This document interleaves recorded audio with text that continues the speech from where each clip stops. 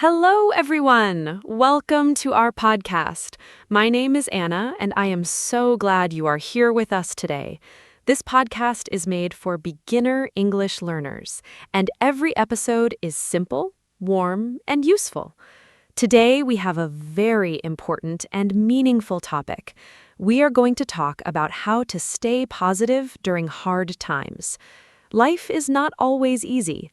Everyone goes through difficult periods, problems at work, health challenges, financial worries, or personal losses. Knowing how to stay positive during these moments is one of the most valuable skills you can have. I am joined by my wonderful co-host, Mark. Hello. Thank you, Anna. Hi to all our wonderful listeners. Yes, absolutely. Like everyone, I have been through difficult periods in my life. Times when things felt very heavy, and it was genuinely hard to find the energy or optimism to keep going. But looking back, I can honestly say that those hard times taught me the most, strengthened me the most, and ultimately led me to better places. Today, Anna and I are going to share practical strategies, useful English vocabulary, and honest, heartfelt advice about how to maintain a positive mindset when life is challenging. Whether you are going through something difficult right now or just want to be prepared, this episode is for you. Let's start with some important vocabulary. Hard times means a difficult period in your life, when things are not going well. You might also hear tough times, a rough patch, or a difficult period. These all mean the same thing. To stay positive means to keep a good attitude and hopeful mindset, even when circumstances are difficult. Resilience is a very important word. It means the ability to recover from difficulties and keep going. A resilient person is someone who faces problems but does not give up. Mindset is the way you think about things, your mental attitude. And coping means managing and dealing with a difficult situation. Of course, here are natural example sentences. She has been going through a really tough time since she lost her job, but she's handling it with incredible strength. He's one of the most resilient people I know. Nothing seems to keep him down for long. Having a positive mindset does not mean pretending everything is perfect. It means choosing to focus on what you can control. Coping with grief takes time. There is no right or wrong way to do it. It's okay to have bad days. What matters is how you cope with them. After a rough patch, things always get better. She changed her mindset and everything started to feel more. Those example sentences are so natural and so useful. Now let's talk about why positivity matters during hard times. When life is difficult, it is very easy to fall into negative thinking, focusing only on what is wrong, worrying about the future, and feeling helpless or hopeless. This is completely natural and human. However, research in psychology shows that people who maintain a generally positive outlook during difficult times recover faster, experience less stress, make better decisions, and have stronger immune systems and better physical health. Positivity does not mean ignoring problems or pretending to be happy when you are not. It means choosing to also notice what is good, what is possible, and what you can learn. Positivity during hard times is important for so many reasons. First, your mindset directly affects your actions. When you feel hopeless, you stop trying. When you maintain even a small sense of hope, you keep looking for solutions. Second, positivity affects the people around you. A positive attitude is contagious and supportive to everyone in your life. Third, hard times are temporary. Every difficult period eventually ends, and maintaining positivity helps you survive until it does. The phrase, "this too shall pass," is one of the most comforting things you can say to yourself during a hard time. It means whatever you are going through right now will not last forever. This too shall pass, one of the most comforting phrases in the English language. Now let's talk about the first and most important strategy for staying positive during hard times: accepting your feelings. Many people think that staying positive means not feeling sad, angry, afraid, or upset, but this is wrong. Trying to push away or ignore negative emotions actually makes them stronger and more persistent. Real positivity begins with acceptance, honestly acknowledging that you feel sad, angry, scared, or overwhelmed. In English, it's okay to feel this way. I'm allowed to feel sad right now. I'm going through something hard, and that's valid. Accepting how you feel without judgment is the foundation. Accepting feelings is absolutely the foundation. Psychologists call the unhealthy practice of pushing away emotions emotional suppression, and research shows it causes more stress, not less. When you say, "I shouldn't feel this way," or "I have no reason to be upset," you're fighting your own natural human response to a real situation. This wastes enormous mental energy. Instead, name your emotion. I feel anxious. I feel sad. I feel overwhelmed. Just naming it accurately brings immediate relief. This is called name it to tame it in psychology.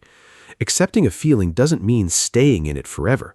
It means acknowledging it honestly so you can process it and move forward. Name it to tame it. What a wonderful and memorable phrase. Now, let's talk about the power of connection, reaching out to other people during hard times. One of the most powerful things you can do when life is difficult is to talk to someone you trust. Sharing your struggles with a good friend, family member, or counselor does not make you weak. It makes you wise and brave. In English, I needed to talk to someone. Talking about it really helped me feel better. She was there for me when I needed her most. I reached out to a friend, and it made a huge difference. Sharing the problem made it feel smaller. Connection has been absolutely essential during every difficult period of my life. When things feel dark and overwhelming, isolating yourself, pulling away from people, makes everything harder and heavier. Reaching out, even when it feels difficult, is always the right choice. Here are some natural phrases for asking for support. I am going through a hard time and could really use some company. Can we talk? I need to process some things. I just need someone to listen. I am not looking for advice, just support. Would you be free to chat this week? And phrases for offering support. I am here for you no matter what. You do not have to go through this alone. Human connection is medicine for the soul. Beautifully said. Now, let's talk about gratitude, because practicing gratitude during hard times is one of the most researched and most effective positivity strategies available. It might sound strange. How can you feel grateful when things are going badly? But gratitude during hard times does not mean being glad that bad things are happening. It means intentionally noticing what is still good, still present, and still working in your life, even when something else is very difficult. Research shows that writing down 3 things you are grateful for every day, even very small things, significantly increases happiness and reduces stress over time. Gratitude practice during hard times is something I return to again and again. When things are difficult, I force myself to notice even the tiniest good things. The warmth of a cup of tea, a kind text from a friend, sunlight through a window, the fact that I am breathing and alive. These small things can feel almost irrelevant next to a big problem, but noticing them reconnects you to the reality that life still contains beauty and goodness even in difficult moments. I write in a gratitude journal every evening, just 3 short lines. On hard days, I allow myself to write very simple things. I am grateful for my warm bed. I am grateful that today I had money for food. I am grateful that I had a friend who listened. Small gratitude is still powerful gratitude. I love that. Now, let's talk about the importance of routine during hard times, because when life feels out of control, having a simple daily routine creates a sense of structure, stability, and predictability that is genuinely comforting. When everything around you feels uncertain or painful, the small, familiar rituals of daily life become anchors. Making your bed in the morning, having your usual cup of coffee, going for a short walk at the same time each day, preparing a simple meal. These small acts of routine remind you that you still have agency, the power to act and choose, even when the bigger circumstances are out of your hands. Routine has saved me during hard times. When I went through a particularly difficult period a few years ago, Everything felt chaotic and uncertain. The one thing that helped me most was maintaining my daily routine, even a very simple one. Waking up at the same time, making breakfast, going outside for 20 minutes. These small acts felt almost too simple to matter, but they mattered enormously. They told me that I was still here, still capable, still moving. A useful phrase for this is just keep putting one foot in front of the other. It means keep doing the next small thing even when the big picture feels overwhelming. You do not need to solve everything today. One foot in front of the other and one day at a time, two of the most comforting English phrases for hard times. Now let's talk about the importance of physical health and positivity, because how you treat your body during hard times directly affects how you feel mentally and emotionally. When life is difficult, many people either stop eating well, stop sleeping properly, or stop exercising, sometimes doing all three at once. But this is exactly the wrong response. Your body and your mind are deeply connected. When you are physically depleted, your emotional resilience drops significantly. Simple physical self-care acts become especially important during difficult times. Drinking enough water, eating regular nutritious meals, sleeping as much as possible. Physical habits were genuinely life-saving during hard times. Here's what I held on to. Sleep first. Even when my mind was racing and anxious, I prioritized lying down, resting, and giving my body recovery time. Poor sleep makes every problem feel 10 times worse. Walking outside, second. Even a 15-minute walk changed my emotional state significantly. Something about movement, fresh air, and natural light is incredibly healing for the anxious or sad mind. Eating something nourishing. Even when appetite is low, eating simple, real food keeps your energy and mood more stable. And reducing alcohol. People often drink more during hard times, but alcohol is a depressant and makes emotional lows much lower. Looking after yourself is radical during hard times. That is so true. Now let's talk about the power of perspective. Perspective means how you see and interpret a situation. The same event can look very different depending on how you look at it. During hard times, our perspective often narrows. We see only the problem, only the pain, only what is lost. But consciously shifting perspective, choosing to look at the situation from a different angle, can be genuinely transformative. Some useful questions for shifting perspective: will this matter in 5 years? What can I learn from this experience? How have I grown from difficult things in the past? Is there any positive that could... Perspective is one of the most powerful tools we have, and it genuinely takes practice.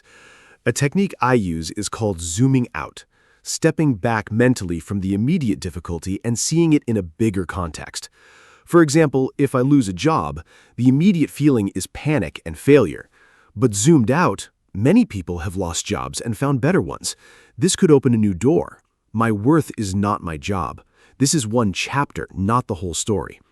Another technique is what psychologists call post-traumatic growth, the real phenomenon where people often discover new strengths, deeper relationships, and clearer values as a result of going through hard experiences. What does not kill you makes you stronger is such a famous English expression. Now let's talk about limiting the news and negative information during hard times.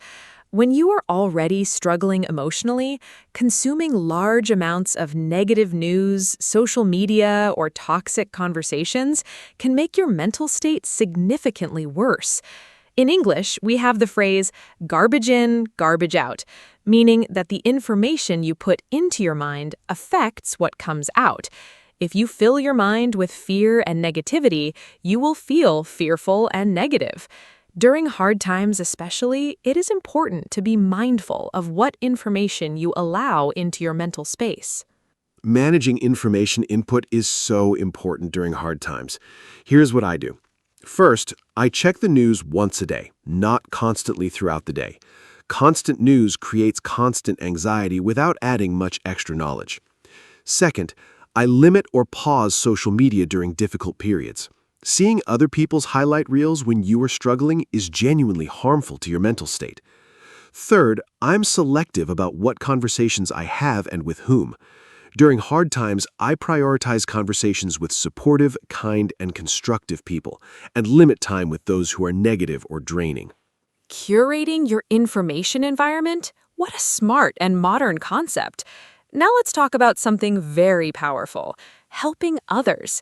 It might seem counterintuitive when you are struggling yourself, why would you help others? But research consistently shows that acts of kindness and helping others during your own hard times is one of the most effective ways to boost your own well-being. When you focus on someone else's needs, even briefly, it shifts your perspective away from your own pain. It reminds you that you still have something to give. It creates a feeling of purpose and connection. In English, helping someone else helped me feel better too. Being useful to someone gave me a reason to get. Yes, very powerfully. During one of the most challenging periods of my life, I started volunteering at a local charity once a week. My own problems felt overwhelming, but for a few hours each week, I focused entirely on helping others in different but equally real situations. The effect was remarkable. When I left each week, my own problems felt slightly lighter, not because they had changed, but because my perspective had. I was reminded that pain is universal, that kindness matters, and that I was still capable and still useful. There's also a beautiful chemical explanation. Helping others triggers the release of serotonin and oxytocin, brain chemicals associated with happiness and connection. A small act of kindness is good for the giver as much as the receiver. So beautifully true. Now let's talk about professional help, because sometimes hard times are very serious and the strategies we have discussed on their own are not enough. There is absolutely no shame in seeking professional support during difficult times. Seeing a therapist, counselor, or psychologist is a sign of wisdom and courage, not weakness. Mental health is just as real and important as physical health. If you had a broken leg, you would see a doctor. Emotional pain deserves the same care and attention. Professional support is something I feel very strongly about. Therapy and counseling have helped millions of people navigate genuinely difficult life experiences: grief, trauma, anxiety, depression, relationship difficulties, and many more. There is still some stigma around mental health support in many cultures, the idea that needing help means you're not strong enough. But I think the opposite is true. Recognizing that you need help and actively seeking it is one of the strongest things a person can do. In English, we now commonly say, "I'm in therapy," the same way we might say, "I go to the gym," without embarrassment or apology. Mental health care is self-care. I am in therapy the same way I say I go to the gym. I love that normalization. Now let's do a quiz for our listeners.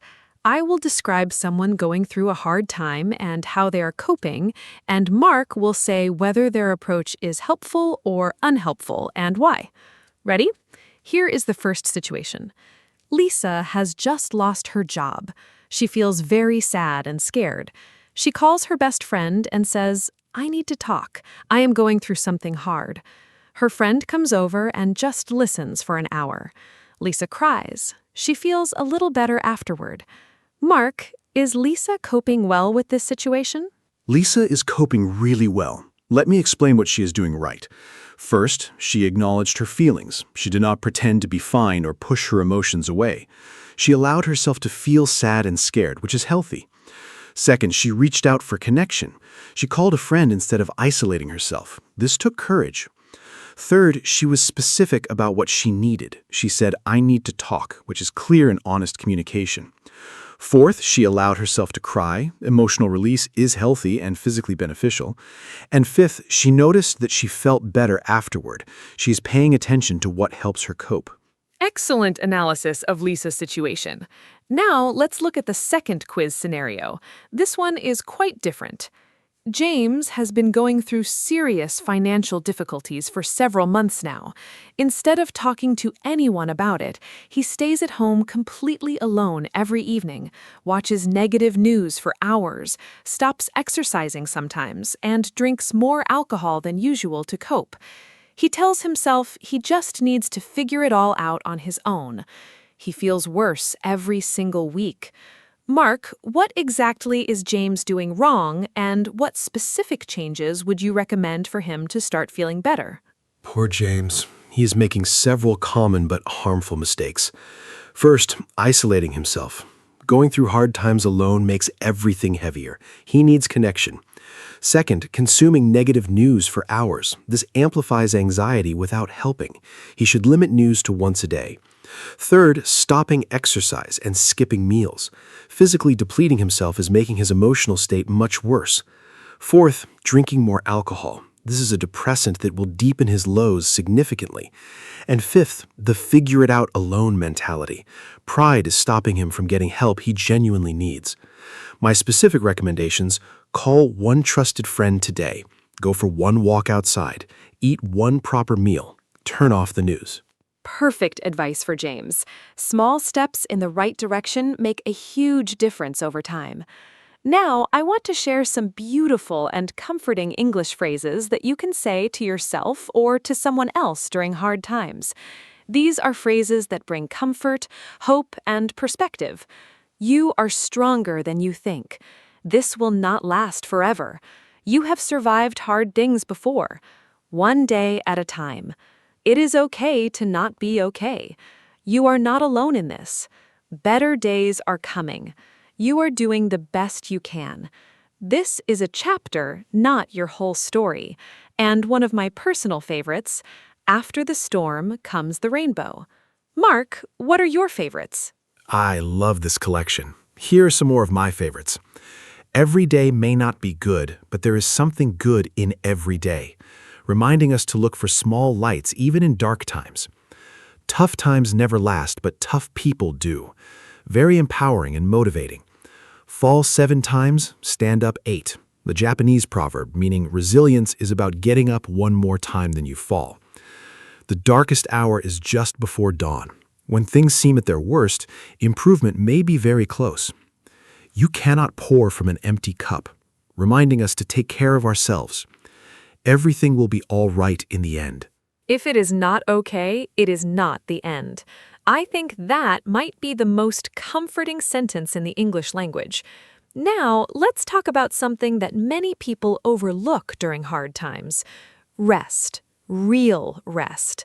When life is difficult, many people feel guilty about resting. They feel they should be doing something, fixing something, or working harder to solve the problem. But rest is not laziness during hard times. Rest is medicine. Rest is recovery. When you are carrying emotional or physical weight, your body and mind need extra recovery time, not less. In English, I need to rest and recover. Give yourself permission to rest. Rest is productive. You cannot pour from an empty cup. Giving myself permission to rest during hard times is something I have had to actively learn. It did not come naturally. My mind used to say, resting is wasting time when things are hard. You should be solving the problem. But I've learned that rest is essential, not optional, during difficult periods. Here's how I give myself genuine permission. First, I remind myself that a rested mind thinks more clearly and solves problems better than an exhausted one. Second, I reframe rest as an active choice, not a passive failure. I'm choosing to rest so I can face tomorrow better. Feels very different from I'm giving up for today. And third, I make rest intentional. Rest with intention is genuinely restorative. I love how you reframe it as an active, positive choice.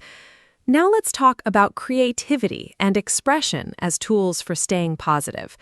Many people find that engaging in creative activities during hard times is incredibly helpful, not to produce perfect work, but to express what is inside and process difficult emotions. Writing in a journal, drawing or painting, playing music, dancing, cooking a new recipe, gardening. These activities get you out of your head and into your hands. They create something, even when life feels like it is taking things away. Creativity has been a significant source of healing for me during difficult periods. Writing, especially, keeping a journal during hard times, allows me to externalize the thoughts that would otherwise circle endlessly in my mind. Getting thoughts onto paper makes them more manageable and more clearly visible. I can see patterns, question them, and release them more easily when they are written down rather than trapped in my head. I also play the guitar sometimes, not professionally, just for myself. Playing music is one of the few activities that fully absorbs my attention and gives my worried mind a complete rest. Lose yourself in something. Such a perfect expression for creative immersion. Now let's talk about hope, because hope is perhaps the most essential ingredient for staying positive during hard times. Hope is the belief that things can and will get better, that the current situation is not permanent, and that good things are still possible in the future. In English, hope-related phrases include, "I have not given up hope. There is still reason to hope. I believe things will get better. Hold on, better days are coming. Never lose hope." Hope does not mean being naive or ignoring reality. It means maintaining a genuine belief in the possibility of positive change. Holding on to hope during dark times is something I do very deliberately. Several things help me. First, evidence from the past. I remind myself of previous hard times I survived and eventually moved through. If I did it before, I can do it again. Second, small improvements. Even on the darkest days, there are usually tiny signs of progress or small good moments. I look for these actively. Third, other people's stories. Reading or hearing about people who survived very difficult situations and found joy and meaning again is genuinely inspiring. Fourth, the simple passage of time. Every day that passes is a day further from the beginning of the difficulty and closer to its end. Hope is the light in the darkness. What a beautiful and true image. Now let's give our listeners a final practical toolkit for staying positive during hard times. A simple list of strategies they can use immediately. Strategy 1, accept your feelings without judgment. Strategy 2, reach out to someone you trust. Do not isolate. Strategy 3, practice daily gratitude, even just 3 small things. Strategy 4, maintain a simple daily routine. Strategy 5, take care of your physical body. Sleep, water, movement, food. Strategy 6, shift your perspective.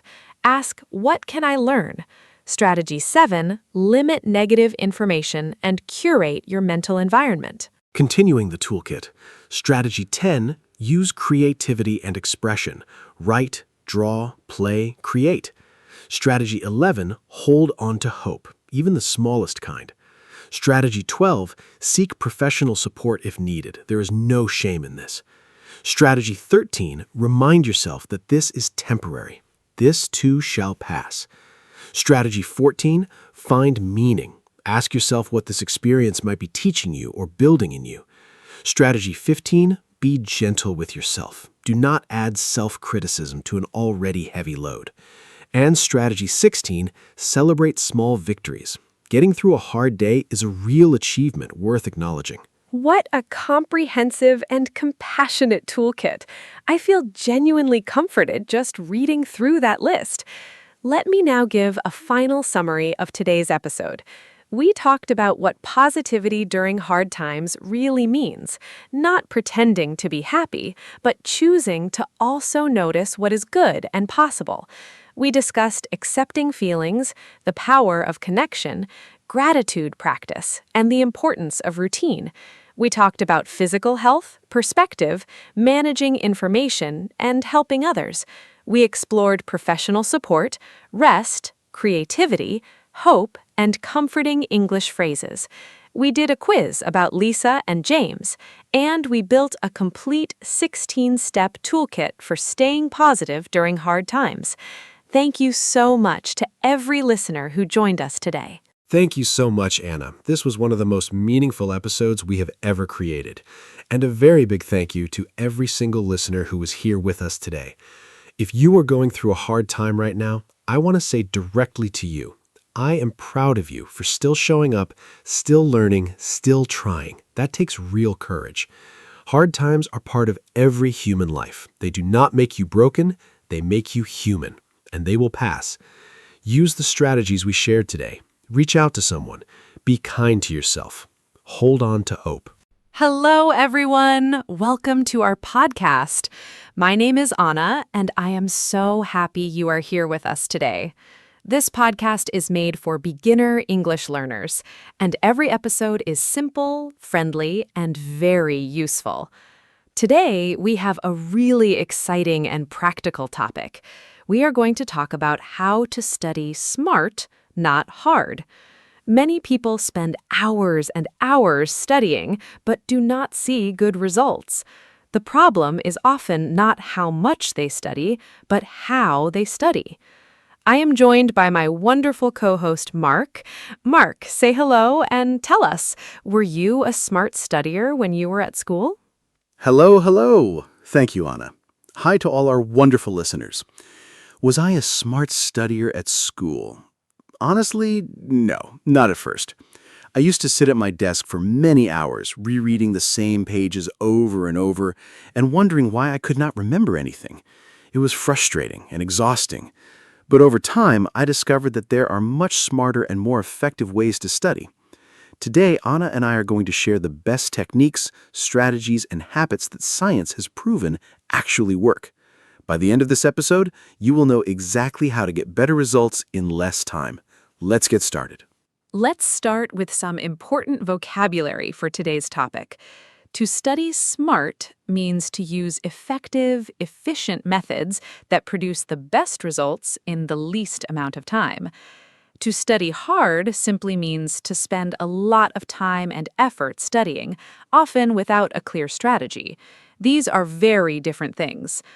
Other important words: technique, a specific method or way of doing something; strategy, a plan for achieving a goal; retention, the ability to remember and keep information in your memory; and active learning, engaging deeply with material rather than passively reading it; and to cram, to try to learn a large amount of information very quickly just before an exam. Studying hard without smart strategies is ineffective for one main reason. The human brain does not store information simply because you look at it for a long time. The brain stores information that is meaningful, repeated in smart ways, connected to what it already knows, and retrieved actively. Simply rereading your notes or textbook is one of the least effective study methods science has identified, but it is what most students naturally do. The phrase, "the illusion of knowing," describes this perfectly. When you reread something, it feels familiar, so you think you know it. But familiarity is not the same as real learning. Real learning means you can recall and use information without looking at it. The illusion of knowing. What a powerful and important concept. Now, let's talk about the first smart study strategy: active recall. Active recall means testing yourself on material instead of just reading it. Instead of looking at your notes and thinking, "Yes, I know this," you close your notes and try to remember the information from memory. You ask yourself questions. What are the main points of this topic? What did I just read? Can I explain this in my own words without looking? This forces your brain to work hard to retrieve the information, which strengthens the memory much more than passive rereading. A simple tool for active recall is flashcards.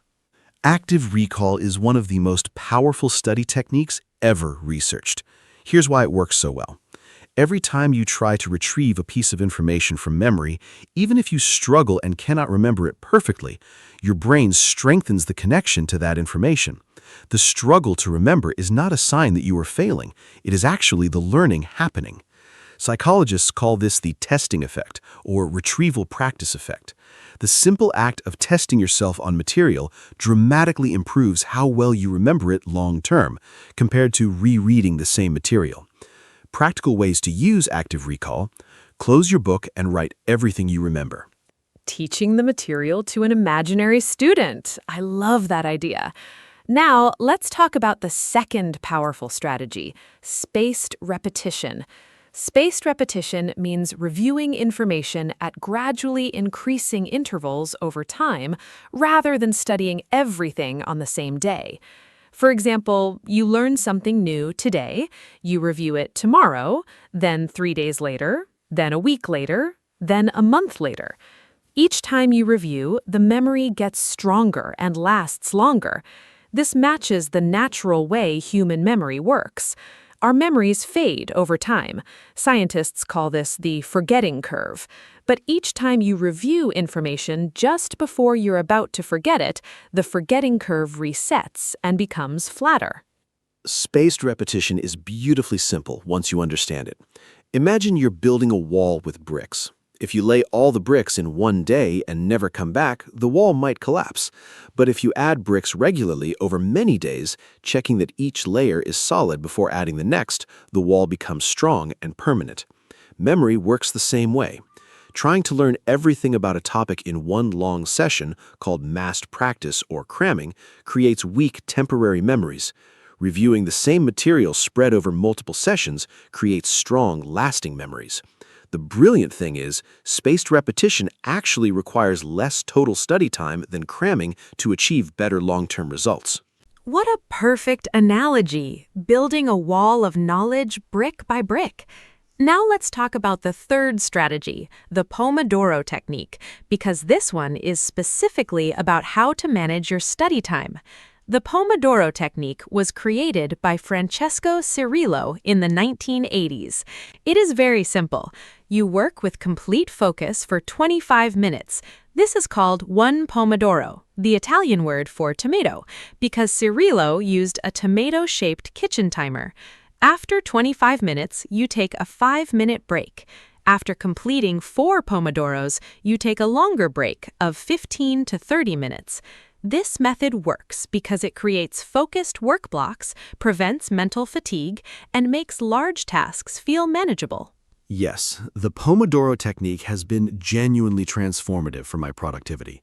Before I discovered it, I would sit at my desk for 2 or 3 hours feeling increasingly tired, distracted, and unproductive. Now I work in focused 25-minute blocks, and the difference is remarkable. The fixed time limit creates a sense of urgency. You know you only have 25 minutes, so you focus immediately without procrastinating. The regular breaks prevent mental fatigue and keep your concentration fresh across a longer period. And seeing a completed list of Pomodoros at the end of a study session gives a satisfying sense of accomplishment. Even a struggling student can manage 25 minutes, and that is exactly how to start.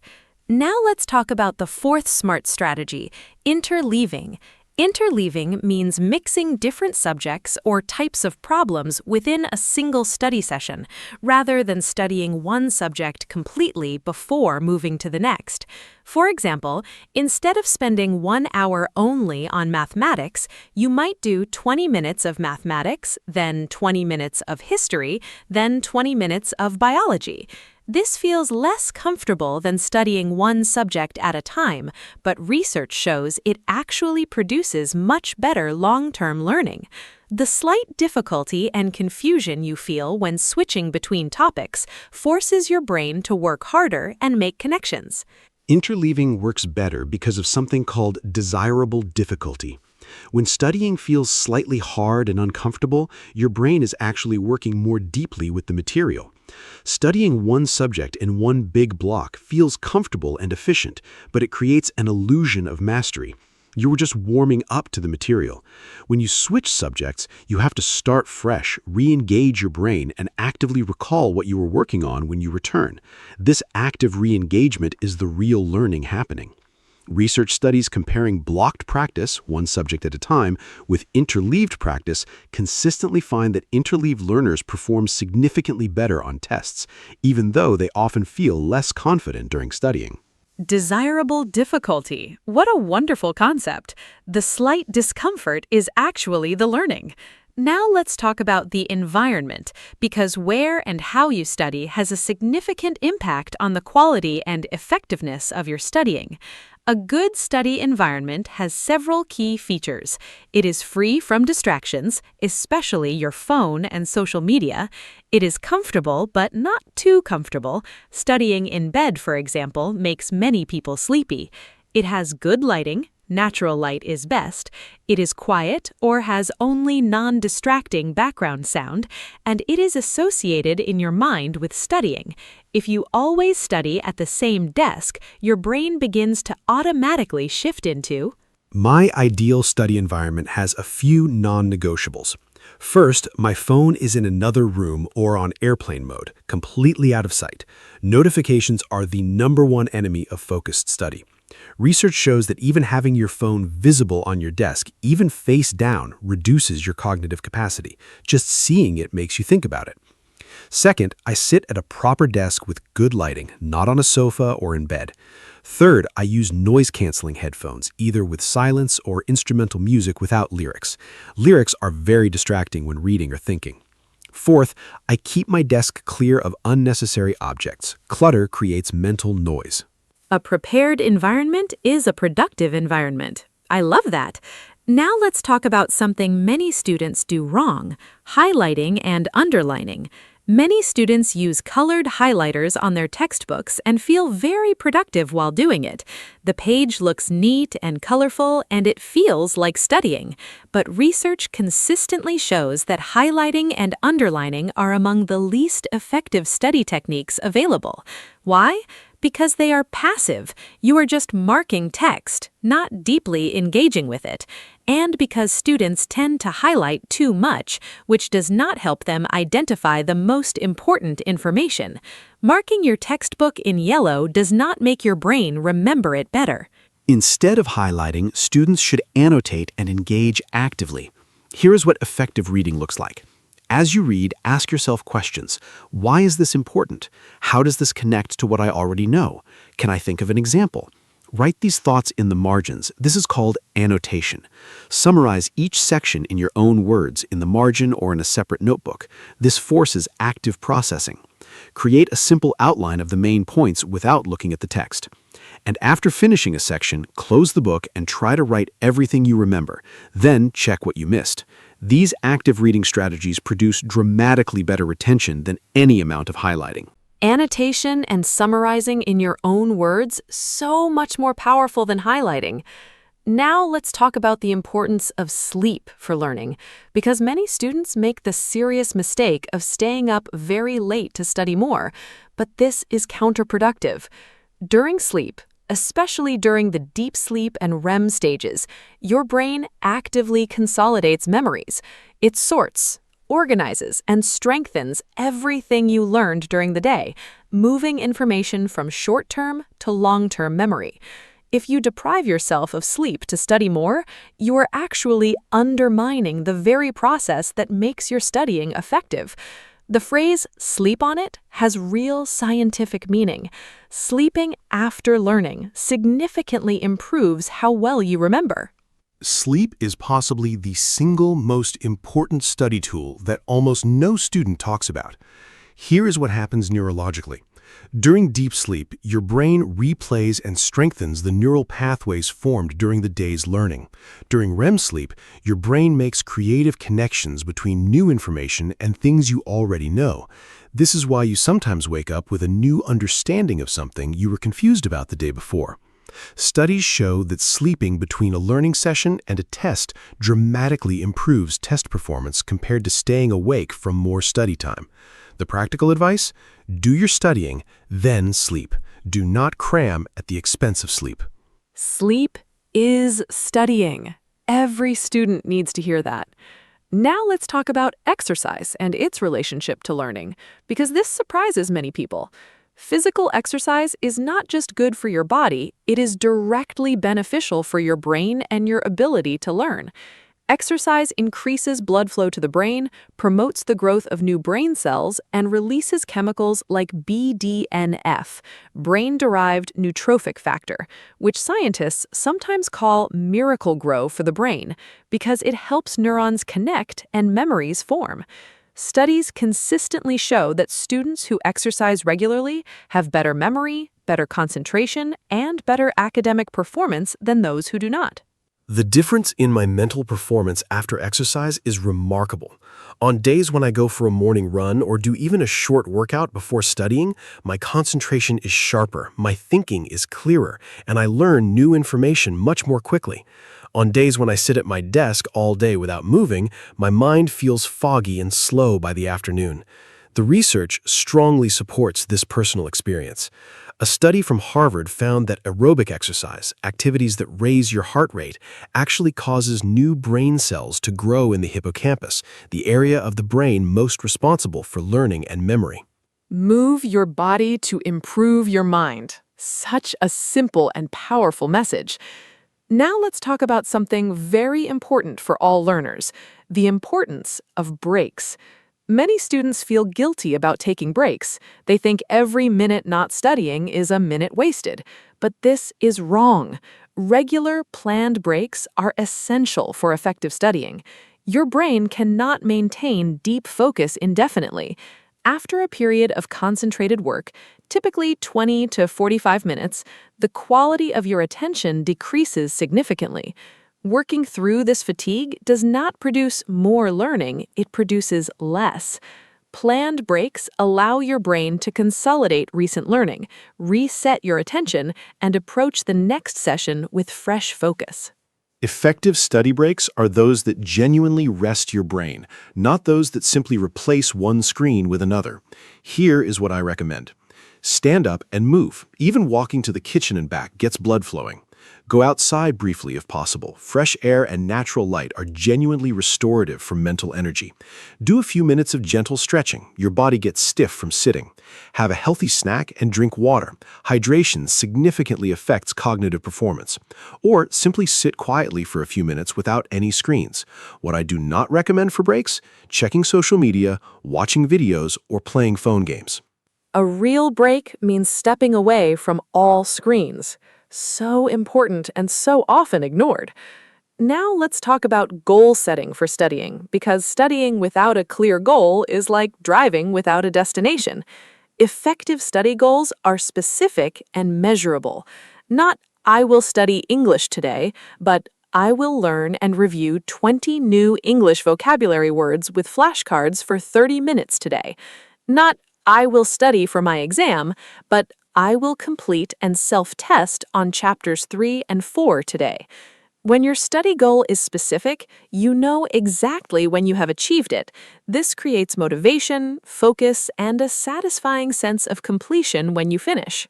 Setting effective study goals has transformed my productivity. Here's my simple system. The night before, I decide specifically what I want to accomplish the next day. Not what I want to go over, but what I want to be able to do by the end of the session.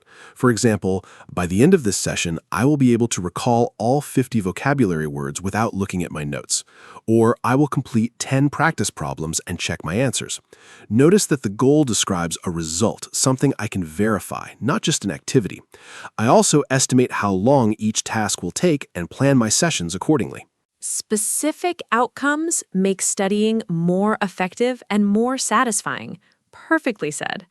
Now, let's talk about the myth of multitasking, because many students believe they can study effectively while also doing other things, watching television, texting friends, or listening to music with lyrics. But research is very clear. Multitasking, truly doing two mentally demanding things simultaneously, is not possible for the human brain.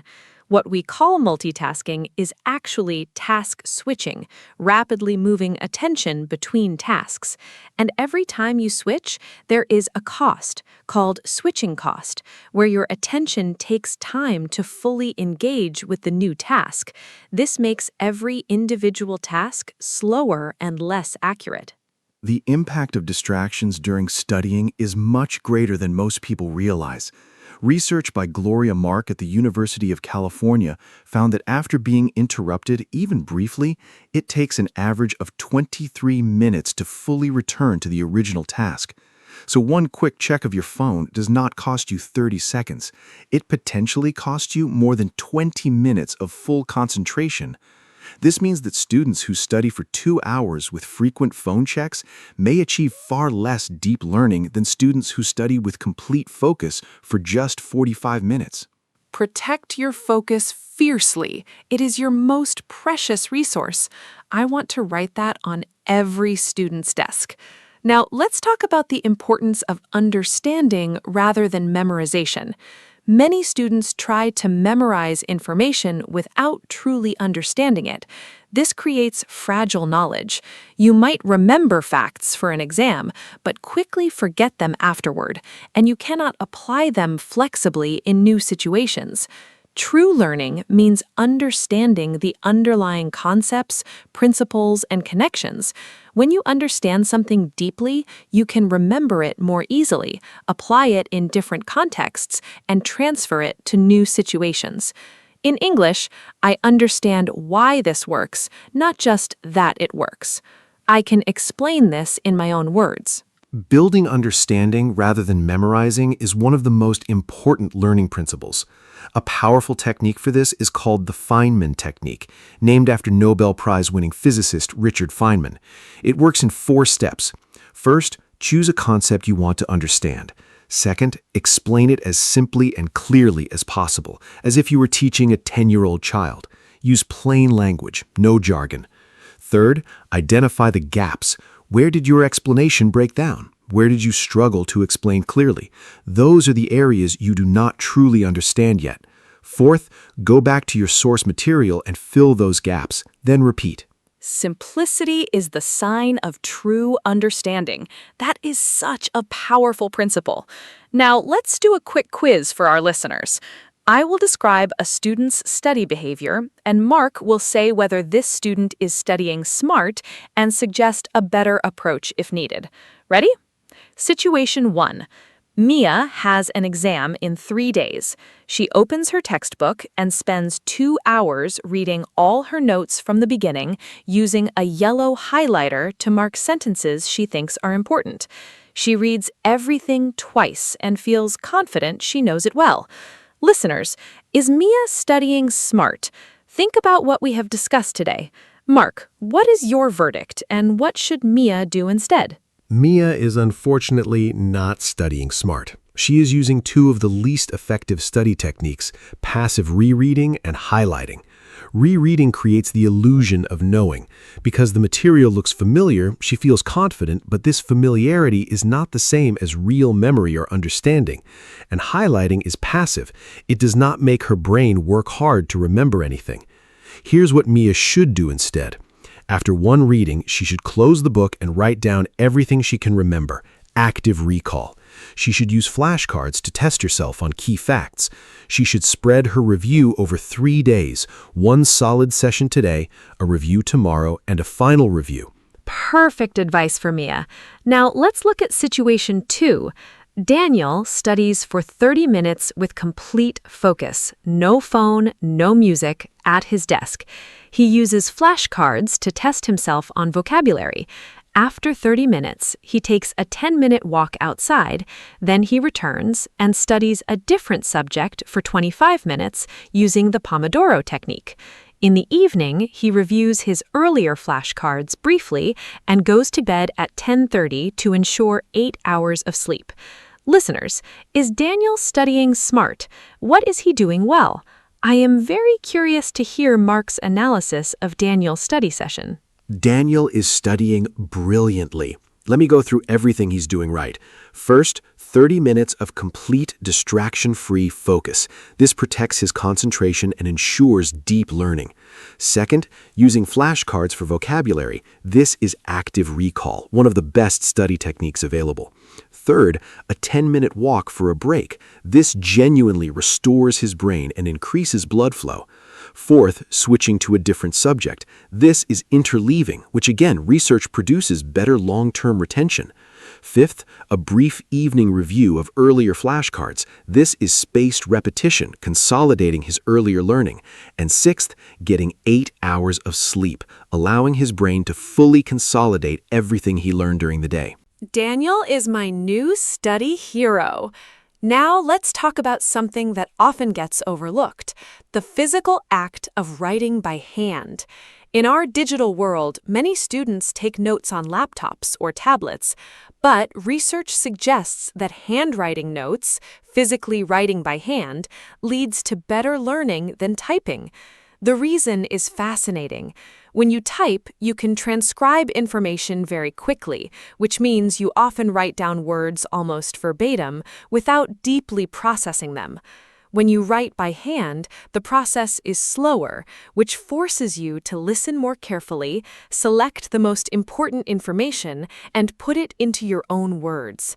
This deeper processing during note-taking leads to better understanding and better retention. I use both, but for different purposes. For learning new material and attending lectures or classes, I always prefer handwriting in a physical notebook. The slower pace forces me to process and summarize rather than transcribe. My handwritten notes are messier and shorter than typed notes, but they represent what I actually understood, not just what I heard. For organizing and reviewing information later, I sometimes transfer key points to a digital format, which is easier to search and reorganize. If you use a laptop for notes, a simple rule helps. Do not write full sentences. Force yourself to summarize in 4 or 5 words per point. This mimics the processing benefit of handwriting. Engage your brain, not just your fingers. Such a clear and practical principle. Now let's talk about learning in different ways, what is called multimodal learning. Our brains process and remember information much better when we encounter it in multiple different formats. Reading about a topic is one way, watching a video explanation is another, drawing a diagram is another, explaining it aloud to someone is another, creating a mind map is another. Each different format activates different parts of your brain and creates more connections to the new information, making it easier to remember and apply. For language learners especially, combining reading, listening, speaking, and writing creates much stronger learning than any single method alone. Multimodal learning is something I practice naturally now, though I did not always do it deliberately. When I'm learning something new, I try to encounter it in at least 3 different ways. First, I read about it from a textbook or article. Second, I find a video explanation. Watching and listening adds a visual and auditory dimension. Third, I write a summary in my own words. This activates writing and deepens processing. And sometimes I also draw a simple diagram or mind map connecting the key ideas visually. For language learning specifically, which is what many of our listeners are doing right now, this means reading English, listening to English, speaking English, and Every episode of this podcast is already multimodal learning. I love that. You are already studying smart by listening to us. Now let's give our listeners a complete summary of all the smart study strategies we have covered today. Strategy 1. Use active recall. Test yourself instead of rereading. Strategy 2. Use spaced repetition. Review at increasing intervals over time. Strategy 3. Use the Pomodoro technique. 25 minutes focused, 5 minutes break. Strategy 4. Try interleaving. Mix different subjects in one session. Strategy 5. Create a distraction-free study environment. Strategy 6. Annotate and summarize instead of highlighting. Strategy 7. Protect your sleep. It is essential for memory consolidation. Continuing the strategy list, Strategy 9 sets specific, measurable study goals for each session. Strategy 10, eliminate all distractions, protect your focus fiercely. Strategy 11, build understanding, not just memorization. Use the Feynman technique. Strategy 12, use multimodal learning. Read, watch, write, speak. Strategy 13, take handwritten notes to deepen processing. Strategy 14, never cram. Distributed practice always beats massed practice. Strategy 15, do practice tests and questions, the best exam preparation available. And Strategy 16, teach what you have learned to someone else, or to yourself out loud. If you can explain it clearly and simply, you truly know it. 16 smart study strategies. What an incredible toolkit. I feel like going back to school just listening to this episode. Let me give a final summary of today. We talked about the difference between studying smart and studying hard. We covered active recall, spaced repetition, the Pomodoro technique, and interleaving. We discussed creating a good study environment, the failure of highlighting, and the power of annotation. We talked about sleep, exercise, breaks, goal setting, and the dangers of multitasking. We explored understanding over memorization using the Feynman technique, multimodal learning, and handwritten notes. We did a quiz about Mia and Daniel, and we gave 16 complete study strategies. Thank you so much, Anna. This was one of the most practically useful episodes we have ever made. And a huge thank you to every listener who joined us today. Remember, studying smart means using your time and energy in the most effective way possible so that you learn more, remember more, and enjoy the process more. Every single one of the strategies we shared today is backed by real scientific research. They work. Start with one small change. Maybe try active recall for just 15 minutes today instead of rereading your notes. Notice the difference. Then add another strategy next week. Small, consistent improvements compound into extraordinary results over time. Hello, everyone. Welcome to our podcast. My name is Anna, and I am so happy you are here with us today. This podcast is made for beginner English learners, and every episode is simple, friendly, and useful. Today, we have a very special and meaningful topic. We are going to talk about freedom. Freedom is one of the most important words in the English language. People talk about freedom every day, in politics, in daily life, in relationships, and in their personal goals and dreams. I am joined by my wonderful co-host, Mark. Mark, say hello and tell us, what does the word freedom mean to you? Hello. Thank you, Anna. Hi to all our wonderful listeners. The word freedom means a great deal to me. At its most basic level, freedom means the ability to make your own choices without being controlled or stopped by others. But freedom is also much bigger than that. It is about opportunity, dignity, and the right to live your life in a way that feels true to who you are. Today, Anna and I are going to explore freedom from many different angles: personal freedom, freedom of speech, freedom of movement, and much more. We will also share lots of useful English vocabulary and phrases. Let's begin this important and inspiring conversation. Let's start with the basics. What does freedom actually mean? Freedom means the state of being free, being able to act, speak, or think without restriction. The adjective form is free. For example, she feels free to speak her mind. He is free to go wherever he wants. The opposite of freedom is restriction, control, or oppression. A person without freedom is controlled, limited, or imprisoned. In English, there are many related words. Liberty, which means almost the same as freedom, often used in formal or political contexts. Rights, the things you are legally allowed to do. Equality, when everyone has the same rights and opportunities. Great question. There are many important types of freedom that people talk about in everyday life and in society. Freedom of speech, the right to say what you think without punishment. Freedom of movement, the ability to travel and live where you choose. Freedom of religion, the right to practice any religion or no religion at all. Freedom of the press, the right of journalists to report the news without government control. Personal freedom, the right to live your private life as you choose. Economic freedom, the ability to work, earn money, and spend it as you wish. Those are all such important types of freedom. Now let's talk about personal freedom in everyday life, because this is something everyone experiences directly. Personal freedom means making your own choices about how to live. For example, choosing what career to pursue, choosing who to love and spend your life with, choosing what to eat, wear, and believe, choosing how to spend your free time. When we have personal freedom, we feel in control of our own lives. When we lose it, even in small ways, we feel frustrated or unhappy.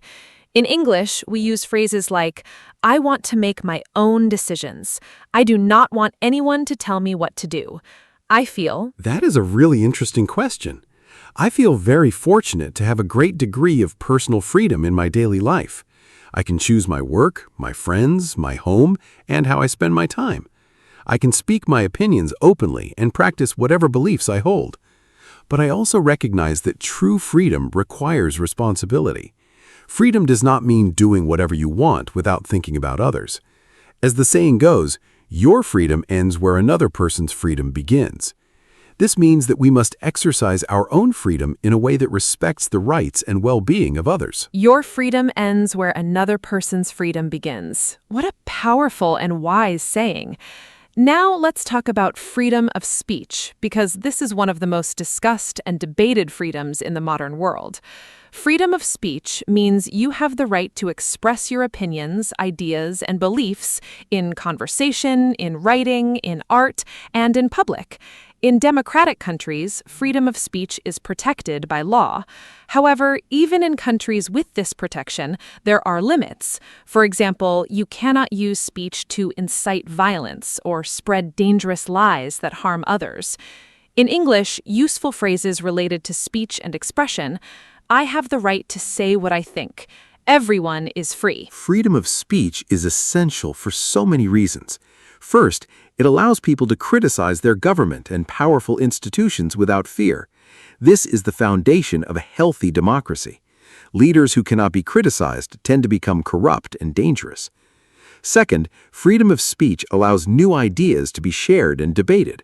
Science, art, and social progress all depend on the free exchange of ideas. Third, it allows individuals to tell their stories and have their experiences heard. When people cannot speak freely, injustice can be hidden. The phrase, sunlight is the best disinfectant, is a famous saying meaning that transparency, bringing things into the open, helps society stay clean and fair. Sunlight is the best disinfectant. What a vivid and memorable phrase. Now, let's talk about freedom of movement, because this is something many people take for granted. Freedom of movement means the ability to travel freely within your own country and, in some cases, to other countries. In the European Union, for example, citizens of member countries can live and work in any other member country without needing special permission. This is a remarkable freedom that millions of people benefit from. However, not everyone in the world has this freedom. People in some countries face restrictions on where they can travel. I think about this topic quite deeply. I am very fortunate to hold a passport that allows me to travel to many countries with little difficulty, but I am aware that this is not the case for everyone in the world. Passport privilege is a real thing. The passport you hold largely determines how freely you can move around the world. Citizens of some countries can visit over 180 countries without a visa. Citizens of other countries can only visit a handful of places freely. This inequality is something many people do not think about. When I travel, I try to remember that the ease of my movement is a privilege, not something everyone shares. Passport privilege is such a thought-provoking term. Now, let's talk about freedom and responsibility, because these two ideas are always connected. Having freedom means you also have responsibility for your choices and for how they affect others. This is true in everyday life and in society as a whole. For example, the freedom to drive a car comes with the responsibility to follow traffic laws and drive safely. The freedom to own a business comes with the responsibility to treat your workers fairly. The freedom to speak publicly comes with the responsibility to be truthful and respectful. In English, a popular phrase is, "With great power comes great responsibility." Mark, can you give more examples of how freedom— Freedom and responsibility are truly inseparable. Here are more everyday examples. The freedom to use social media comes with the responsibility not to spread false information or bully others online. The freedom to have children comes with the enormous responsibility of caring for and raising them well. The freedom to live in a democratic country comes with the responsibility to participate by voting, staying informed, and being an active citizen. The freedom to eat whatever you choose comes with the responsibility to consider the impact on your health and on the environment. And the freedom to have a voice comes with the responsibility to listen as well as speak. Responsibility transforms freedom from selfishness into wisdom. Beautifully said. Now, let's talk about financial freedom, because this is something many people dream about. Financial freedom means having enough money saved and invested that you do not need to work just to pay your basic bills. It means you have choices about how to spend your time, rather than being forced to work long hours in a job you dislike. Some people achieve financial freedom through saving carefully, investing wisely, and spending less than they earn over many years. Others build businesses that eventually provide passive income, money that comes in without requiring constant active work. Financial freedom is something I think about a lot. To me, it does not necessarily mean being extremely wealthy. It means having enough to cover your needs comfortably, enough savings to handle unexpected problems, and enough flexibility to make choices based on what you value rather than just financial necessity. I do believe it is achievable for many people through consistent saving habits, living within your means, and making smart decisions about money over time. However, I also recognize that structural inequalities in society make financial freedom much harder for some people than others. Wages, access to education, healthcare costs, and economic opportunity are not equally distributed. Living within your means is such a key phrase for financial freedom. Now, let's talk about freedom and relationships, because the way freedom operates within personal relationships is very interesting. In a healthy relationship, whether a friendship, a romantic relationship, or a family relationship, both people should feel free to be themselves. They should be able to express their thoughts and feelings honestly, pursue their own interests and friendships outside the relationship, and make personal decisions without constant control or judgment. When one person in a relationship controls or restricts the other too much, it becomes unhealthy. In English, we use phrases like, "I feel free to be myself with you." A good relationship gives you space. Healthy freedom in a relationship is so important. I think it means mutual trust and respect, trusting your partner enough to give them space and respecting their individuality and independence. It means supporting each other's separate friendships, hobbies, and personal goals. It means being able to disagree, express different opinions, and even spend time apart without feeling threatened or jealous. The phrase, "love sets you free," suggests that real love does not trap or restrict, it liberates. A partner who loves you genuinely wants you to grow, explore, and be your full self. Controlling behavior, checking someone's phone, limiting their friendships, or making all decisions for them is the opposite of love. Real love and real freedom go hand in hand. What a beautiful and true statement. Now let's talk about freedom and creativity. When we have the freedom to create, to write, paint, sing, dance, build, or imagine, we express our most genuine and unique selves. Creative freedom means making art or ideas without being told exactly what to think or produce. History shows us that some of the greatest works of art and literature were created in conditions of restriction, people finding creative freedom even in difficult circumstances. In English, we often say someone has creative freedom when they are given space to make their own artistic decisions. Creativity and freedom are deeply connected, though creativity is remarkably resilient. It finds expression even in the most restrictive conditions. Many great artists, writers, and musicians have created extraordinary work under censorship, poverty, or oppression. They found ways to communicate truth through metaphor, symbol, and hidden meaning. However, I believe creativity truly flourishes when people have genuine freedom. Freedom to explore ideas without fear, freedom to challenge conventions, freedom to fail and try again. When people feel free, they take creative risks, and creative risk-taking leads to real innovation and beauty. The phrase, "necessity is the mother of invention," suggests that even restriction can drive creativity, but I believe freedom is still the best environment for it. Freedom is the best environment for the human creative spirit to bloom. I love that image. Now let's talk about freedom and nature. Many people feel a profound sense of freedom when they are in nature, in the mountains, by the sea, in a forest, or in a wide open field. Being in nature removes the restrictions of daily life. No screens, no schedules, no demands. You can move freely, breathe fresh air, and feel connected to something larger than yourself. In English, we have beautiful phrases about this feeling. Feeling free as a bird, the open road, the great outdoors, and breathing room, meaning space to relax and think freely. I feel enormously free in nature. There is something almost magical about being in a wide-open natural landscape. When I hike in the mountains, I feel the weight of everyday worries literally lift from my shoulders. The scale of the landscape, the vast sky, the distant horizon, the silence puts everything in perspective. Small problems seem less important. Big questions feel more approachable. The phrase, to get some headspace, means to gain mental clarity and perspective, and nature does this beautifully. I think many people in modern, busy urban lives are deeply hungry for this kind of freedom, the simple freedom of open space, fresh air, and quiet. To get some headspace, such a useful and evocative phrase. Now let me ask you something a little different. Is absolute freedom, total freedom with no rules or limits at all, actually desirable? This is a very interesting philosophical question.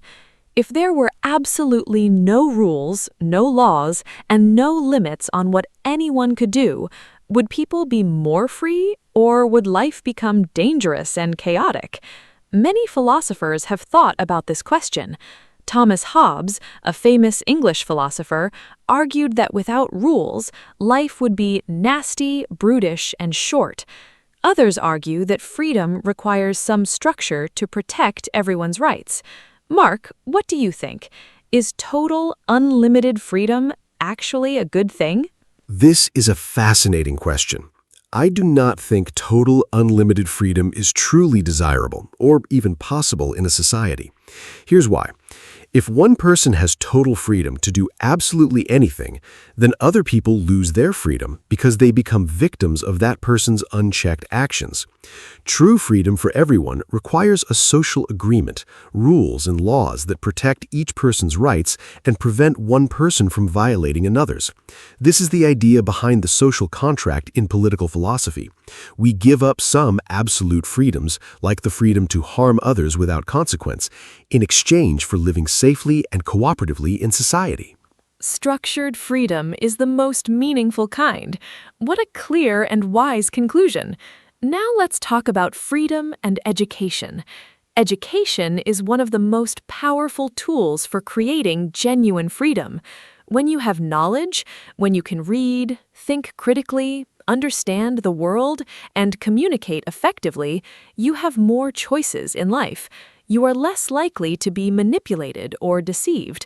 You are better equipped to participate in society and advocate for yourself and others.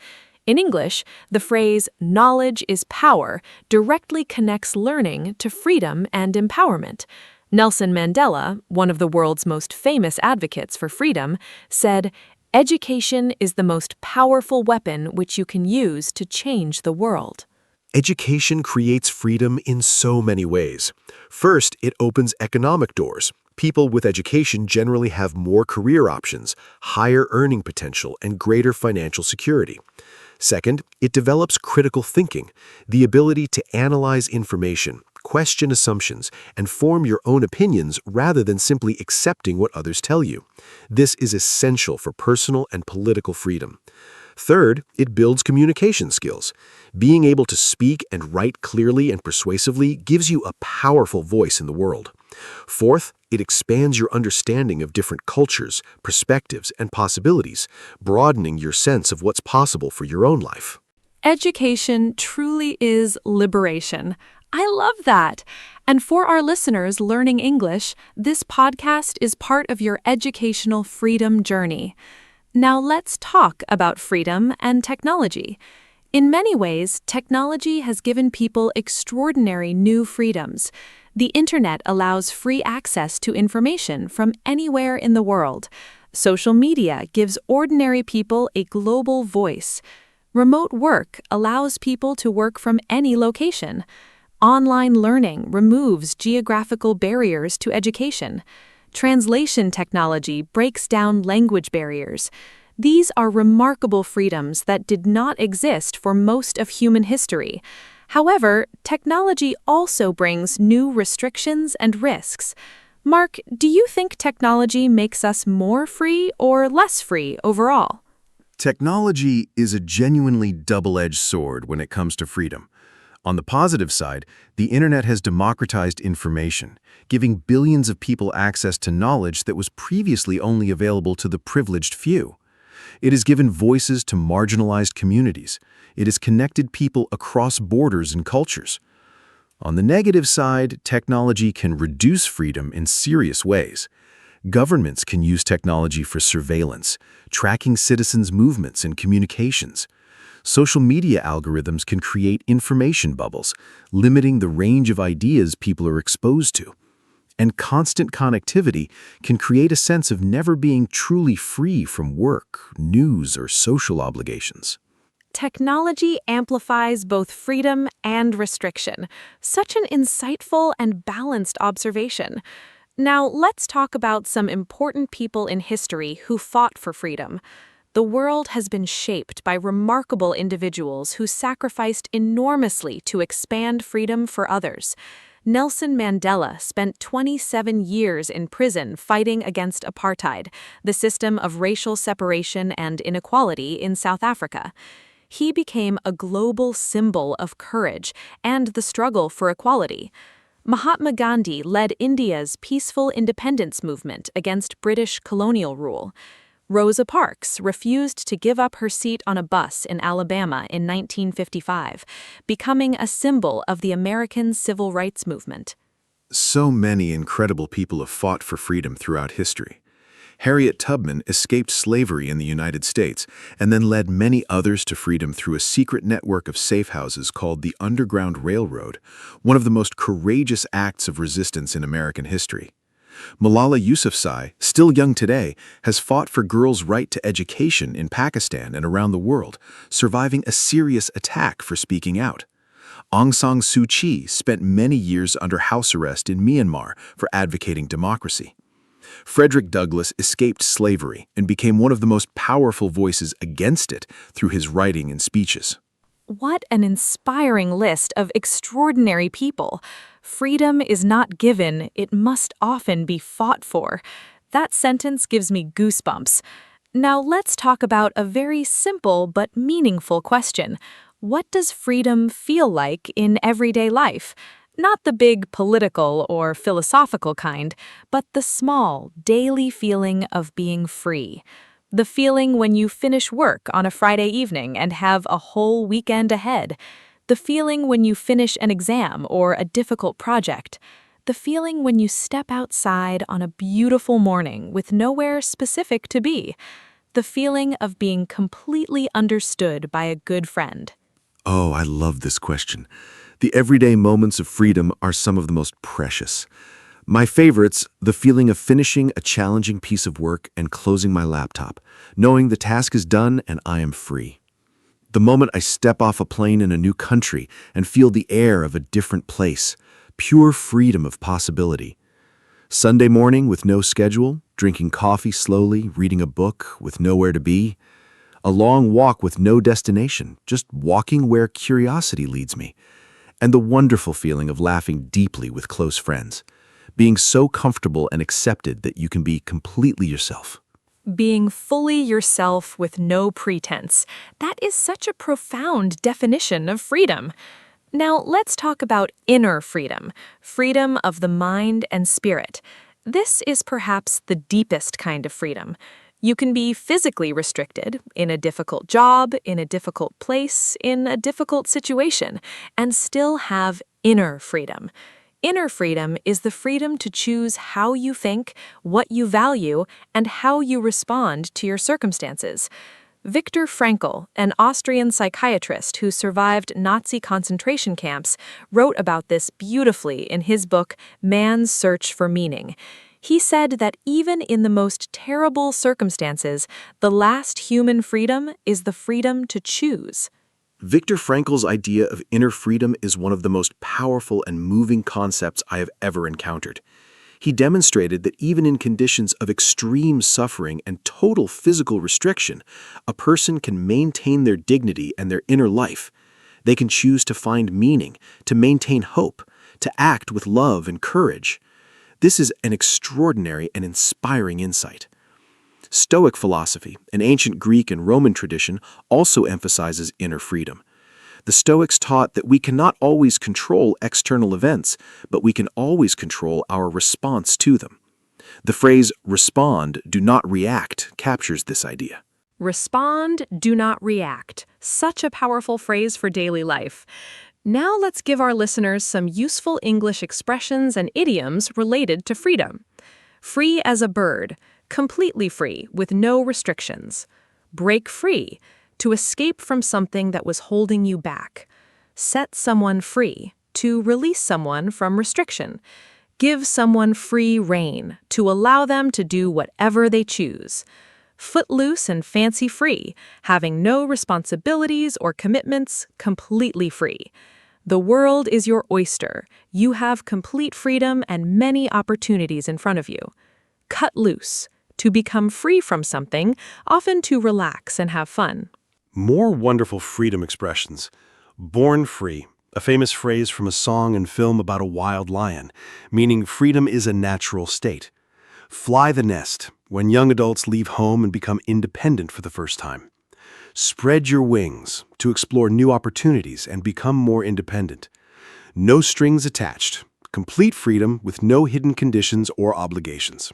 The open road, a symbol of freedom and adventure, often used when talking about travel or new beginnings. Think outside the box, to be free in your thinking, not limited by conventional ideas. March to the beat of your own drum is one of my all-time favorite English expressions. It beautifully captures the idea of living authentically and independently. Now let's talk about the relationship between freedom and happiness. Research in psychology suggests that having choices, having freedom, does make people happier, to a point. But too many choices can actually cause anxiety and dissatisfaction. This is called the paradox of choice. Psychologist Barry Schwartz found that when people have too many options, they often feel less satisfied with their final choice because they wonder if a different choice would have been better. So freedom and happiness are connected, but the relationship is more complex than it first appears. The paradox of choice is a fascinating idea. I think freedom is essential for happiness, but you are right that unlimited choices do not automatically mean more happiness. The research suggests that a moderate amount of meaningful choice is most conducive to well-being, enough to feel autonomous and self-determining, but not so many options that you feel overwhelmed and paralyzed.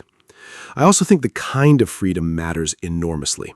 Freedom to pursue meaningful relationships, creative work, and personal values tends to produce lasting happiness.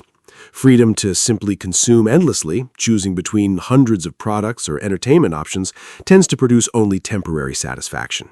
Simple, bounded freedom exercised with intention. I am going to write that down.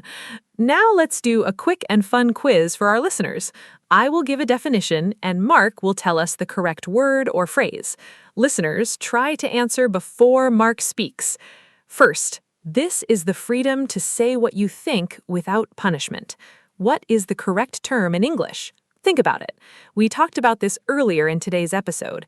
It's one of the most fundamental freedoms in a democratic society, and it's protected by law in many countries around the world. Can you remember the term? The answer is freedom of speech. The complete phrase is freedom of speech, the right to express your opinions, ideas, and beliefs without fear of punishment. Well done to all our listeners who got it right. Let me give the next quiz question. This is the phrase we use to describe a person who has no commitments or responsibilities and is completely free. Think about it carefully. It's a fun, informal English idiom. We mentioned it earlier in the episode when we talked about freedom expressions and idioms. It has 4 words. The phrase describes someone who is free to go anywhere and do whatever they choose. It sounds a little old-fashioned, but is still used today. The answer is footloose and fancy-free. A person who is footloose and fancy-free has no ties, no responsibilities, and is completely free to do whatever they wish. A truly free spirit. Now here is my final quiz question for our listeners. This is the name for the type of freedom that Viktor Frankl wrote about, the freedom that exists even in very difficult circumstances, inside a person's own heart and mind. It's a two-word phrase, and we discussed it in today's episode. Even when people are physically restricted or in a very hard situation, they can still have this type of freedom. Think about your answer. The answer is inner freedom.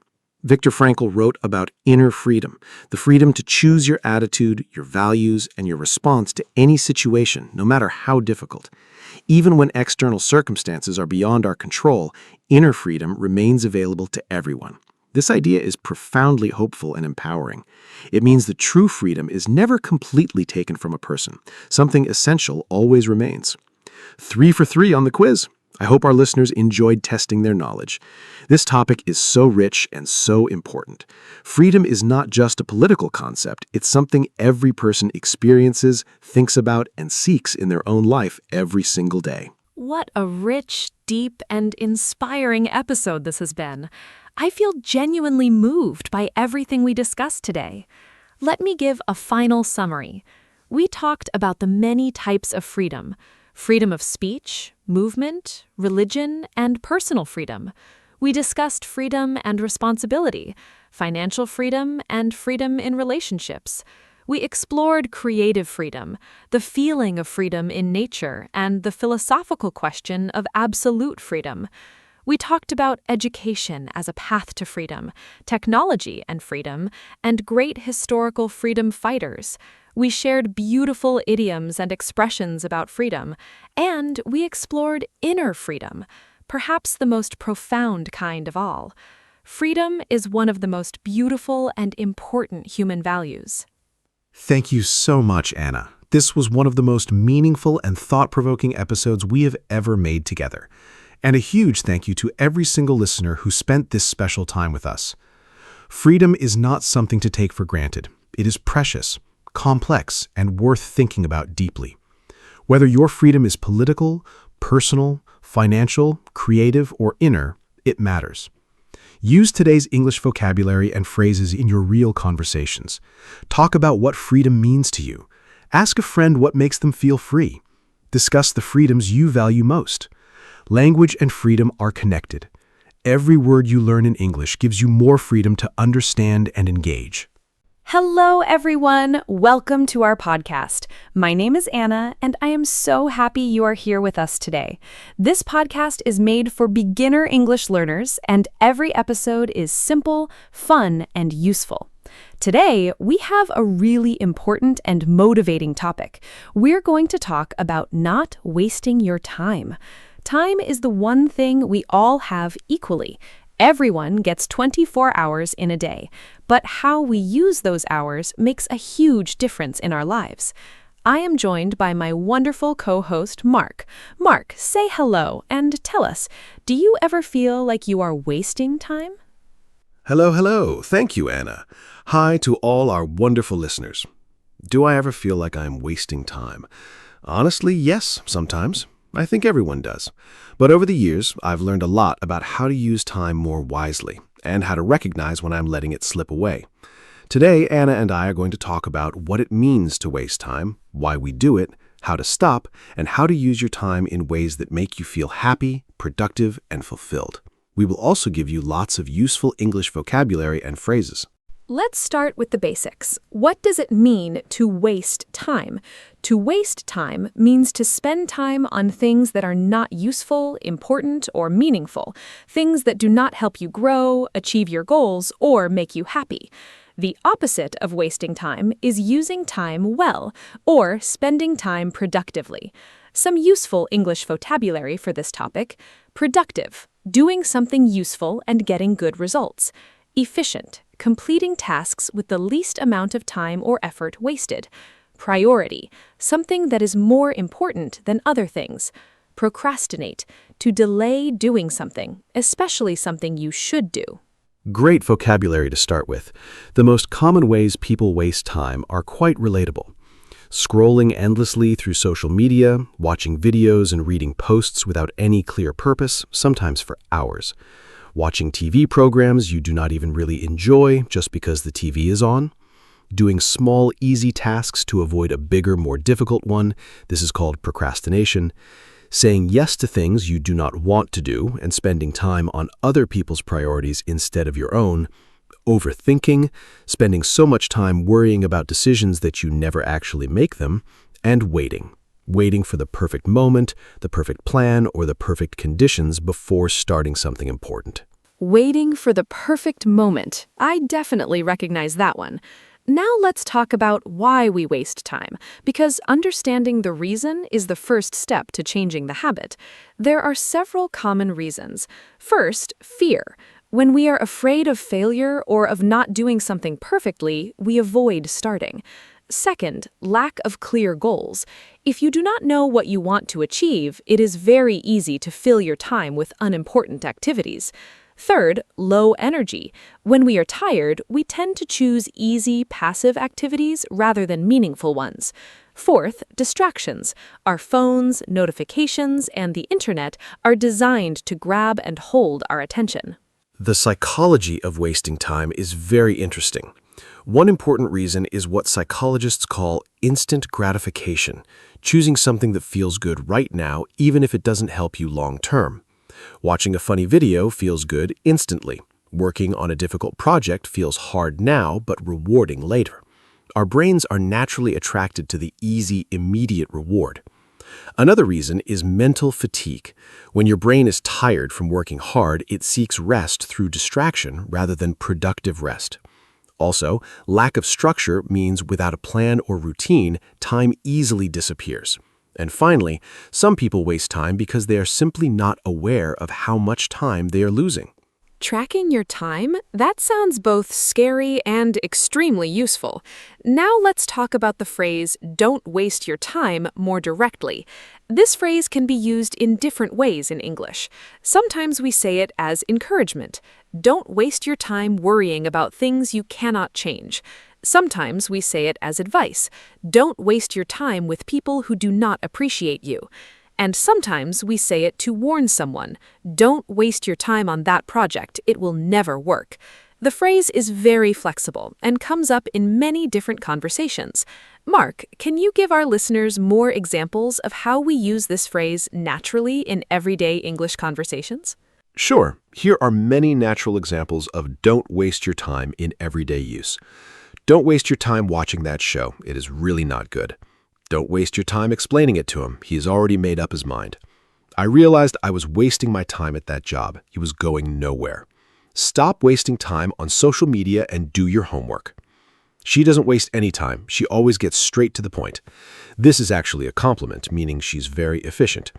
I wasted 2 hours trying to fix it, and it wasn't even necessary. Every minute you waste worrying is a minute you could spend doing. Those examples are perfect. I especially love "she gets straight to the point." What a great compliment for an efficient person. Now, let's talk about time management, because this is one of the most important skills for not wasting time. Time management means planning and controlling how you spend your hours to make sure you achieve your goals and priorities. Some key time management strategies: making a to-do list, writing down everything you need to do, setting priorities, deciding which tasks are most important and doing those first, using a schedule or planner, assigning specific times to specific tasks, breaking large tasks into small steps so they feel less overwhelming. Yes, time management is something I think about every day. My personal system is quite simple.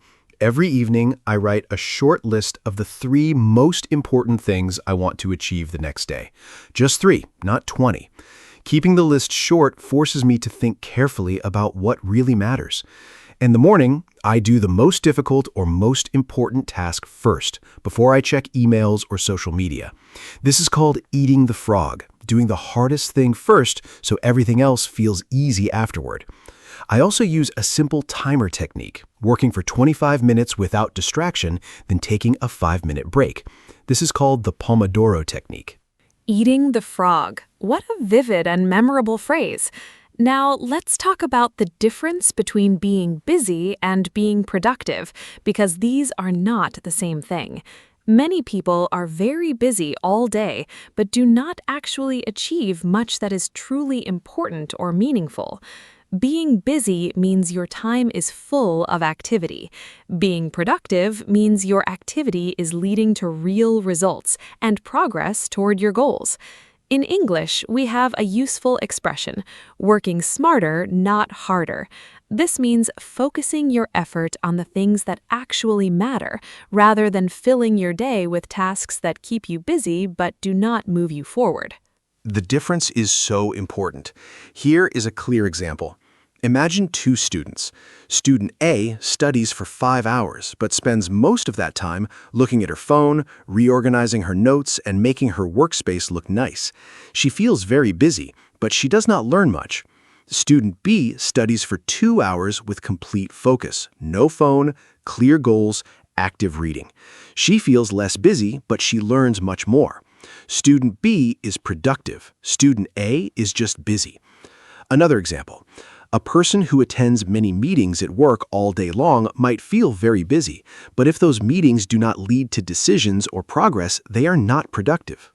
Am I making progress toward what actually matters to me?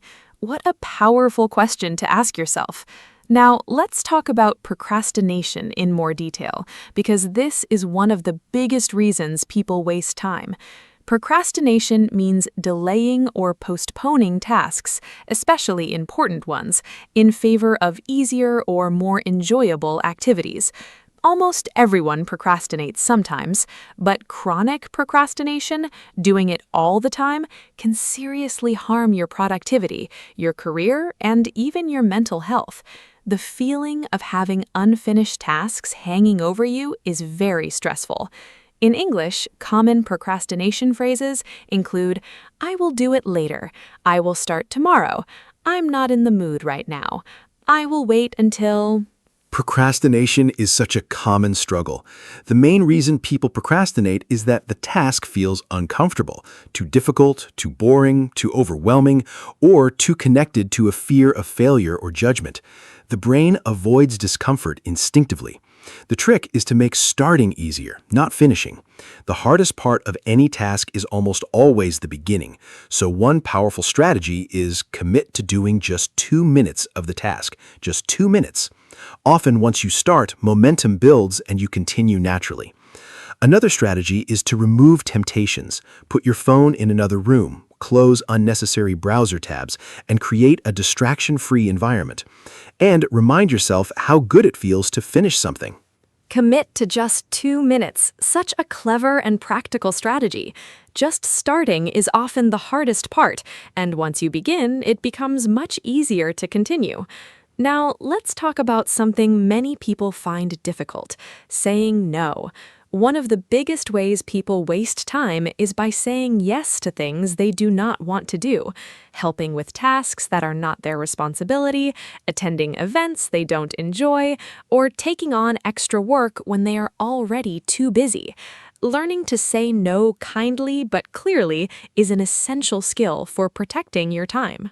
Saying no is a skill that takes practice, but it gets easier. Here are some natural, polite ways to say no. "I really appreciate you thinking of me, but I can't commit to that right now." "I'm sorry, I already have plans." "That sounds interesting, but it's not the right time for me." "I need to protect my time at the moment." "I'm going to have to pass on this one, but thank you." An important mindset shift is remembering that every time you say yes to something you don't want to do, you are saying no to something you do. Your time and energy are limited and valuable. If it is not a clear yes, it is a no. I love that rule. Now, let's talk about the role of habits in time management, because our daily habits have an enormous impact on how productively we use our time. A habit is something you do regularly, almost automatically without thinking. Good habits, like waking up early, exercising in the morning, or spending the first hour of your day on important work, save time and build consistency. Bad habits, like checking your phone first thing in the morning, staying up too late, or skipping planned tasks, waste time and reduce your energy. My most important time-protecting habit is my morning routine. I wake up at the same time every day, no snoozing the alarm. The first 30 minutes of my morning are screen-free. I drink water, stretch gently, and think about what I want to achieve that day. This calm, intentional start sets a positive tone for the whole day. Another important habit, I batch similar tasks together. For example, I check and reply to all emails at specific times, not constantly throughout the day. Constantly checking emails and messages is one of the biggest time wasters in modern life. Screen-free mornings and batching tasks, both such practical and effective habits. Now let's talk about distractions, because distractions are one of the greatest enemies of good time use in the modern world. A distraction is anything that takes your attention away from what you are supposed to be doing. In today's world, the biggest distractions are smartphones, especially social media apps and notifications, the internet, easy to start browsing for one thing and find yourself reading something completely unrelated 30 minutes later, television, background noise and interruptions from other people, and our own wandering thoughts. Research shows that after a distraction, it takes an average of 23 minutes to fully return to a focused state. Managing distractions is something I work on constantly. My most effective strategies? First, I put my phone on Do Not Disturb mode when I need to focus, or I physically leave it in another room. Out of sight really does mean out of mind. Second, I use website blocking apps during work sessions. These prevent me from visiting distracting sites like social media. Third, I communicate my focus time to the people around me, letting them know I need uninterrupted time so they do not disturb me unnecessarily. Fourth, I work in blocks of focus time with short breaks so my brain gets scheduled rest rather than seeking distraction randomly. A distraction list for random thoughts, that is genius. Writing ideas down instead of chasing them in your head keeps you focused and does not lose the thought. Now let's talk about social media and screen time specifically, because this is probably the most common time waster for people today. Research shows that the average person spends about 6 to 7 hours per day looking at screens, phones, computers, and televisions. Social media platforms are specifically designed to keep you scrolling as long as possible, using psychology to trigger dopamine, the brain's pleasure chemical, with every notification, like, and new post. My relationship with social media has changed a lot over the years. I used to scroll mindlessly for long periods and feel vaguely empty afterward. Now I approach it much more intentionally. I deleted most social media apps from my phone and only access them on my computer at specific limited times. I set a daily 30-minute limit for social media, enough to stay connected without losing hours. I also regularly ask myself, is this adding value to my life or am I just passing time? If the honest answer is the second one, I put the phone down. The feeling without the substance. That is such a powerful and honest description of mindless scrolling. Now let's talk about the value of rest and leisure, because not all non-productive time is wasted time. This is a really important distinction. Rest is necessary and healthy. Your brain and body need recovery time to function well. Leisure activities that bring you joy, reading, cooking, spending time with loved ones, walking in nature, are not wasted time at all. They restore your energy, nurture your creativity, and contribute to your overall well-being and happiness. The key difference is intentionality. Choosing to relax and enjoy yourself is very different from mindlessly drifting from one distraction to another. Restorative rest is so important and so different from passive time wasting. Here's the distinction I use. Genuine rest leaves you feeling refreshed, energized, and ready to engage with life again.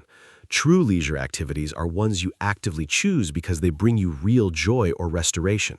For me, restorative activities include sleeping 8 hours and taking short walks, reading books that genuinely interest me, cooking a new recipe, having meaningful conversations with friends, spending time in nature, and doing absolutely nothing, sitting quietly, thinking, watching the world. What does not restore me? Scrolling social media, watching TV I'm not truly enjoying, or staying in bed beyond what my body actually needs. After this activity, do I feel better or worse? The perfect test for genuine rest versus time wasting. Now let's talk about goals and time, because having clear goals is one of the most powerful motivators for using time well. When you know exactly what you want to achieve, it is much easier to make decisions about how to spend your time. A useful framework for setting goals is the SMART system. SMART stands for specific, clearly defined, not vague; measurable, you can track your progress; achievable, realistic, not impossible; relevant, connected to what truly matters to you; and time-bound, with a deadline. Clear goals are transformative for time management. When you have a specific goal with a deadline, every day becomes clearer. You can look at any activity and ask, does this bring me closer to my goal or does it not? If the answer is no, you can choose to spend less time on it. Goals also create motivation and momentum. Progress toward a meaningful goal feels very different from just being busy. Even small daily progress builds confidence and energy. For language learners especially, having a clear goal like, I want to hold a 5-minute conversation in English by the end of this month is so much more motivating and actionable than just, I want to improve my eng. Time as a tool for building the life you want. What a beautiful way to think about it. Now, let's do a fun quiz for our listeners. I will describe a situation, and Mark will say whether this person is wasting time or using their time well, and why. Ready? Situation 1. Maria has a big exam in 3 days. She sits down to study, but first spends 20 minutes tidying her desk, sharpening all her pencils, organizing her notes by color, and making a cup of tea. Then she checks her phone briefly. Then she thinks about what to study first. After an hour, she has not actually studied anything. Listeners, what do you think? Maria is definitely wasting her time, in a very common and recognizable way. What Maria is doing is called productive procrastination, doing tasks that feel useful and organized, but are actually just ways of avoiding the real task, which is studying. Tidying her desk and color-coding her notes feel productive, but they are not the priority right now. The exam is the priority. This pattern is very common because our brains like to do easy, satisfying tasks to avoid the more difficult but more important one. The solution for Maria: set a timer for 25 minutes, open the textbook to the first topic and begin, even if she does not feel completely ready.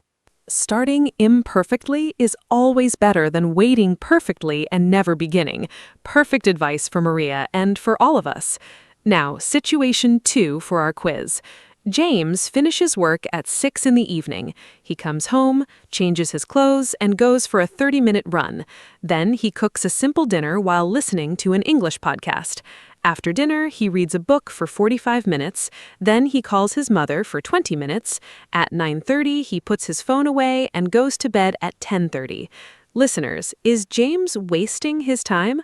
Think about it. His evening seems full of activities, but are they meaningful? Mark, what is your verdict this time? James is absolutely using his time beautifully. Every activity in his evening is intentional and restorative. Exercise, excellent for physical and mental health. Cooking while listening to a podcast, multitasking in a genuinely useful way, enjoying a skill and learning at the same time. Reading, personal growth, and genuine relaxation. Calling his mother, maintaining an important relationship, and going to bed at a reasonable hour, protecting his sleep and energy for tomorrow. None of these activities is passive or mindless.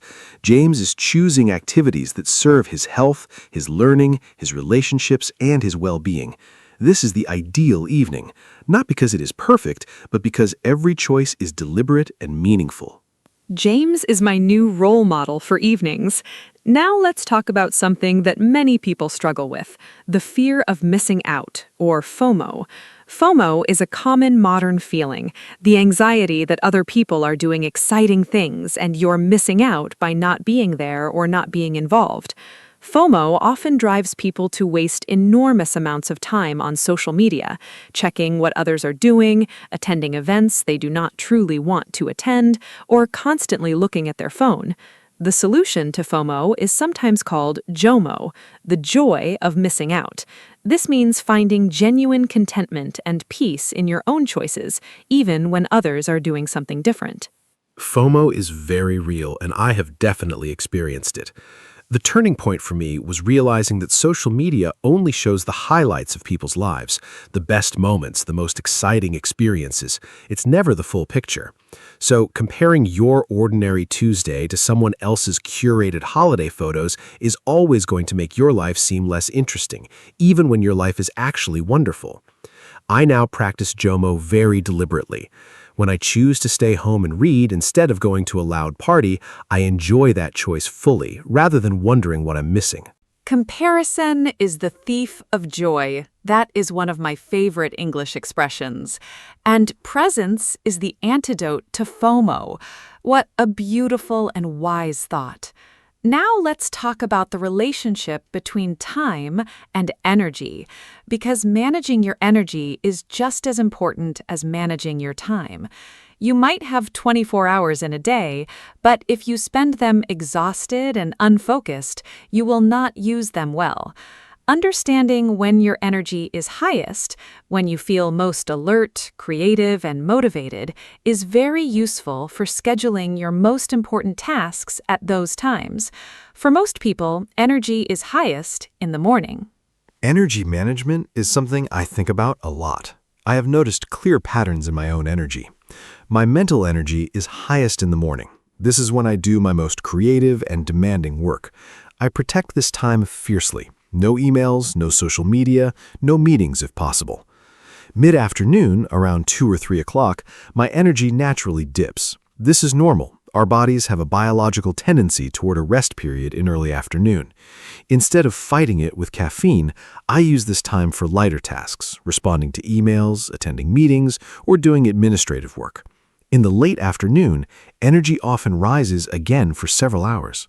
Working with your natural energy rhythms, what a smart and practical approach.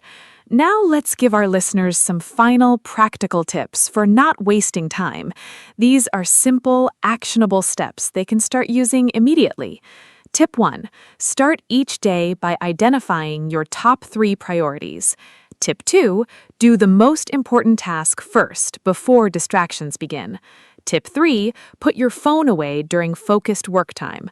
Tip 4. Use a timer. Work in focused blocks with short breaks. Tip 5. Track your time for 1 week. Write down what you do each hour. The results might surprise you.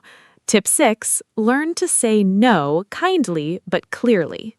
More practical tips. Tip 8. Set specific times for checking emails and social media, not continuously throughout the day. Tip 9. Get enough sleep. A tired mind wastes far more time than a rested one. Tip 10. Remove apps from your phone that consume time without adding value. Tip 11. Plan your week on Sunday evening. Knowing your schedule reduces decision fatigue during the week.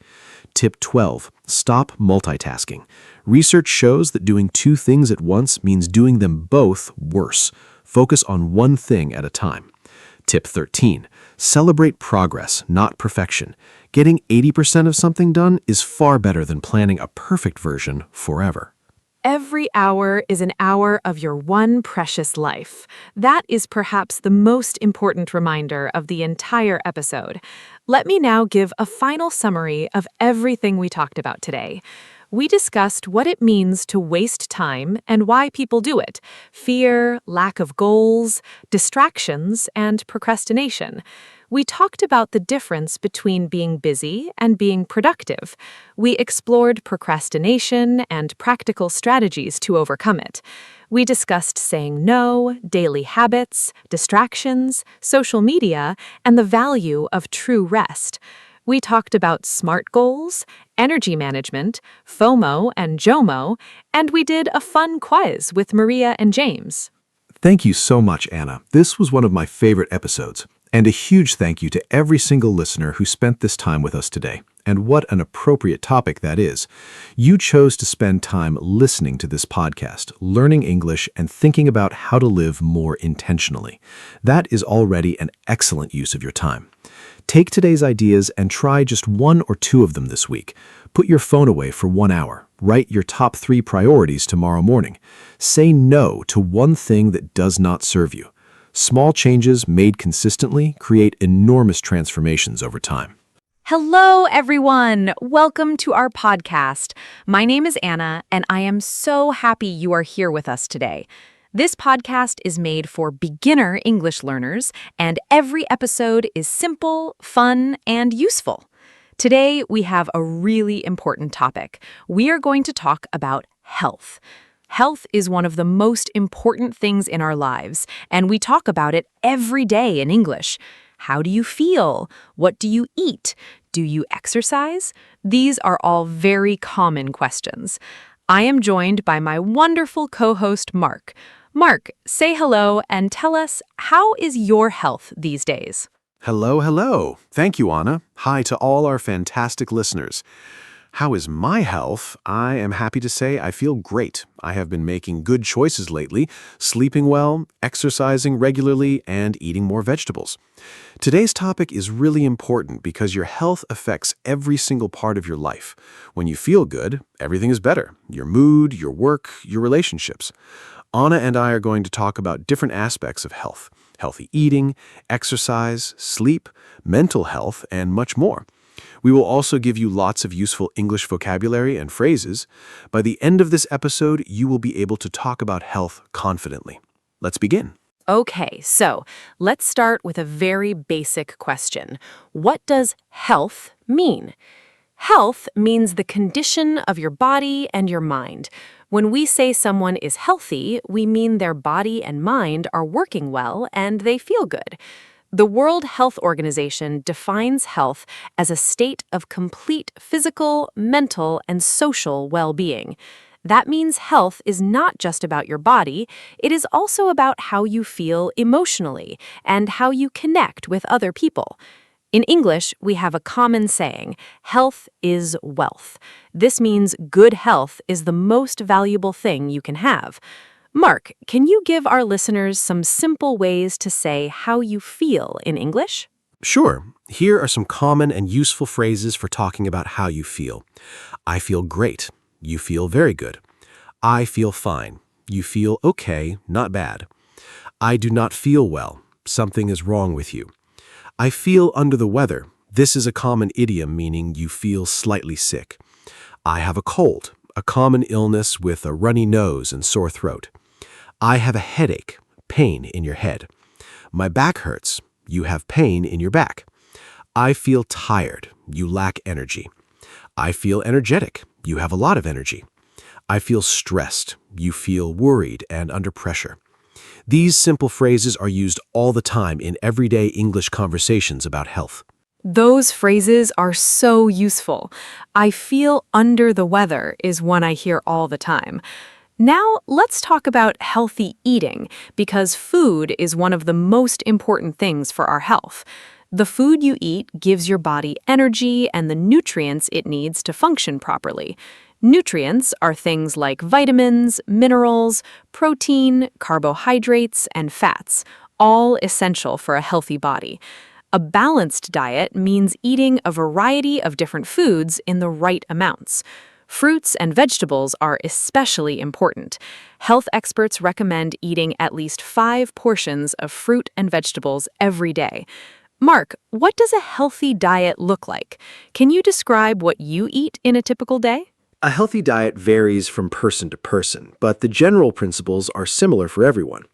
In a typical healthy day, I try to eat 3 balanced meals. For breakfast, I usually have oatmeal with fruit and a cup of green tea.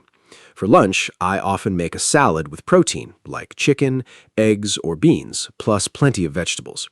For dinner, I try to have a balanced plate: half vegetables, a quarter protein, like fish or lean meat, and a quarter whole grains, like brown rice or quinoa. I drink lots of water throughout the day, at least 8 glasses. I also try to limit sugary drinks, processed foods, and too much salt. Eating mindfully and not rushing helps too. That sounds like a really healthy and balanced diet. Now, let's talk about some specific healthy foods and what makes them good for your body. Fruits and vegetables are full of vitamins and minerals that protect against disease. Whole grains like brown rice, oats, and whole wheat bread give you lasting energy. Protein foods like chicken, fish, eggs, beans, and nuts help build and repair your muscles. Healthy fats found in avocado, nuts, and olive oil are good for your heart and brain. And dairy products, or dairy alternatives like plant-based milk, provide calcium for strong bones. Mark, are there any foods you think are especially important for good health? Any superfoods you particularly recommend? I love the concept of superfoods. Some of my favorites: blueberries, tiny but packed with antioxidants which protect your body from damage. Spinach, a leafy green vegetable rich in iron, vitamins A, C, and K. Salmon, an excellent source of omega-3 fatty acids, which are wonderful for brain and heart health. Garlic has natural antibacterial and immune-boosting properties. Eggs, a complete protein source with many essential vitamins. Walnuts, great for brain health because of their healthy fats.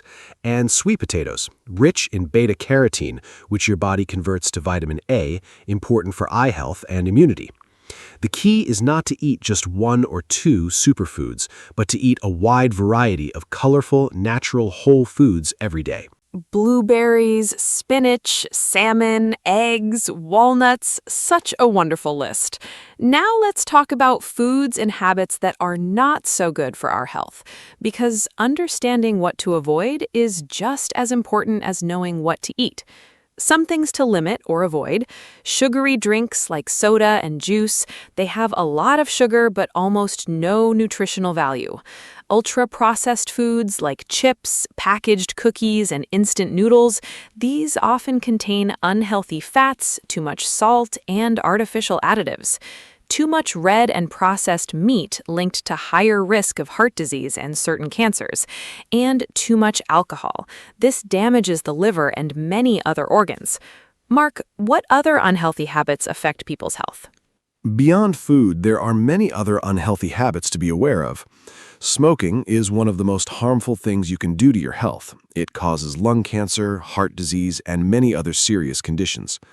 Sitting for too long without moving is also bad, called sitting disease by some experts. It is linked to obesity, diabetes, and heart problems. Getting too little sleep weakens your immune system and affects mental health. Eating too late at night disrupts your digestion and sleep quality. Skipping breakfast is a habit that can lead to overeating later. And high stress levels without proper management can cause serious long-term health problems. Being aware of these habits is the first step towards changing them for better health outcomes. Smoking and sitting too much, both such important points. Now let's talk about exercise, because physical activity is one of the most powerful things you can do for your health.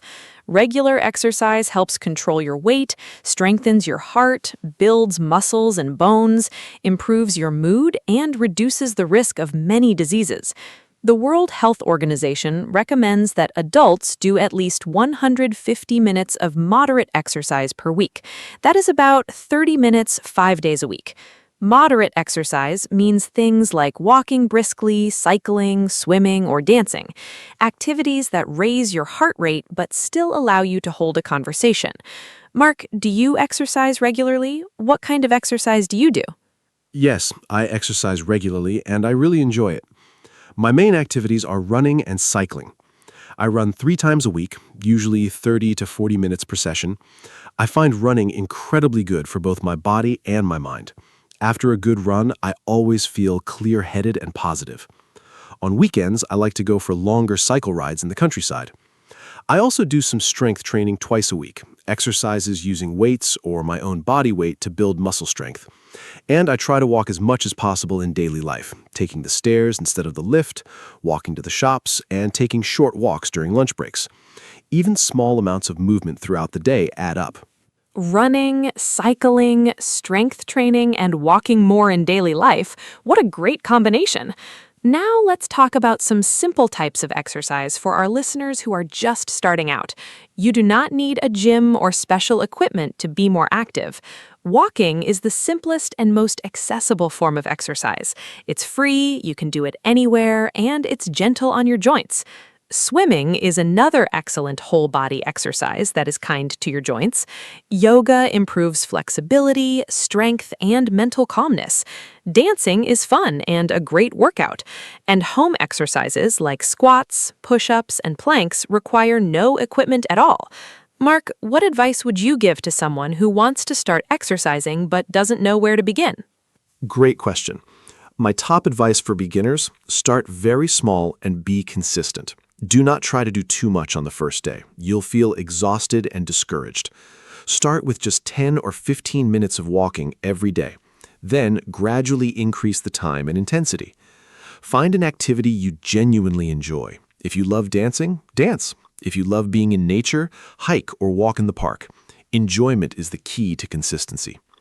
Set small, achievable goals, like walking for 20 minutes every day this week. Get a partner. Exercising with a friend makes it much more fun and helps you stay motivated. And remember, any movement is better than no movement. Even small daily habits transform your health over time. Any movement is better than no movement. I love that. Now let's talk about sleep, because sleep is one of the most underrated aspects of health. Most adults need between 7 and 9 hours of sleep per night. During sleep, your body repairs itself, muscles heal, the brain processes information and forms memories, and the immune system strengthens. Poor sleep has serious effects. It weakens your immune system, increases stress hormones, impairs concentration and memory, and is linked to obesity, diabetes, and heart disease. Yet many people treat sleep as a luxury rather than a necessity. Mark, do you get enough sleep? And do you have any good habits for improving sleep quality? Sleep is something I take very seriously now. I aim for about 8 hours every night. Some habits that have really improved my sleep quality: I go to bed and wake up at the same time every day, including weekends. This trains your body clock. I avoid screens, phone, computer, television for at least an hour before bed. The blue light from screens disrupts the production of melatonin, the hormone that helps you feel sleepy. I keep my bedroom cool, dark, and quiet. I avoid caffeine after 3 in the afternoon. Coffee and tea can stay in your system for many hours. And I have a relaxing bedtime routine. I read a book, have herbal tea, and do some gentle stretching. Good sleep really changes everything. Avoiding screens before bed is such important advice. Now let's talk about mental health, because it is just as important as physical health. Mental health includes our emotional, psychological, and social well-being. It affects how we think, feel, and behave. Common mental health challenges include anxiety, feeling very worried and nervous, and depression, which involves persistent feelings of sadness and loss of interest. Stress is also a very common mental health issue in modern life. In English, there are some important phrases for talking about mental health. I am feeling anxious. I have been feeling down lately. I need to talk to someone. Mark, why do you think mental health is so important to discuss openly? Mental health is incredibly important, and I'm glad we are talking about it.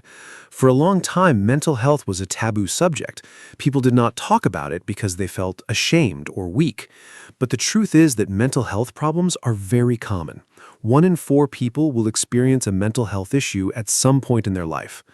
Talking openly about mental health reduces stigma. That is the negative judgment that stops people from seeking help. When we normalize these conversations, more people feel comfortable asking for support. Mental health affects everything: your relationships, your work, your physical health, and your quality of life. Taking care of your mind is not a sign of weakness. It is a sign of wisdom and self-awareness. Taking care of your mind is a sign of wisdom. Beautifully said. Now let's talk about some practical ways to take care of your mental health. First, connect with people you care about. Strong social relationships are one of the most powerful protectors of mental health. Talk to friends and family regularly. Second, get regular physical exercise. It is proven to reduce anxiety and depression. Third, spend time in nature whenever possible. Even a short walk in a park can improve your mood significantly. Fourth, practice gratitude. Write down 3 things you are thankful for every day. Fifth, get enough sleep. And sixth, if you are struggling, seek professional help. Talking to a therapist or counselor is a sign of strength. Mark, what do you do for your mental health? For my mental health, I have several practices that really help. First, I exercise regularly, as we discussed. It is fantastic for mood. Second, I meditate for 10 to 15 minutes every morning. Meditation simply means sitting quietly and focusing on your breathing. It sounds simple, but the effect on stress and anxiety is significant. Third, I spend time in nature whenever possible. I find it genuinely calming and restorative. Fourth, I maintain strong friendships and make time for the people I care about. Fifth, I journal. Writing down my thoughts and feelings helps me process them clearly. And sixth, I try to limit news and social media consumption, especially in the evening. A positive digital environment supports mental health enormously. Meditation and journaling, 2 wonderful practices. Now let's talk about something very practical, how to talk to a doctor in English. Many of our listeners may need to visit a doctor in an English-speaking country, so knowing the right phrases is very important. When you describe your symptoms, the signs that you are sick, you might say, I have had a fever for 2 days. I have a sore throat and a cough. My stomach hurts. I have been feeling dizzy. I cannot sleep. I feel very tired all the time. The doctor will ask questions like, how long have you had this? On a scale of 1 to 10, how bad is the pain? Mark, what other doctor vocabulary should our listeners know? Very important vocabulary for the doctor. A symptom is a sign of illness, like a headache or a rash. A diagnosis is when the doctor tells you what is wrong. A prescription is a written order for medicine from the doctor. Medication or medicine is what you take to treat an illness. A dosage is how much medicine you take and how often.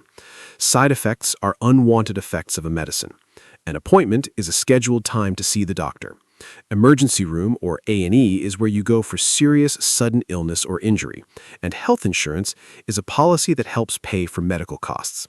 Useful phrases. I need to make an appointment. Can you recommend a specialist? What is the dosage for this medication? These are all very important to know. Those medical phrases and vocabulary words are so helpful. Now let's talk about some very common illnesses and health problems in English. A cold is a very common illness. You get a runny nose, sore throat, and mild fever. It usually gets better on its own in about a week.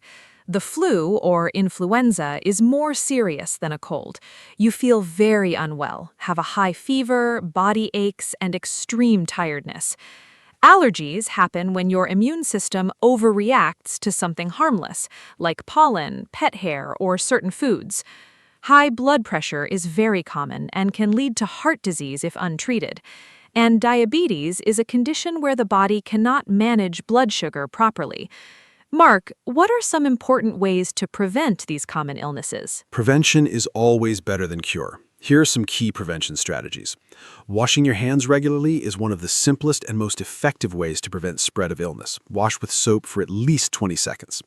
Getting vaccinated, flu vaccines, COVID vaccines, and other immunizations protect you and the people around you.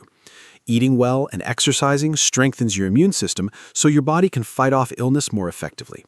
Getting enough sleep is also crucial for immunity. Avoiding smoking completely, limiting alcohol, managing stress, and having regular health checkups. Visiting your doctor for routine tests even when you feel well can catch problems early before they become serious. Early detection saves lives and makes treatment much more effective. Prevention is always better than cure, one of the most important sayings in health. Now, let's talk about hydration, because drinking enough water is something many people underestimate. Your body is about 60% water, and every system in your body needs water to function properly. Water helps regulate body temperature, transport nutrients, flush out waste products, and keep your joints lubricated. When you do not drink enough water, you become dehydrated. Signs of dehydration include dark yellow urine, dry mouth, feeling tired, headache, and difficulty concentrating. Most adults should drink about 2 liters or about 8 glasses of water per day. Mark, how do you make sure you drink enough water every day? Staying hydrated is something I am very intentional about. I keep a large water bottle on my desk at all times. If it is visible, I am much more likely to drink from it. I start every morning by drinking a large glass of water before my coffee. This rehydrates my body after sleep. I also try to eat water-rich foods. Cucumbers, watermelon, tomatoes, and oranges all have high water content. A helpful tip: if you are not used to drinking much water, try adding a slice of lemon, cucumber, or mint to make it more appealing. And pay attention to your body's signals. By the time you feel thirsty, you are already slightly dehydrated. Drink water regularly throughout the day, not just when thirsty. Drink before you feel thirsty. Such useful advice. Now, let's do a short quiz for our listeners. I will describe a health situation, and Mark will tell us what we should do. Situation 1. You have a mild cold, a runny nose, slight sore throat, and you feel a little tired. You do not have a high fever. What should you do? Think about it, listeners. Should you go to the emergency room, stay home and rest, or take strong medicine immediately? Mark, what do you think is the right answer and why? For a mild cold, the best thing to do is stay home and rest. A mild cold is caused by a virus, and antibiotics, medicine for bacterial infections, do not work against viruses. The best treatment is rest, plenty of fluids, and some simple relief like honey and lemon tea or paracetamol for discomfort. You should also avoid going to work or school if possible, not just for your own recovery, but also to avoid spreading the cold to others. Drink lots of water and warm liquids. Eat nutritious food to support your immune system. Most mild colds resolve on their own within 7 to 10 days. You only need to see a doctor if symptoms are very severe, last more than 10 days, or you develop a high fever. Perfect answer. Rest, fluids, and time, the best treatment for a mild cold. Now let's move to situation 2. You've had a very high fever, above 39 degrees Celsius, for 3 days, along with severe body aches and extreme tiredness. This sounds like it could be the flu. What should you do in this situation? Listeners, think about whether you should stay home, call your doctor, or go to an emergency room. The high fever and how long it has lasted are important details here.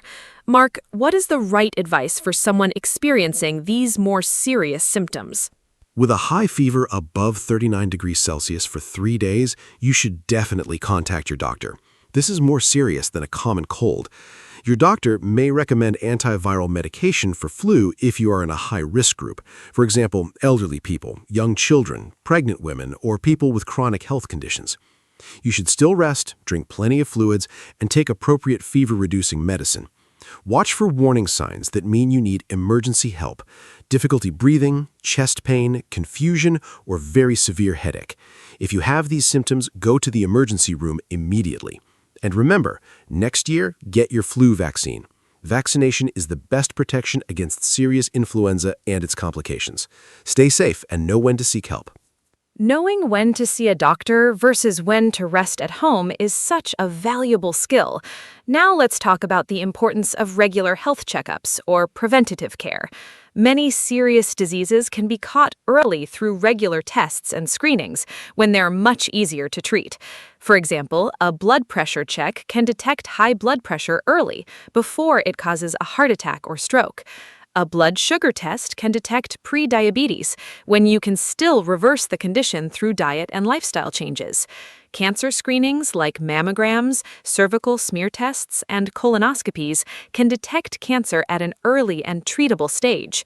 Mark, how often do you think people should have health checkups?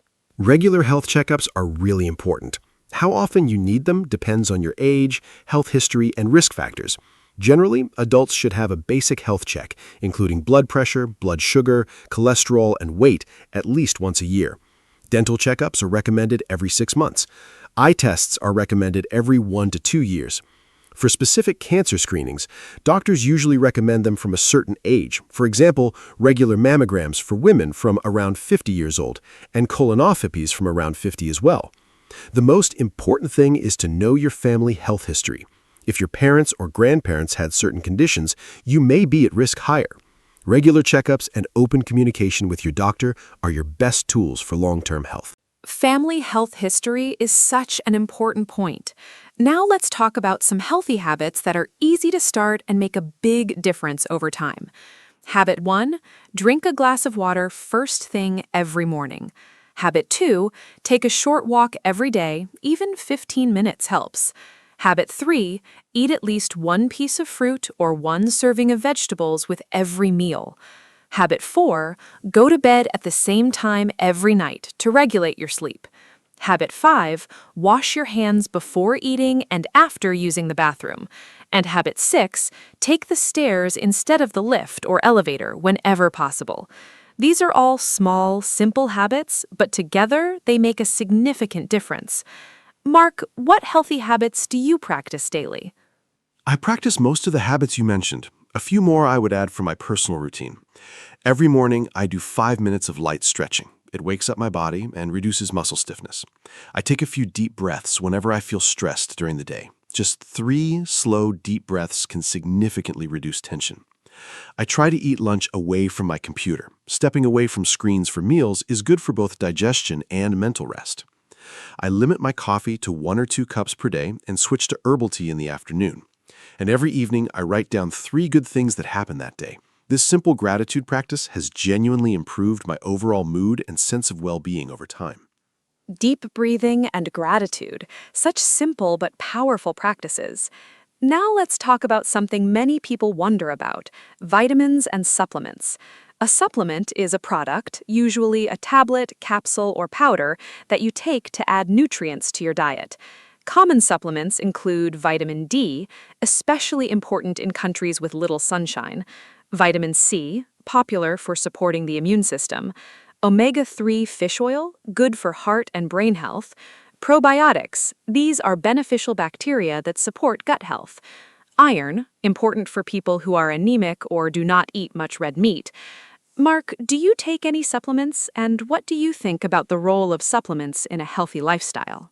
I do take a few supplements, but I want to be clear, supplements should not replace a healthy diet. They should supplement or add to an otherwise balanced diet. I take vitamin D every day because I live in a country that does not get a lot of sunshine, especially in winter. Low vitamin D is extremely common in northern countries and can affect mood, bone health, and immunity. I also take a high-quality omega-3 supplement on days when I do not eat fish.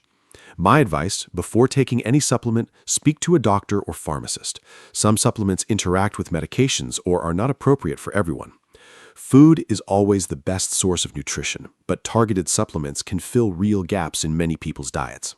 Supplements should not replace a healthy diet. Such important advice. Now let's talk about the connection between food and mood, because what you eat affects how you feel emotionally and mentally. This field is called nutritional psychiatry. Research shows that people who eat a diet rich in fruits, vegetables, whole grains, and lean proteins are less likely to experience depression and anxiety compared to people who eat mostly processed and sugary foods. Your gut, your digestive system, contains millions of bacteria that communicate directly with your brain. This is sometimes called the gut-brain connection. A healthy gut supports a healthy mind. Mark, have you ever noticed a connection between what you eat and how you feel emotionally? Absolutely. The connection between food and mood is something I have noticed very clearly in my own life. When I eat well, plenty of vegetables, whole grains, good protein, and lots of water, I feel focused, energetic, and positive. When I eat poorly, too much sugar, processed food, or skip meals, I notice a clear difference within just a day or two. I feel more irritable, foggy in my thinking, and generally less happy. The biggest change I noticed was when I reduced sugar in my diet. Initially, I craved it a lot, but after a couple of weeks without much sugar, my energy became much more stable throughout the day, no more sudden crashes in the afternoon. Food really is medicine for the body and the mind. Food is medicine. What a powerful way to think about eating. Now let's do one more quiz. I will describe a person's typical daily habits, and Mark will tell us what is good and what could be improved. Here's the description. Sarah is 30 years old. She wakes up at 7 and immediately checks her phone for 1 hour. She skips breakfast and has a large coffee. She sits at her desk all day without breaks.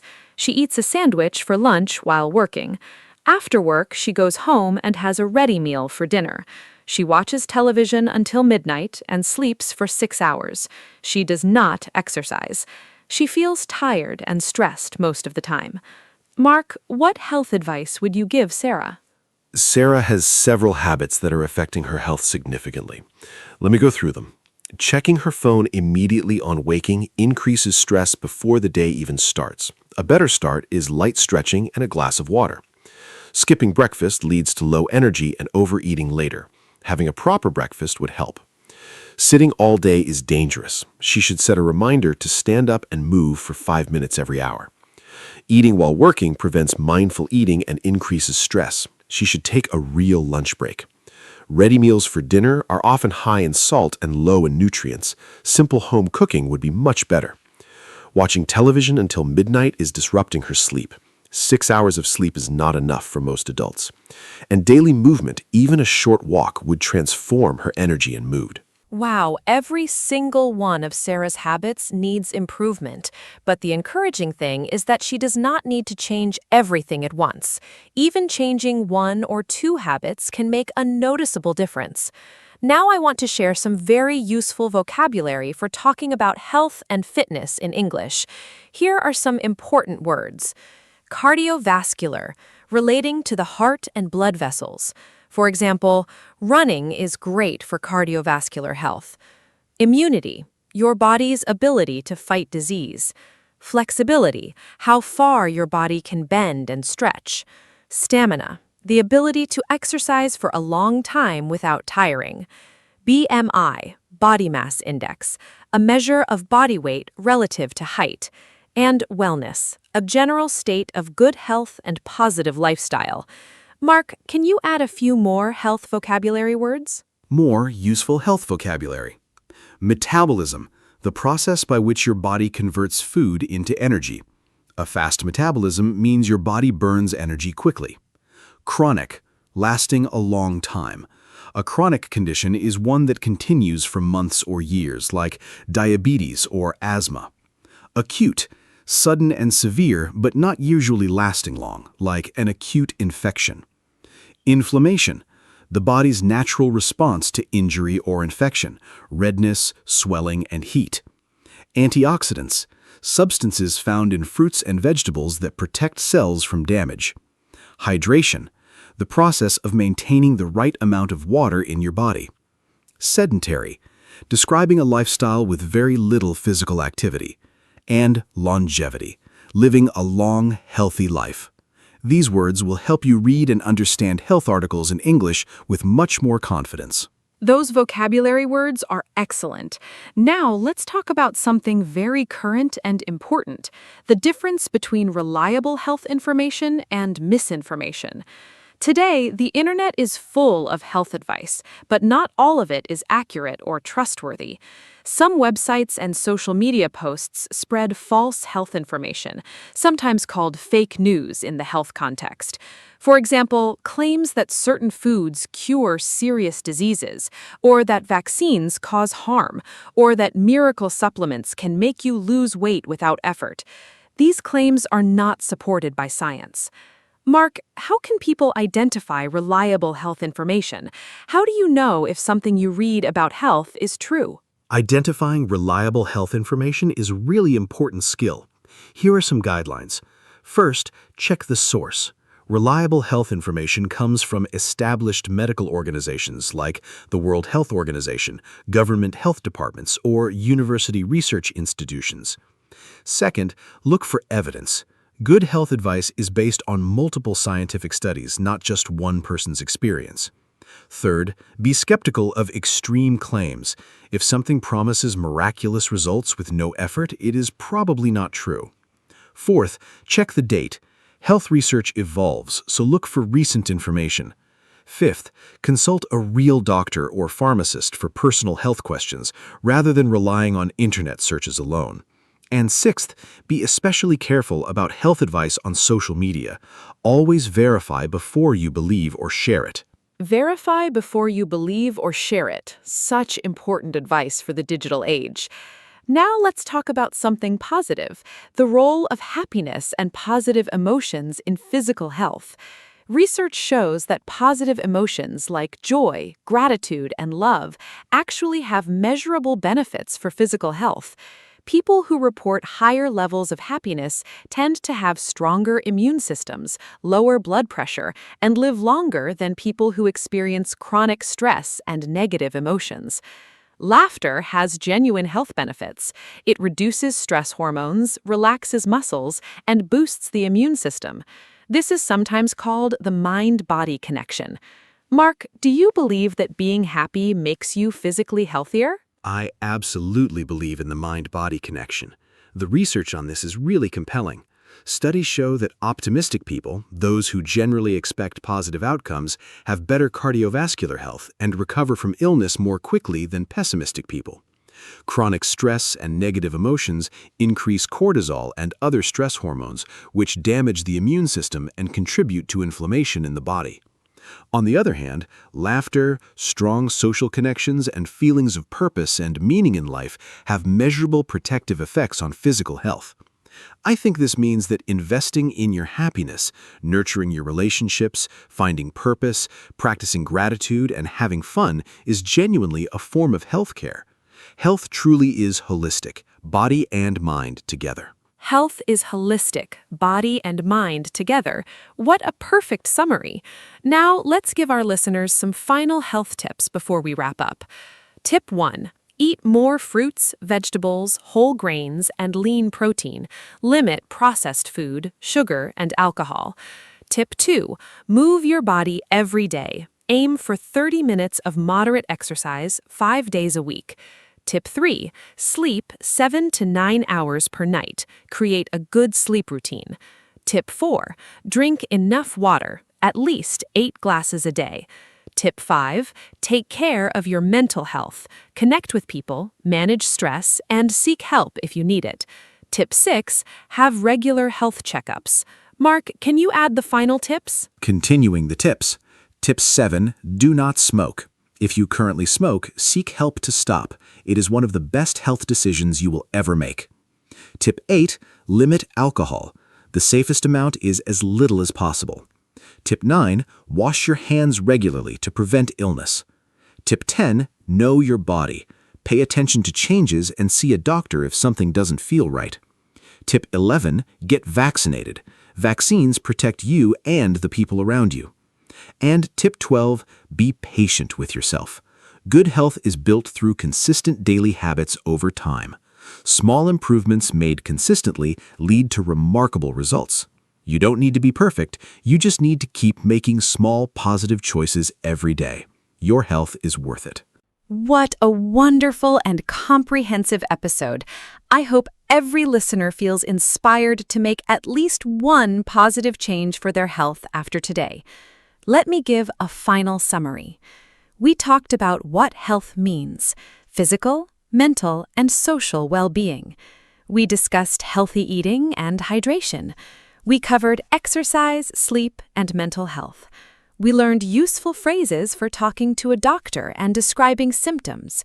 We talked about common illnesses, prevention, and regular checkups. We discussed supplements, the food-mood connection, and how to identify reliable health information. We did some fun quizzes and built lots of useful vocabulary. Health is your greatest asset. Take care of it every single day. Thank you so much for listening. See you next time. Thank you so much, Anna. This was one of our best and most important episodes. And a huge thank you to every wonderful listener who spent this time with us. Remember, your health is the foundation of everything you do.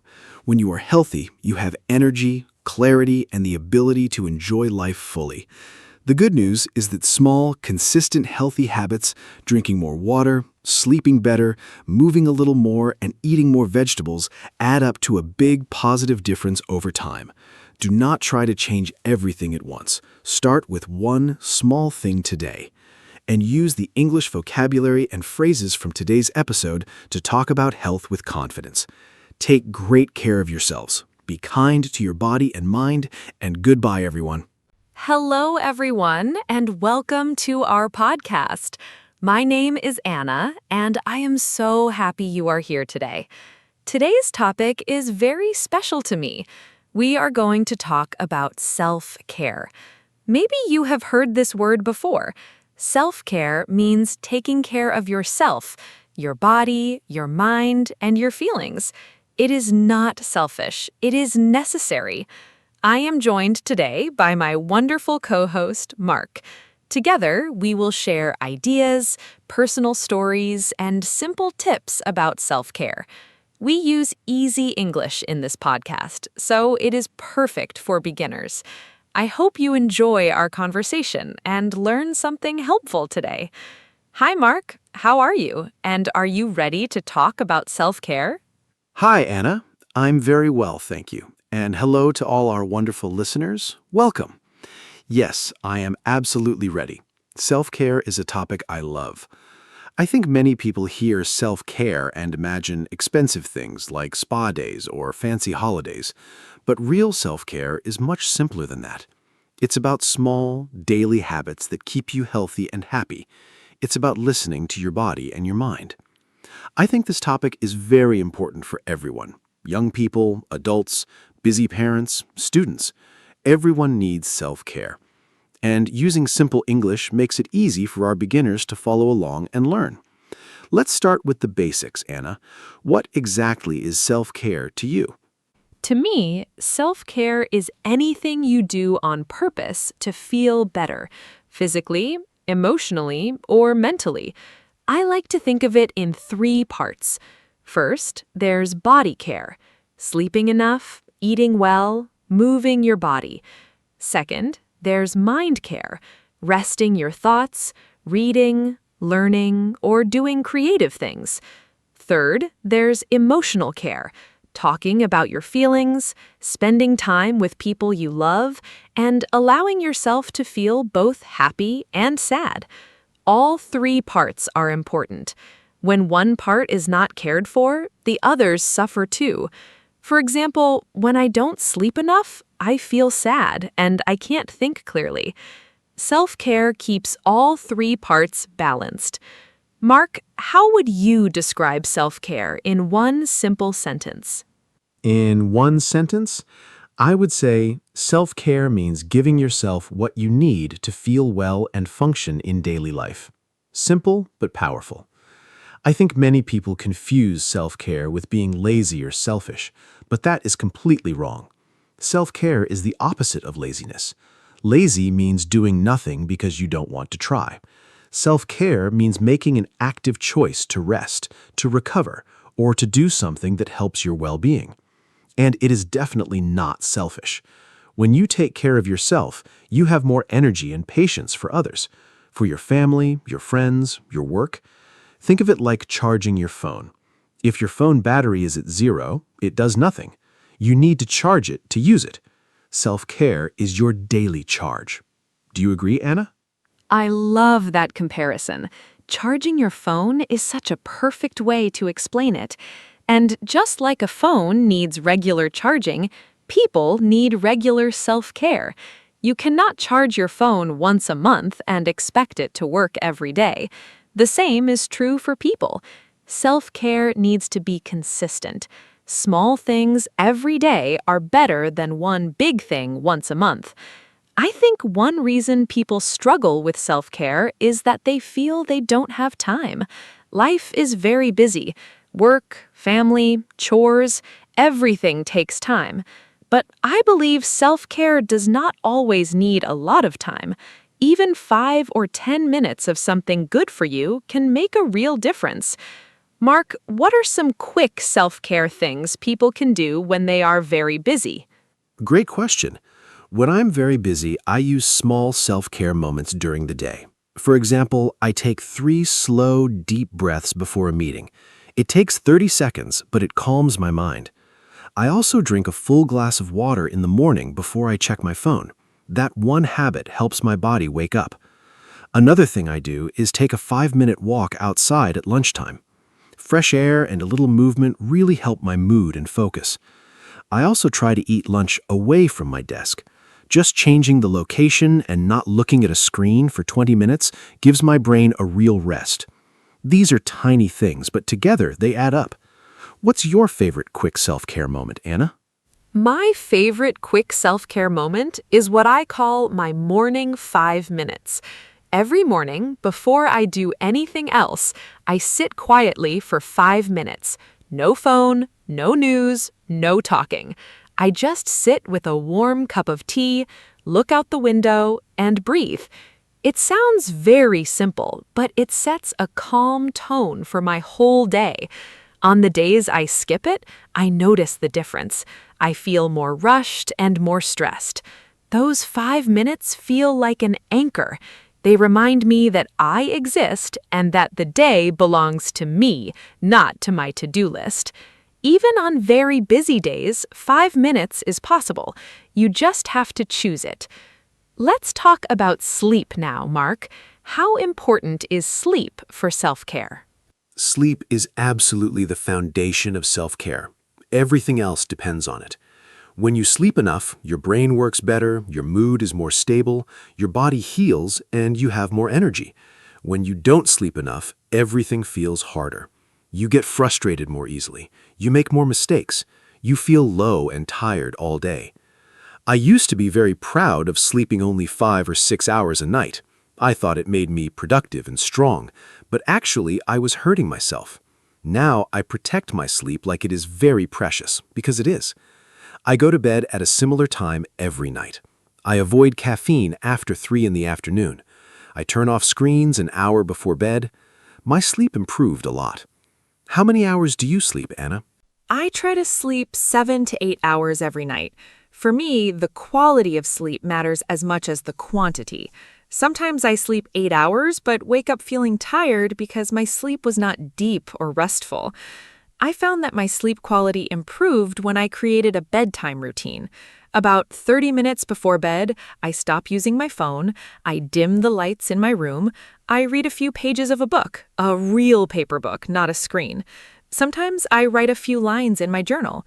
These habits tell my brain it is time to slow down and rest.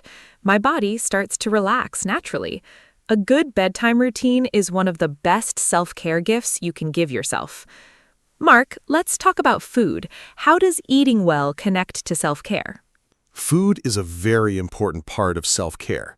What we eat directly affects how we feel, physically and emotionally. When I eat a lot of processed food, sugar, and junk, I feel heavy and foggy. My mood goes down. My energy crashes after a short time.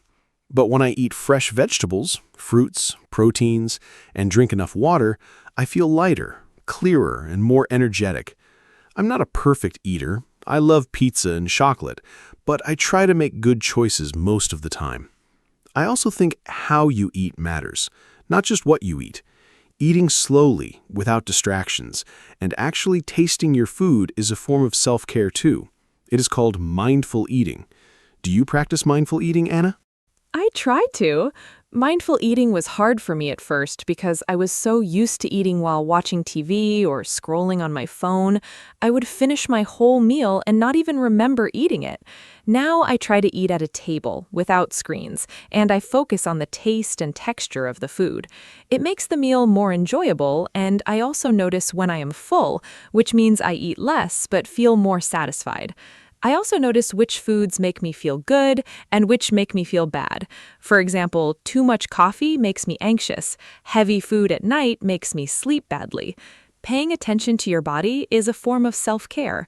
Your body sends signals. You just have to listen. What about movement and exercise, Mark?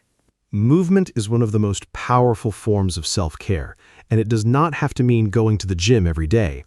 Any movement counts.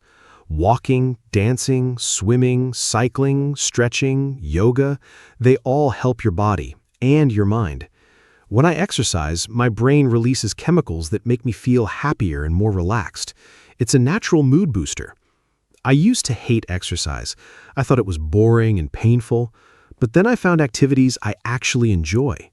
I love cycling outdoors and playing basketball with friends. Because I enjoy them, I actually do them. That's the key. Find movement you enjoy, not movement you force yourself to do. When it feels like fun, it's not hard to keep doing it. What kind of movement do you enjoy, Anna? I love walking and dancing. Walking is my everyday movement. I try to walk at least 30 minutes a day.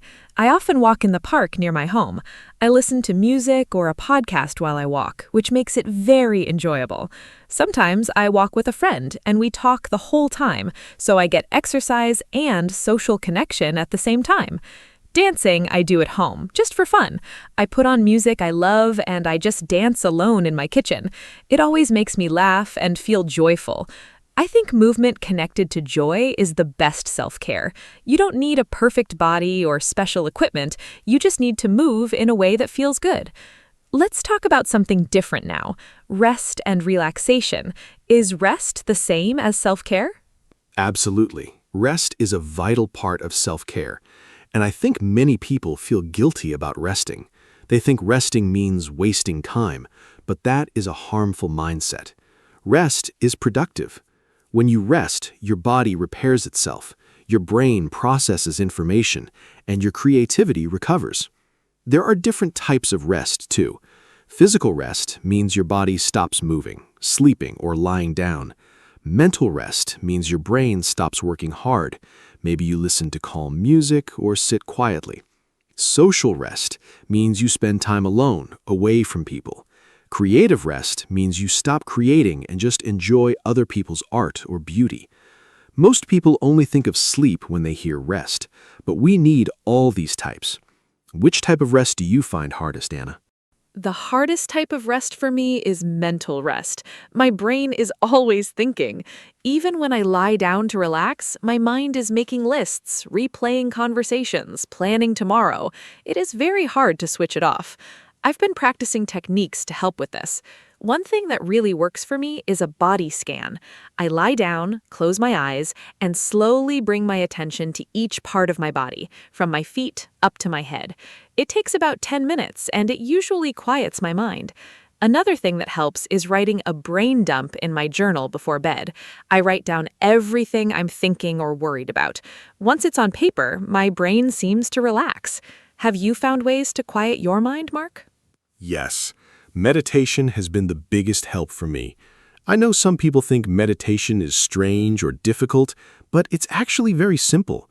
You just sit quietly, focus on your breathing, and when your mind wanders, which it always does, you gently bring it back to your breath.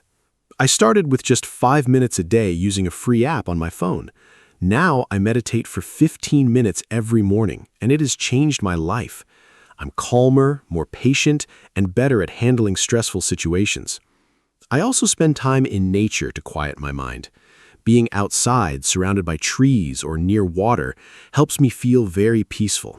Nature is a free, powerful tool for mental rest. Do you spend time in nature, Anna? Yes, and I think nature is one of the most underrated forms of self-care. Being outside in a park, a forest, or near the sea, it does something magical to the body and mind. My stress level drops very quickly when I am in nature. Even sitting in a garden or near a plant at home helps. I read that spending just 20 minutes in nature lowers the stress hormone cortisol in your body. That is a scientific fact. I try to visit a park or a natural space at least a few times a week. In winter, when it is cold, even just opening a window and listening to birds helps me feel connected to the natural world. Mark, let's talk about hobbies now. Are hobbies a form of self-care? Yes, definitely. Hobbies are wonderful self-care. A hobby is something you do purely for enjoyment, not for money or achievement. When you do a hobby, you enter a special mental state where you are fully focused and time seems to fly. Psychologists call this flow. It is very good for your brain and your mood. My hobbies are reading, cooking new recipes, and playing chess. When I cook something creative, I feel relaxed and proud at the same time. Reading takes me to different worlds and gives my own worries a rest. Chess challenges my mind in a fun, low-stakes way. I think everyone needs at least one hobby that they do just for the pleasure of it. A hobby says, I matter. My joy matters. What are your hobbies, Anna? My hobbies are painting, reading, and gardening. Painting is my favorite form of self-care. When I paint, I forget everything else. There is no past, no future, just the colors and the canvas in front of me. It is like meditation with paint. I am not a professional artist. My paintings are simple and sometimes messy, but that does not matter at all. The process is what heals me, not the result. Gardening is also wonderful. I have a small balcony with pots of flowers and herbs. Watering them, watching them grow, touching the soil, it is all very calming and grounding. There is something very beautiful about caring for living things. And reading, of course, is a daily treat. Mark, do you think self-care looks different for everyone? Absolutely. Self-care is very personal. What works for one person might not work for another. For example, some people feel recharged after spending time with friends. Being social gives them energy. Those people are called extroverts. But for introverts, people who get energy from being alone, socializing can be tiring. Their self-care might mean spending quiet time alone at home. Neither is wrong, they're just different. This is why I think it is important to know yourself. What actually makes you feel better? Not what you think should make you feel better, or what your friend says works for them. What works for you in your life? It takes some trial and error to figure that out. Have you always known what self-care works for you, Anna? No, it took time. When I was younger, I didn't really think about self-care at all. I just pushed through every day doing what I had to do. I didn't rest properly, I didn't eat well, I didn't have many hobbies. I thought that was normal life. Then I went through a very stressful period, a lot of pressure at work and some personal problems. I felt completely exhausted and empty. That was my wake-up call. I started paying attention to what made me feel better and what made me feel worse. Slowly, I built my self-care habits. It was like building a house, one brick at a time. Now I have a solid routine that really supports me. I think sometimes we need a difficult period to understand the importance of taking care of ourselves. Did you have a wake-up call like that, Mark? Yes, I did. Mine came about 4 years ago. I was working very long hours at my job. I was sleeping very little, skipping meals, not exercising, and seeing my friends almost never.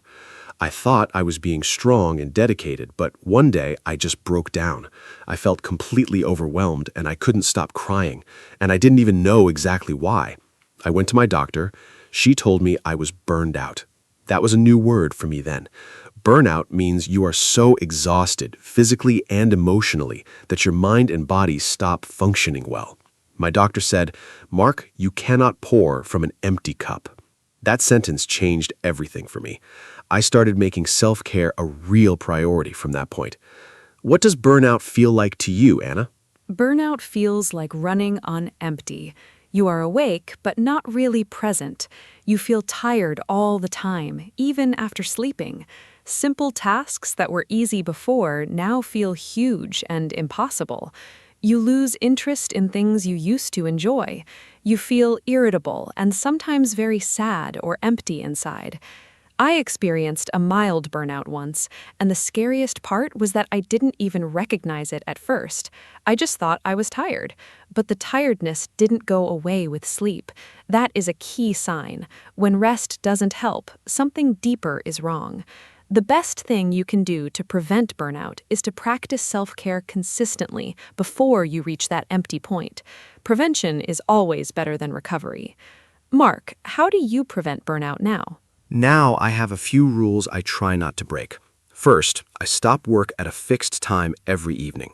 Work does not follow me into the evening or weekend unless there is a real emergency. Second, I take all my annual holiday days. Before, I used to skip holidays to work more.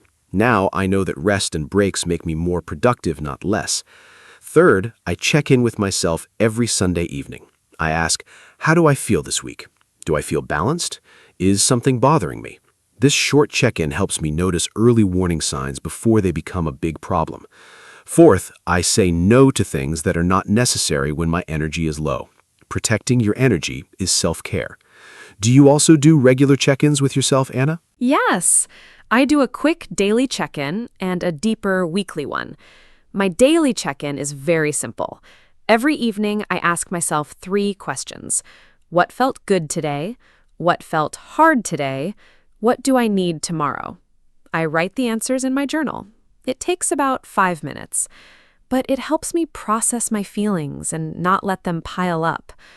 The weekly check-in is a little longer. I look at how I slept, how I ate, how I moved, how I connected with people. I ask, is anything out of balance? Did I spend time on things I enjoy? The weekly check-in also helps me plan self-care for the next week. I think many people wait for the weekend to recover from a bad week, but it is better to manage your well-being all week long. Let's talk about social connection, Mark.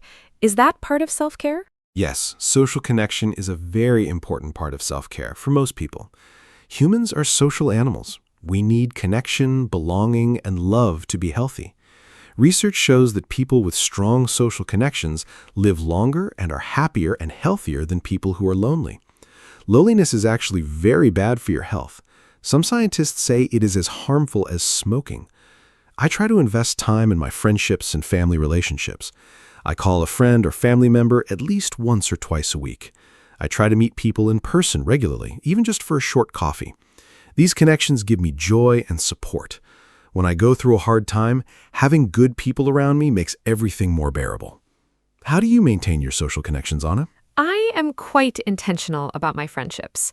I have a small group of close friends, and I prefer deep connections over many shallow ones. I have a regular phone call with my best friend every Thursday evening. We have been doing that for 3 years. Even if we are both busy, we protect that time. I also have a small group of friends, 4 of us, and we meet for dinner once a month. Those evenings are always wonderful. We laugh, we talk honestly, we support each other. I also believe in the quality of connection, not just the frequency. A 2-hour honest conversation with a good friend is worth more than 10 quick text messages. Mark, what about alone time? Is being alone also part of self-care? Absolutely. Alone time is essential self-care, especially for introverts like me. I need regular alone time to recharge. After spending a lot of time with people, even people I love, I feel drained and I need quiet time to recover. Loneliness is not the same as alone time. Loneliness is when you want connection but don't have it. Alone time is when you choose to be by yourself to rest and restore your energy. I love spending Sunday mornings alone. I make a good breakfast, I read, I go for a quiet walk, no calls, no plans, just myself and my thoughts. That alone time fills me up for the week. I think in our very connected social world, many people are afraid to be alone, but learning to enjoy your own company is a great form of self-care. Do you enjoy alone time, Anna? Yes, I really do. I am somewhere between an introvert and an extrovert. I love people, but I also deeply need my quiet time. I think of alone time as a gift I give to myself. In those moments, I can think freely, create, relax, and simply be myself without any performance or effort. One of my favorite alone time activities is long baths.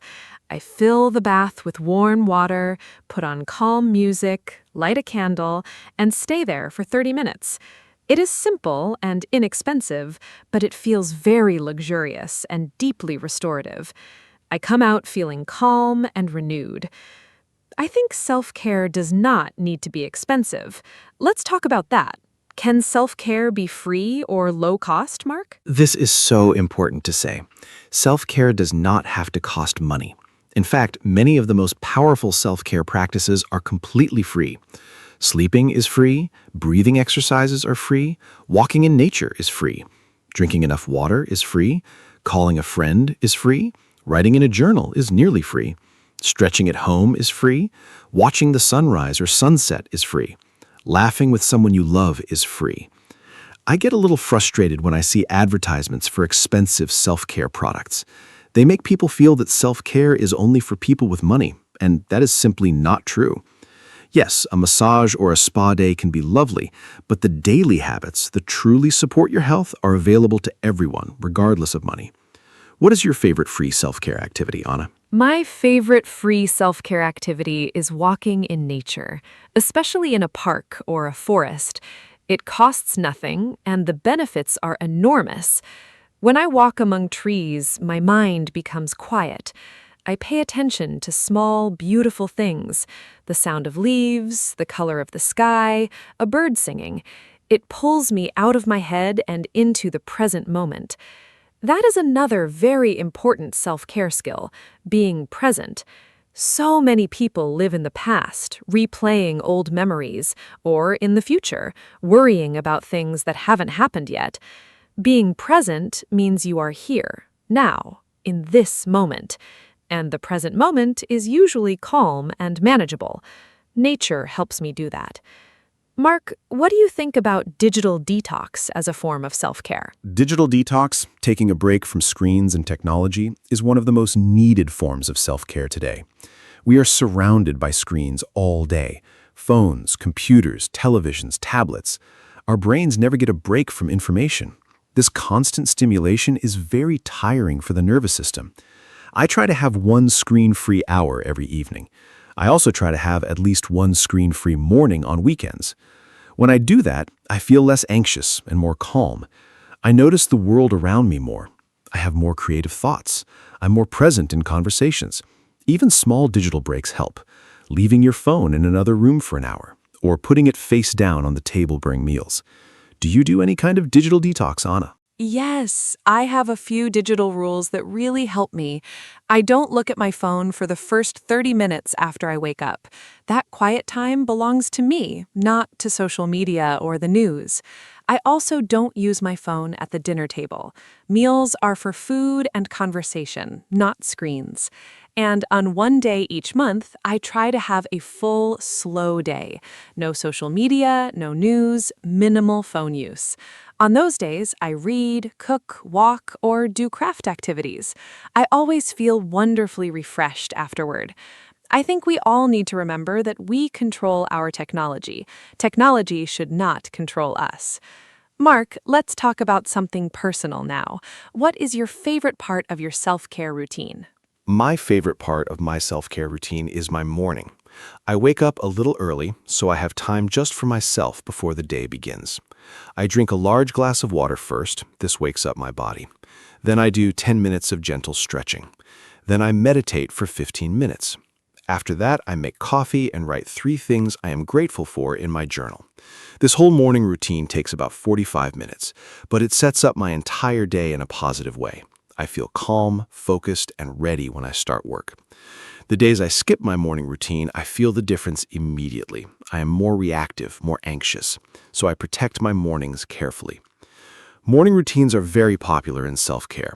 Do you have one, Anna? Yes, my morning routine is very important to me. Mine is a little different from yours, but it also starts with quiet time. I wake up, and before getting out of bed, I take 3 deep, slow breaths. Then I sit with my tea for 5 minutes in silence. After that, I write in my journal, just a few sentences about how I feel and what I want from the day. Then I wash my face with cold water, which wakes me up beautifully.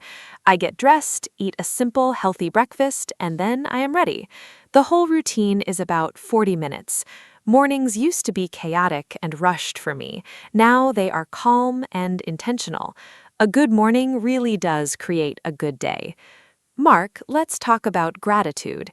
Is gratitude a form of self-care? Yes. Gratitude is a beautiful and powerful form of self-care. When we practice gratitude, we train our brain to notice what is good in our lives, instead of always focusing on what is missing or wrong. Research shows that people who regularly practice gratitude feel happier, sleep better, and have stronger relationships.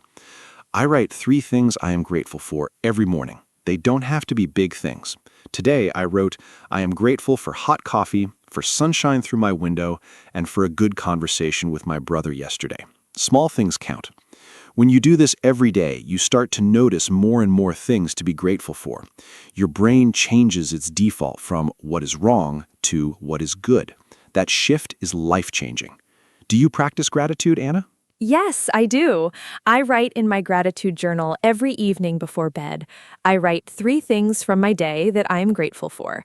Even on difficult days, and there are difficult days, I can always find 3 things. Maybe I am grateful that the day is over and tomorrow is a new start. Maybe I am grateful for a kind stranger who smiled at me. Maybe I'm grateful for my health. Gratitude helps me end the day on a positive note, which helps me sleep better too.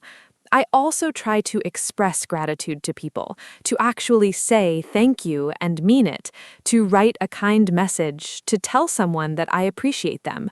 Gratitude shared with others is even more powerful. It connects people and creates warmth. Mark, how do you think we can build self-care habits and actually keep them? Building and keeping self-care habits is all about starting small and being consistent. Many people try to change everything at once. They want to exercise every day, meditate, eat perfectly, sleep 8 hours, journal, and read all from Monday. That is too much change, too fast. The brain resists big, sudden changes. Instead, start with one small habit. Do it for 2 weeks, then add another. Small steps over time create big changes. I also suggest habit stacking, attaching a new habit to something you already do. For example, I do my stretching right after I brush my teeth in the morning. It's connected to an existing habit, so I almost never forget it. Another tip, track your habits on a simple calendar. Seeing your progress is very motivating. What is your best tip for keeping habits, Anna? My best tip is don't aim for perfect, aim for consistent. Many people stop their self-care habits after one bad day. They miss one morning walk and think, I failed, the habit is broken. But that is not true. One missed day is not a failure. What breaks a habit is giving up completely after a small slip. So I tell myself, missing once is an accident, missing twice is a choice. So if I miss my morning routine one day, I make sure to do it the next day. I also keep my self-care habits very simple. The simpler the habit, the easier it is to maintain even on hard days. On a very bad day, my morning routine shrinks to just the tea and 3 breaths. That's still self-care. Something is always better than nothing. Mark, any final thoughts before we close? Yes. I want to leave our listeners with this final thought. Self-care is not a luxury. It is a necessity. It is not something you do when you have extra time. It is something you make time for because your health and well-being are worth it. You are worth it. Start today, not next Monday, not next month, today. Pick one small self-care action. Maybe it's drinking a glass of water right now. Maybe it's stepping outside for 5 minutes. Maybe it's calling someone you love. One small action is a beginning, and every great journey begins with one small step. I want to thank our wonderful listeners for spending this time with us. Thank you, Anna, for another beautiful conversation. I really enjoyed it. Take care, everyone. Thank you so much, Mark. This was truly a wonderful conversation, full of warmth and practical ideas. And a huge, heartfelt thank you to all of you listening. I hope this episode reminded you that you deserve care, your own care first. Please don't wait for a crisis to start taking care of yourself. Start now with something small and gentle. Remember, self-care is not selfish, it is not lazy, and it does not need to be expensive. It's simply choosing yourself every day in small and loving ways. If today's episode helped you, please share it with someone who might need it. And come back next time for more friendly English conversations. Until then, be kind to yourselves. Goodbye and take care. From me, Anna. Hello, everyone. Welcome to our podcast. My name is Anna, and I am so happy you are here with us today. This podcast is made for beginner English learners, and every episode is simple, fun, and useful. Today, we have a really wonderful topic. We are going to talk about books. Reading is one of the best things you can do, and talking about books is very common in English. What is your favorite book? What kind of books do you like? Do you read every day? These are all great conversation questions. I am joined by my fantastic co-host, Mark. Mark loves books too. Mark, say hello and tell us, are you a big reader? Hello, hello. Thank you, Anna. Hi to all our wonderful listeners. Yes, I am absolutely a big reader. Books have been a huge part of my life since childhood. Today's topic makes me very happy because I love talking about books almost as much as I love reading them. Books are a fantastic topic for English learners because the vocabulary is practical and useful. You can talk about books at school, at work, or with a friend over coffee. Anna and I will share our favorite books, talk about genres, and give you lots of useful phrases. By the end of this episode, you will talk about books naturally. Let's go. Okay, let's start with the most important question. What is your favorite book? This is one of the most common questions people ask. In English, you can ask it in different ways. What is your favorite book? Or what book do you recommend? Or what are you reading right now? To answer, you say, my favorite book is, or I really love, or I recommend. You can also say why. I love it because the story is exciting, or the characters are very interesting. Mark, what is your favorite book? Tell our listeners. Make it sound interesting so everyone wants to read it. Great question. My absolute favorite book is The Alchemist by Paulo Coelho. It is a short novel, not very long, but it is incredibly powerful. The story follows a young shepherd boy named Santiago who travels from Spain to Egypt looking for treasure, but the real journey is inside him. He learns about following your dreams, listening to your heart, and finding your purpose in life. The language is simple and beautiful, which makes it perfect for English learners too. I have read it 3 times. Every time I read it, I find something new. It gives me a feeling of hope and motivation. I genuinely recommend it to everyone. Anna, what is your favorite book? Oh, I love The Alchemist too. My absolute favorite book is Anne of Green Gables by Lucy Maud Montgomery. It is a classic novel about a young orphaned girl named Anne who goes to live with an older brother and sister on a farm in Canada. Anne is funny, creative, imaginative, and full of life. I first read this book when I was 10 years old, and I have loved it ever since. It is warm, funny, and very heartfelt.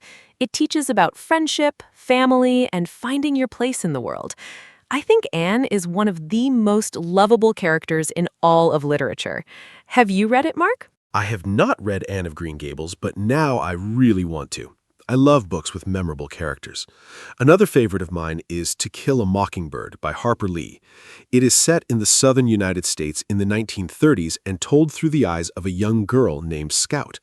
Her father, Atticus Finch, is a lawyer who defends a man wrongly accused of a crime. The book is about justice, courage, and doing what is right even when it is difficult. It is beautifully written and very moving. It is considered one of the greatest American novels ever written.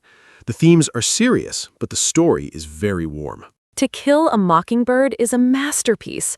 Atticus Finch is one of the most admirable characters in literature. Now let's talk about different types of books, because there are many. Genres means categories.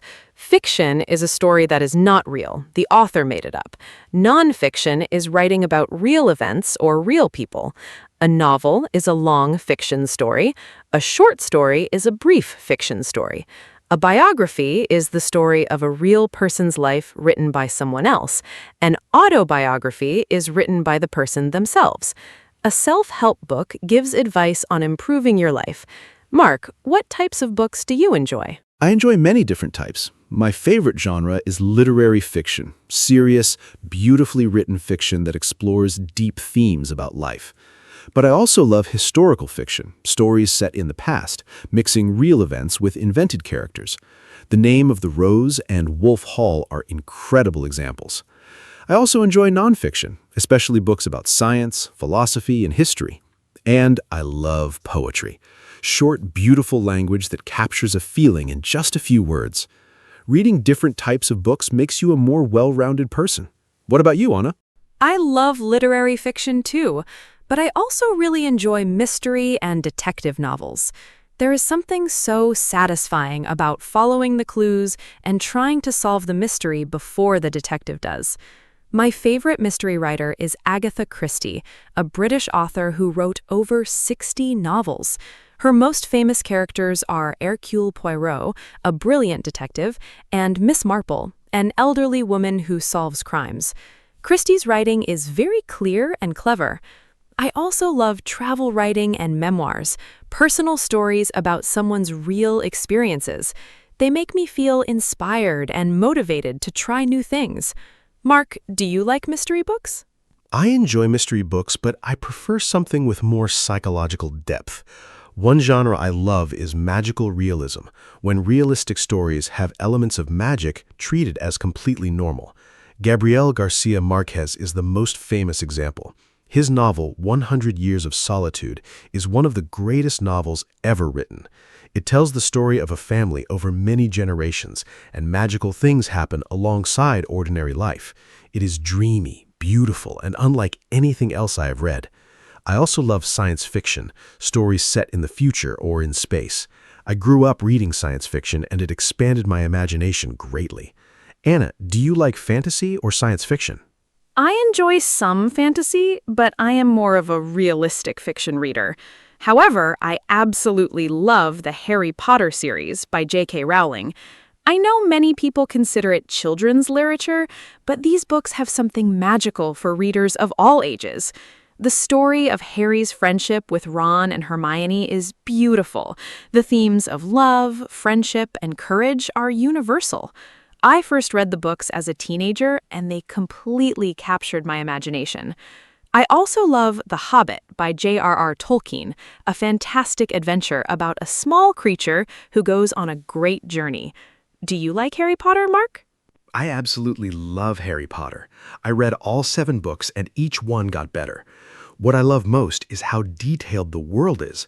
Rowling created an entire universe with its own rules, history, and magic. The characters feel so real. The friendship between Harry, Ron, and Hermione is one of the most heartwarming things in literature. I also love The Lord of the Rings by Tolkien, a magnificent epic about friendship and the struggle between good and evil. Tolkien basically invented the modern fantasy genre. The world of Middle-earth feels completely real. Great fantasy novels are deeply human stories. Great fantasy novels are deeply human stories. So true. Now, let's learn vocabulary for describing a book. These words are very useful. A plot is the story, what happens. A character is a person in the story. The setting is the place and time. A theme is the main idea or message. A chapter is a section of the book. The author wrote the book. A narrator tells the story. A sequel is the next book in a series. Mark, can you give some example sentences using these words so our listeners can practice? Here are natural example sentences. The plot is very exciting. Something surprising happens in each chapter. My favorite character is the main hero. He's brave, kind, and funny. The setting is Paris in the 1920s. The main theme is about finding courage when life is difficult. I finished the last chapter at midnight. I could not put it down. The author writes in a very clear style, which makes the book easy to enjoy. The narrator is a child, which gives a fresh perspective. I loved this book so much, I immediately bought the sequel. Try using these words in your own sentences. Those example sentences are wonderful. Now let's talk about recommending a book. Some great phrases. You should read this book. It is amazing. I really recommend it. I could not stop reading. This book changed my life. I could not put it down. This means it was too exciting to stop. It's a real page-turner. So exciting you keep turning pages. This book made me laugh and cry. The ending completely surprised me. The writing is beautiful. Mark, can you give some phrases for describing a book you did not enjoy? Sure, sometimes a book is not right for you, and that's okay. Here are some honest phrases. I did not enjoy this book. It was too slow for me. The characters felt a little flat. Flat means not deep or realistic. I could not connect with the main character. The plot was too complicated to follow. It was not my genre, so maybe that's why I didn't love it. It wasn't the right time for me to read it. I might try again when I'm in the right mood. Being honest about books is perfectly fine. Not every book is for everyone, and that's okay. It was not the right time for me. I love that phrase. Sometimes we read a book at the wrong time in our lives and it does not connect. But if we read it later, it becomes a favorite. Now let's talk about reading habits. In English, you talk about habits using usually, always, sometimes, and never. For example, I usually read before bed. I always have a book in my bag. I sometimes read on the bus. I never read when I am very tired. Mark, tell our listeners about your reading habits. When and where do you like to read? I try to read every day, even for 20 minutes. Reading before bed is my favorite habit. It helps me relax and fall asleep. My favorite place to read is in a comfortable armchair by the window with a cup of tea. I also love reading in a park when the weather is nice. I always have a book with me, on my phone as an e-book or a paperback in my bag. I read a mix of fiction and nonfiction throughout the year. I usually read about 20 books per year and track them in a little notebook. What about you, Anna? I read every night before bed, too. It helps my mind slow down after a busy day much better than looking at a phone.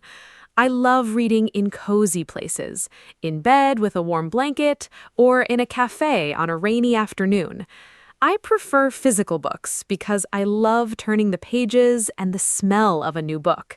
There is a special word for the smell of old books. It is called bibliosmia. Is that not a wonderful word? Mark, do you prefer ebooks or physical books? Bibliosmia. I love that word. I enjoyed both formats.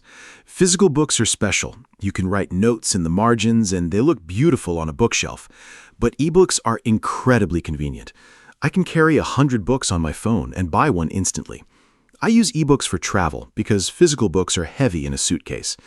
I also listen to audiobooks when I am cooking or exercising. Audiobooks are books read aloud, fantastic for language learners because you hear correct pronunciation and natural English. Audiobooks are amazing for language learning. You pick up vocabulary and pronunciation just by listening. Now let's do a quiz. I will describe a famous book, and Mark will guess the title. Listeners, you can try to guess too. Ready? Here is the first one. This book is about a young boy who receives a letter saying he is accepted at a special school for magic. He did not know he was a wizard. He makes two best friends and fights against a powerful, evil enemy. It is a very famous series of 7 books. Mark and listeners, what is it? This book is loved by children and adults all over the world. That is easy. Harry Potter by J.K. Rowling. The first book is Harry Potter and the Philosopher's Stone. Almost everyone in the world knows this story. Okay, here's one from me. A young girl falls asleep in a forest and enters a magical underground world. She meets very strange creatures. She plays cards with a queen who shouts, "Off with their heads," at everyone. When she wakes up, it was all a dream. Anna, what is the title? Listeners, think carefully. It was written by a British author in the 1800s and is a beloved classic. That is Alice's Adventures in Wonderland by Lewis Carroll. I love that story. Alice is so brave and curious. Here's one more for our listeners. A poor young woman in 19th century England works as a governess. She falls in love with her employer, a mysterious man named Mr. Rochester. But there is a terrible secret hidden in the house. It is a story of love, independence, and strong moral values. This is one of the most famous novels in English literature. Mark and listeners, what is the title? Take a guess. Jane Eyre by Charlotte Bronte. What a magnificent novel. Jane is one of literature's greatest heroines, so independent and self-respecting. The famous line, "Reader, I married him," is one of the most celebrated sentences in English literature. Okay, last quiz question from me. A pilot crashes his plane in the desert and meets a little boy from a tiny planet in space. The boy asks deep and simple questions about love and friendship. The book has beautiful, simple drawings. Anna, what is it? The Little Prince by Antoine de Saint-Exupéry, one of the most beautiful books ever written. It is the most translated book in history after the Bible. The most famous line is, "What is essential is invisible to the eye." The most important things, like love and friendship, cannot be seen, only felt in your heart. It sounds like a children's book, but is full of deep wisdom for adults. I first read it at school and did not fully understand it. I read it as an adult and cried. That is the sign of a truly great book. Mark, have you cried reading a book? Yes, I have cried reading books. Crying means the author really connected with your emotions. The book that made me cry most was The Road by Cormac McCarthy, about a father and son surviving in a destroyed world. The love between them is overwhelming to read. I also cried at Of Mice and Men by John Steinbeck, a short but devastating novel about friendship and broken dreams. And I always get emotional at Charlotte's Web, a beautiful children's book about a spider who saves her friend. Truly heartbreaking. Anna, have you cried reading a book? Yes, books make me cry more than films. A Little Life by Hanya Yanagihara made me cry the most. It is a very emotional novel about four friends in New York City. One of them has a very difficult and painful life. I also cried reading The Kite Runner by Khaled Hosseini, about friendship, guilt, and redemption set in Afghanistan. And I always cry at Bridge to Terabithia, a children's novel about two best friends. Books that make you feel deeply are the ones you remember forever. Mark, what book has made you laugh the most? Three Men in a Boat by Jerome K. Jerome makes me laugh the most. It's a comic novel from 1889 about three friends and a dog on a boat trip. Everything goes wrong in the funniest way. The writing is brilliantly witty and still feels modern. I also love Terry Pratchett's Discworld series, hilarious fantasy novels set on a flat world carried through space on a giant turtle. And The Hitchhiker's Guide to the Universe by Douglas Adams, a hilarious story about a man who accidentally travels across the universe. Incredibly funny. Now let's talk about children's books. Great children's books teach kids about empathy, courage, and imagination. They are also wonderful for adult English learners because the vocabulary is clear and simple. My favorite children's book is The Very Hungry Caterpillar by Eric Carle, a picture book about a caterpillar who eats lots of food and eventually becomes a beautiful butterfly. A beautiful message about growth. I also love Matilda by Roald Dahl, a story about a brilliant girl with magical powers who loves reading. Mark, what are your favorite children's books? Children's books are magical. My favorite is Where the Wild Things Are, a picture book about a naughty boy named Max who travels in his imagination to a land of wild monsters, but he misses home and returns. It's about imagination, home, and love. I also love all of Roald Dahl's books. Charlie and the Chocolate Factory, James and the Giant Peach, The BFG, and Fantastic Mr. Fox are all brilliant. Dahl wrote stories that are exciting, funny, and slightly dark, perfect for children and adults alike. Reading Dahl in English is great practice. Roald Dahl is absolutely a genius. Now let's talk about something practical, how reading in English can improve your skills. When you read in English, you see new vocabulary in real sentences.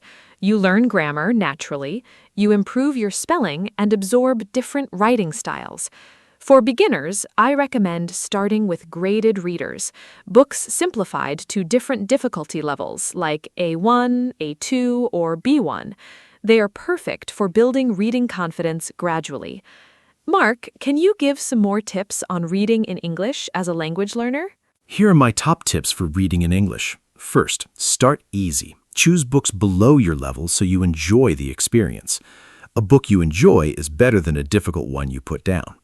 Second, when you find a new word, guess the meaning from context before checking a dictionary. Third, read a little every day. Even 10 minutes is enough. Fourth, keep a vocabulary notebook for interesting new words. Fifth, try reading a book you already know in your language. The familiar story helps your brain fill in gaps. Happy reading, everyone! Those are fantastic tips. Starting easy is so important. Many learners choose difficult books and feel discouraged. Now let's talk about more book genres. Romance, stories about love, thriller, exciting stories full of danger, horror, scary stories, science fiction, stories about the future or space, biography, the real-life story of a famous person, travel writing, books about journeys in different places, self-help, books with advice for improving your life.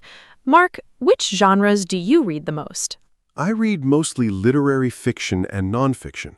For nonfiction, I love books about history, science, and psychology.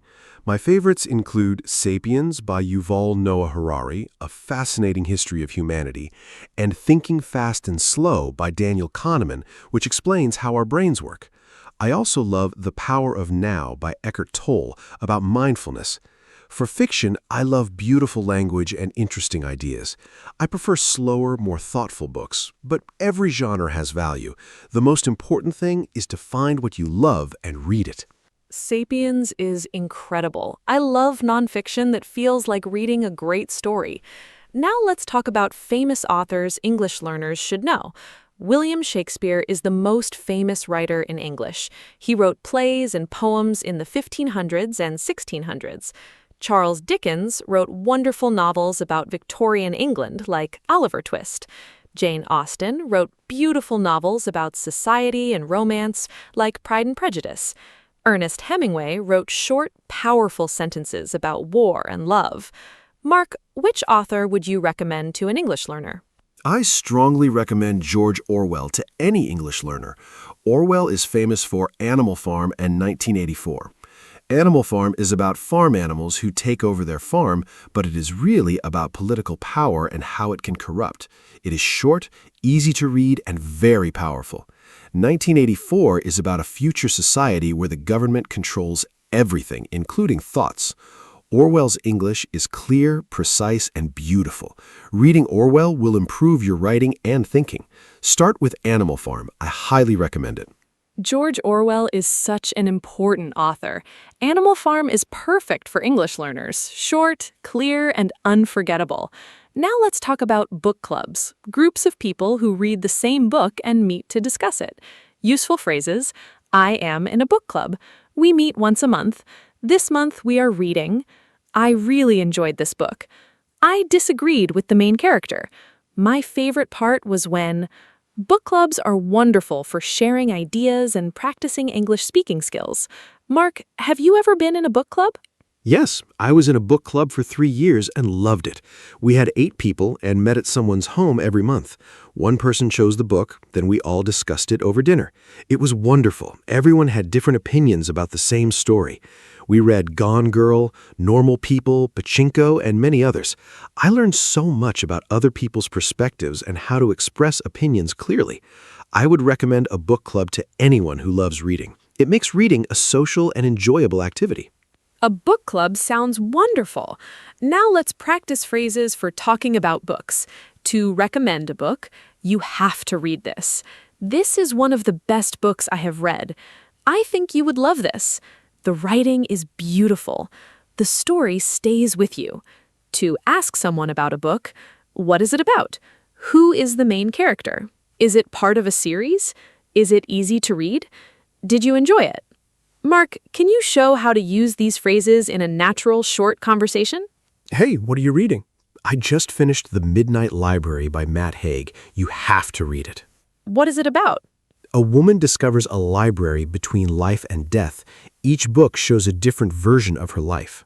That sounds amazing. Is it easy to read? Yes, very. The writing is beautiful and the story stays with you. Is it part of a series? No, just one book. Is it available as an ebook? Yes, I think you will love it. It makes you think about your own choices. Very natural book conversation. That conversation is perfect. The Midnight Library is a wonderful recommendation. I love books that make you think about your own life. Now I want to talk about something very interesting: how books can change your life. A good book can teach you things, change how you see the world, help you understand other people, and even inspire you to make important changes. Have you ever read a book that genuinely changed your life, Mark? I think this is a beautiful question for our listeners to think about too. What book has changed how you see things or how you live? Man's Search for Meaning by Viktor Frankl completely changed my perspective on life. Viktor Frankl survived Nazi concentration camps and wrote about finding meaning even in terrible suffering. The book teaches that we cannot control everything that happens, but we can always choose how we respond. That idea changed how I handle difficulties. I also love Meditations by Marcus Aurelius, personal thoughts about discipline, kindness, and living a good life.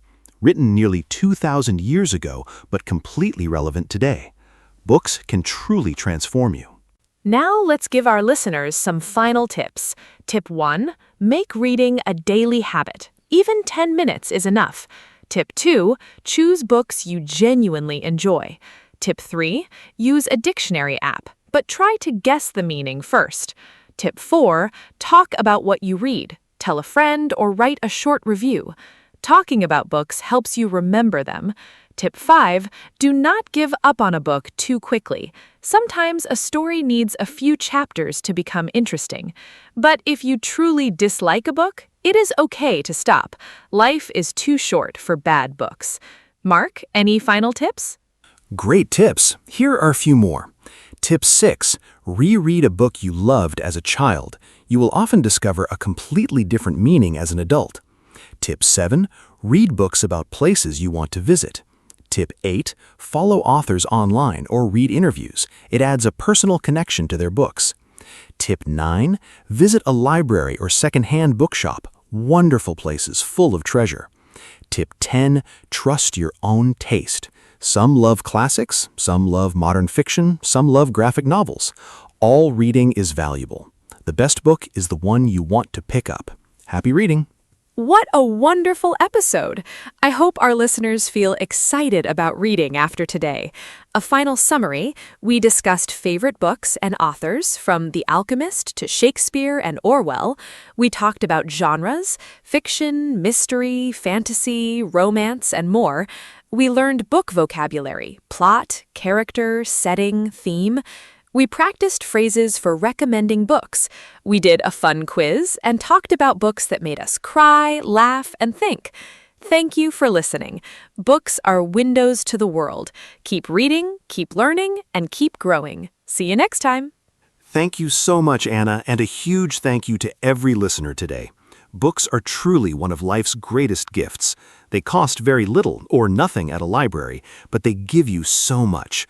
New worlds, new ideas, and new understanding of yourself and others. If you are learning English, books are one of your most powerful tools. Start with something simple and enjoyable. Read a little every day and watch your English grow. Share your favorite books with a friend learning English. It is a wonderful conversation starter. Take great care of yourselves. Keep reading, and goodbye. Hello, everyone. Welcome to our podcast. My name is Anna, and I am so happy you are here with us today. This podcast is made for beginner English learners, and every episode is simple, fun, and really useful. Today, we have a very special and romantic topic. We are going to talk about getting married. Marriage is something that almost everyone thinks about at some point in life. Whether you are planning your own wedding, attending one as a guest, or just curious, there is so much to talk about and so much useful English vocabulary to learn. I am joined by my wonderful co-host, Mark. Hello, hello. Thank you, Anna. Hi to all our fantastic listeners. I feel very happy about today's topic. Marriage and weddings are wonderful subjects because they are full of joy, tradition, and really interesting vocabulary. Today, Anna and I are going to talk about proposals, engagement, planning a wedding, the wedding ceremony itself, honeymoons, and married life. We will also share lots of useful English words and phrases so you can talk about marriage and weddings with confidence. Whether you are married, single, or somewhere in between, I think you will enjoy this episode and learn a lot of practical English along the way. So let's start this beautiful journey together. Let's go! Let's start from the very beginning. What does getting married mean? When two people decide to spend their lives together officially and legally, they get married. In English, we use different phrases for this: to get married, to marry someone, or to tie the knot, a popular informal expression meaning to get married. The person you marry is your husband if they are a man, or your wife if they are a woman. Together, you are a married couple, and you call each other spouses or partners. A marriage is the relationship itself, and a wedding is the ceremony and celebration. Mark, what other important basic words do beginners need to know about the topic of marriage? Great starting point. Here are more important basic words for this topic. Single, not in a romantic relationship or not married. Dating, spending time with someone you are romantically interested in. Boyfriend or girlfriend, a romantic partner before marriage. Engaged, when two people have decided to get married but have not had the wedding yet. Fiancé, a man who is engaged. Fiancée, a woman who is engaged. Divorced, when a married couple legally ends their marriage. Remarried, getting married again after a previous marriage ended. Those words are so useful. Now let's talk about the first step toward marriage, the proposal. A proposal is when one person asks the other person to marry them. The classic question is, "Will you marry me?" This is one of the most romantic and important sentences in English. Traditionally, the person proposing gets down on one knee. This means kneeling on one knee on the ground. They often hold up an engagement ring, a special ring given as a symbol of the promise to get married. Proposals can be very private and intimate, or very public and dramatic.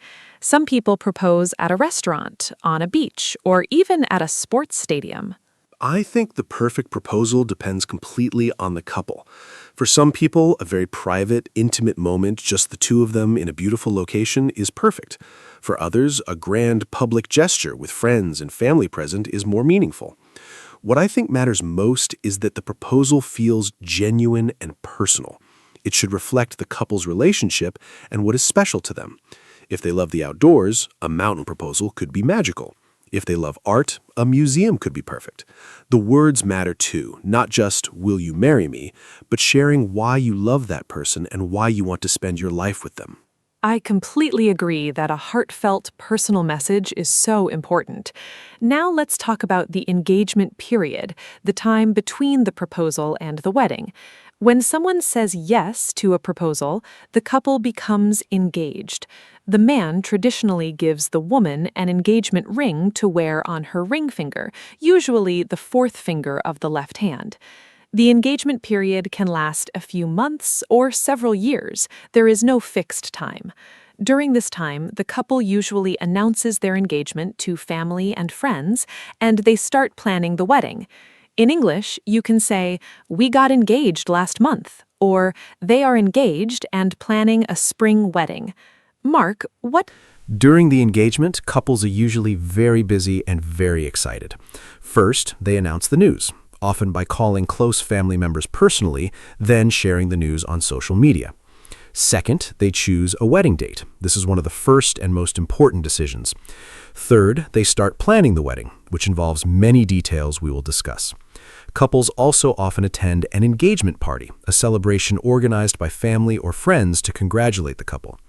Some couples choose to do pre-marriage counseling or premarital classes, meeting with a counselor or religious leader to talk about important topics like finances, communication, and family goals before marriage. Pre-marriage counseling sounds like a very wise idea.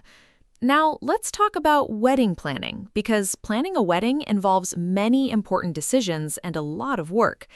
The first major decision is the type of wedding you want.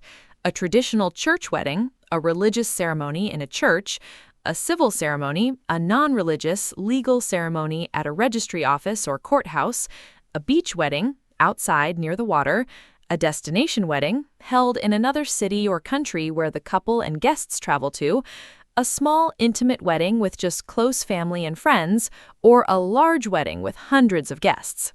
There are so many decisions to make when planning a wedding. I think the most important ones are, first, the guest list. Who will you invite? A small, intimate wedding or a large celebration? This decision affects the venue, the budget, and many other choices. Second, the budget. How much money can you realistically spend? Weddings can range from very affordable to extremely expensive, and setting a clear budget early helps avoid financial stress later. Third, the venue, the place where the wedding will happen. Fourth, the date, season, day of the week, and availability of the venue. And fifth, the overall style or theme, elegant and formal, relaxed and casual, traditional or modern. A clear budget is so important. Weddings can become very expensive very quickly. Now let's talk about the people who play special roles in a wedding. The bride is the woman getting married. The groom is the man getting married. The best man is the groom's closest friend or brother who helps organize and supports the groom on the wedding day. The maid of honor, or chief bridesmaid, is the bride's closest friend or sister. She helps the bride prepare and organize. Bridesmaids are female friends or family members who help and support the bride. Groomsmen, or ushers, help organize guests and support the groom. Sure. The best man has a very important job. He organizes the bachelor party, also called a stag party in British English, a celebration for the groom and his male friends before the wedding. On the wedding day, the best man holds the wedding rings until the right moment in the ceremony, gives a speech at the reception, the wedding party after the ceremony, and helps the groom stay calm and prepared. The maid of honor organizes the bachelorette party, called a hen party in British English, for the bride and her female friends. Bachelor party and bachelorette party, stag party and hen party in British English. Those are such useful vocabulary differences to know. Now let's talk about the wedding ceremony itself. A typical wedding ceremony has several important moments. First, the procession. The bride walks down the aisle, usually on the arm of her father or another loved one, to meet the groom at the front. The aisle is the central path between the rows of seats. Then come the vows, the promises that the bride and groom make to each other. Mark, what are wedding vows exactly, and can you give examples of what couples might say during this very special and emotional moment? Wedding vows are the promises, the most important part of the whole ceremony. Traditional vows in English include famous words like, "I take you to be my lawfully wedded husband/wife, to have and to hold from this day forward for better, for worse, for richer, for poorer, in sickness and in health, to love and to cherish, until death do us part." These traditional words are very old and very beautiful. Many modern couples also write their own personal vows, their own words expressing what they promise their partner. Personal vows can be funny, emotional, poetic, or simple, whatever feels true to the couple's relationship. You may now kiss the bride, one of the most famous sentences in English. After the kiss, the couple is officially married. Now let's talk about the wedding rings, because rings are such an important symbol in marriage. The engagement ring is given at the proposal, usually a more decorative ring, often with a diamond or other gemstone. The wedding band or wedding ring is given during the ceremony. It is usually a simple, plain metal band in gold, silver, or platinum. Both rings are worn on the ring finger of the left hand in most Western countries. In some cultures, the rings are worn on the right hand. Mark, what do wedding rings symbolize? Wedding rings are one of the most universal symbols of marriage. A ring is a circle. It has no beginning and no end. This symbolizes eternal love, love that never ends. The ancient Egyptians first used rings to symbolize eternity and everlasting love. The tradition spread through history and is now practiced in cultures all around the world. The material matters too. Gold is associated with purity and value. The act of giving and receiving a ring is a public declaration. I choose this person and I want everyone to know it. Wearing a ring every day after the wedding is a constant reminder of the promises made on that special day. A circle with no beginning and no end, eternal love. What a beautiful explanation. Now let's talk about the wedding reception, because after the ceremony comes the celebration. The reception is the party that follows the wedding ceremony. It can be held in a grand hotel ballroom, a beautiful garden, a barn, a restaurant, or any special venue. The reception usually includes a meal called a wedding breakfast in British English, even if it is served in the evening. There is also wedding cake, a decorated cake that the couple cuts together as one of their first acts as a married couple. Mark, what other things typically happen at a wedding reception? Wedding receptions are so joyful and full of wonderful traditions. After the meal, there are usually speeches. The father of the bride speaks first, expressing love and wishes for his daughter and son-in-law. Then the groom speaks, thanking everyone for coming and expressing love for his new wife. The best man speaks last and usually tells funny stories about the groom. Then comes the first dance, the couple's first dance together as husband and wife, usually to a song with special meaning to them. After that, the whole dance floor opens and everyone celebrates. There's also bouquet throwing, where the bride throws her bouquet over her shoulder and the single women try to. The bouquet throw is such a fun tradition. Now let's talk about different wedding traditions from around the world, because weddings are celebrated very differently in different cultures, and this is really fascinating. In the United Kingdom, something old, something new, something borrowed, something blue is a traditional saying. Brides try to incorporate all four things into their outfit for good luck. In India, weddings often last several days and include many elaborate rituals and celebrations. In Japan, the traditional Shinto wedding involves the couple sharing cups of sake, rice wine, to symbolize unity. Mark, do you know any other interesting wedding traditions from around the world? Wedding traditions around the world are so wonderfully diverse. In Nigeria, weddings often include a traditional ceremony where the bride serves palm wine to guests. She walks among them and gives her cup to the man she wants to marry, signaling her choice. In China, red is the traditional wedding color, symbolizing luck and happiness. The bride often wears a beautiful red dress called a qipao. In Mexico, couples are bound together with a decorative rope or floral garland called a lazo during the ceremony, symbolizing their eternal bond. In Germany, the couple traditionally saws a log in half together as their first task as husband and wife, symbolizing teamwork. Sawing a log together in Germany, what a wonderful symbol of teamwork. Now let's talk about the honeymoon. The honeymoon is a holiday or trip that newlyweds, a newly married couple, take together after the wedding. It is a time to relax, celebrate, and begin life as a married couple. The word honeymoon comes from Old English and Scandinavian traditions, and it refers to the first sweet month of marriage. Popular honeymoon destinations include tropical beaches like the Maldives or Bali, romantic cities like Paris or Venice, safari adventures in Africa, or mountain retreats. Mark, where would your dream honeymoon destination be, and what makes a great honeymoon? What a wonderful question. My dream honeymoon destination would be Japan, spending 2 weeks exploring beautiful temples, stunning landscapes, amazing food, and unique culture. I think what makes a great honeymoon is completely personal to the couple. Some couples love adventure, hiking, exploring, and discovering new places.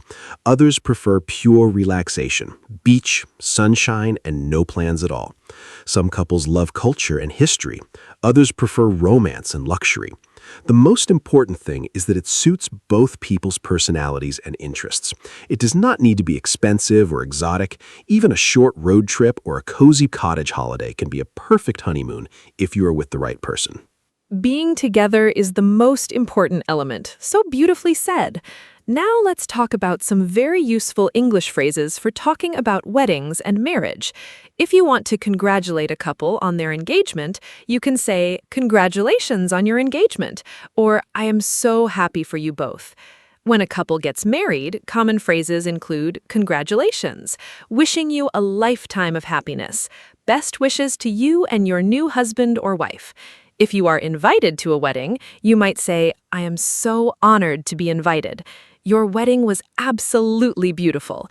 The ceremony was so moving." Mark, what other useful wedding-related phrases should our listeners know? More useful wedding phrases. When talking about plans, we are planning a spring wedding. The big day is next June. We are still deciding on the venue. We have booked the church. For describing the event, it was the most beautiful wedding I have ever attended. The bride looked absolutely stunning. The ceremony made everyone cry, happy tears. The reception was so much fun. For RSVP, responding to a wedding invitation, you might write, "I am delighted to accept your kind invitation," or "I am unfortunately unable to attend but wish you all the best." And a very common informal phrase, "When is the big day?" asking when the wedding will be. When is the big day? Such a natural and common phrase.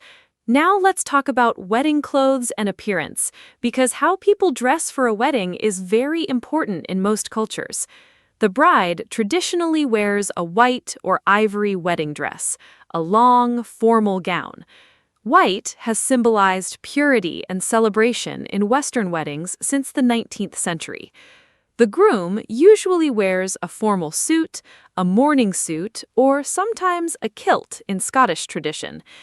Guests also dress formally for weddings, usually smart casual or formal dress codes.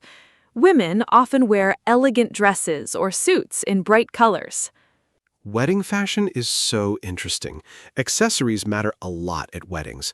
The bride often wears a veil, a thin piece of fabric over her face or hair. She carries a bouquet, a bunch of flowers chosen to match the wedding colors and theme. She might also wear a tiara or hair accessories. Flowers play a huge role in weddings. The venue is usually decorated with flowers, the bridesmaids carry smaller bouquets, and there are flowers on the wedding cake and the tables. The buttonhole or boutonniere is a single flower worn on the groom's jacket lapel, matching the bride's bouquet. Buttonhole flowers for the groom, such a lovely detail. Now I want to talk about wedding photography and videography, because capturing memories is such an important part of any wedding. A wedding photographer is hired to take professional photos throughout the day, from preparation in the morning to the final dance at the reception. A wedding videographer films the day so the couple can relive every moment. The wedding album, a collection of the best photos printed and beautifully bound, is treasured by couples for the rest of their lives. With modern technology, many couples also create wedding websites and share photos on social media. Wedding photography is incredibly important. Your wedding photos and videos are the only way you can truly revisit those moments forever. The day passes so quickly, it is often over in a blink, and photos capture every emotion, every smile, every tear of joy. Choosing a great photographer whose style you love is one of the most important wedding decisions. I think the best wedding photos feel natural and candid, capturing real moments rather than stiff, posed photos. Many couples do what is called a first look, a private moment where the groom sees the bride in her dress before the ceremony. The photos from these moments are always breathtakingly emotional. A photographer tells the story of the day. What a lovely way to think about it. Now let's talk about something practical: wedding guests. If you are invited to a wedding as a guest, there are some important things to know and do. First, RSVP promptly. Reply to the invitation quickly so the couple can plan numbers. Second, buy a wedding gift. In English, we often say, "What did you get them as a wedding gift?" Common gifts include money, items from the couple's gift list or registry, a list of items the couple has chosen that they would like, or a personal, sentimental gift. Third, arrive on time to the ceremony. Fourth, dress appropriately. Being a good wedding guest is very important. Here are more guest guidelines. Follow the dress code on the invitation. If it says formal, dress formally. Do not wear white as a guest. That is reserved for the bride. Turn your phone to silent during the ceremony. Do not take photos during the ceremony unless the couple specifically invites guests to do so. Many couples prefer an unplugged wedding, where guests put their phones away. Be present and engaged rather than on your device. If there's a seating plan, sit in your assigned seat. Eat and drink responsibly. Write a heartfelt message in the wedding card. Unplugged wedding. What a modern and lovely idea. Now let's talk about the language of marriage itself. In English, there are many idioms and expressions related to marriage and love. To pop the question, to propose marriage, to walk down the aisle, to get married, to tie the knot, to get married, the big day, the wedding day, Mr. and Mrs., the traditional title for a married couple, happily ever after, used to describe a happy marriage from fairy tales, made for each other, a couple who are perfectly matched, match made in heaven, a perfect couple. Mark, can you share more love and marriage idioms with our listeners? More love and marriage idioms. Head over heels, completely and deeply in love. To fall head over heels for someone means you fell deeply in love very quickly. The one, the perfect person for you, your ideal partner. Love at first sight, falling in love immediately when you first see someone. Soulmate, the person who is perfectly suited to you emotionally and spiritually. A match made in heaven, two people who are perfect for each other. To be on cloud nine, to be extremely happy, often used for newly engaged or married couples. To settle down, to start a stable family life after getting married. Head over heels and the one, such beautiful and common expressions. Now, let's talk about something that many couples discuss before marriage, what married life actually looks like day to day. Marriage is not just about the wedding day. It is a lifelong commitment and partnership. In a happy marriage, couples communicate openly and honestly, support each other through difficult times, share responsibilities at home, make important decisions together, and continue to show love and appreciation for each other every day. Marriage requires work, patience, and understanding from both people. Mark, what do you think are the most important ingredients for a happy and lasting marriage? I think communication is absolutely the most important ingredient in a happy marriage. Being able to talk honestly and listen patiently to your partner, especially during disagreements, is essential. Respect is also fundamental. Respecting your partner's opinions, needs, and individuality even when you see things differently. Shared values and goals, like having similar ideas about family, finances, and the future, create a strong foundation. Trust is essential too, knowing your partner is honest and reliable. Spending quality time together, not just living in the same house. Showing appreciation for small things every day. A thank you, a kind word, a thoughtful gesture, and laughter. Laughter is such a great thing. I love that saying. Now, let me ask you a fun question, Mark. If you could describe your ideal wedding in simple English, what would it look like? How many guests? Where would it be? What kind of ceremony? This is also a great practice exercise for our listeners. Try to describe your dream wedding in simple English. Use phrases like, I would like a small wedding with close family. My dream wedding would be outside, in a garden. I imagine a ceremony by the sea. I would want beautiful music and simple flowers. These are all very natural sentences for imagining your perfect day. What a wonderful question. My ideal wedding would be a small, intimate celebration. Maybe 30 to 40 guests, only close family and very dear friends. I would love an outdoor ceremony in a beautiful garden or vineyard in the countryside. Natural, green, and peaceful. The ceremony itself would be simple but deeply personal, with meaningful vows we wrote ourselves. For music, I would choose live acoustic guitar, something warm and beautiful, not too formal. After the ceremony, a relaxed outdoor meal with lots of delicious food and great conversation. No complicated formalities, just people who love each other gathered to celebrate love. Simple, genuine, and full of warmth. A small garden wedding with live acoustic guitar and homemade vows. That sounds absolutely perfect. Now, let me share mine. My ideal wedding would be small and intimate, maybe 50 guests. I dream of a ceremony by the sea with an ocean view. The dress would be simple and elegant. Lots of wildflowers, natural and beautiful. The reception would be a leisurely outdoor dinner as the sun sets, with wonderful food, heartfelt speeches, and dancing as the stars come out. No strict schedule, just pure joy.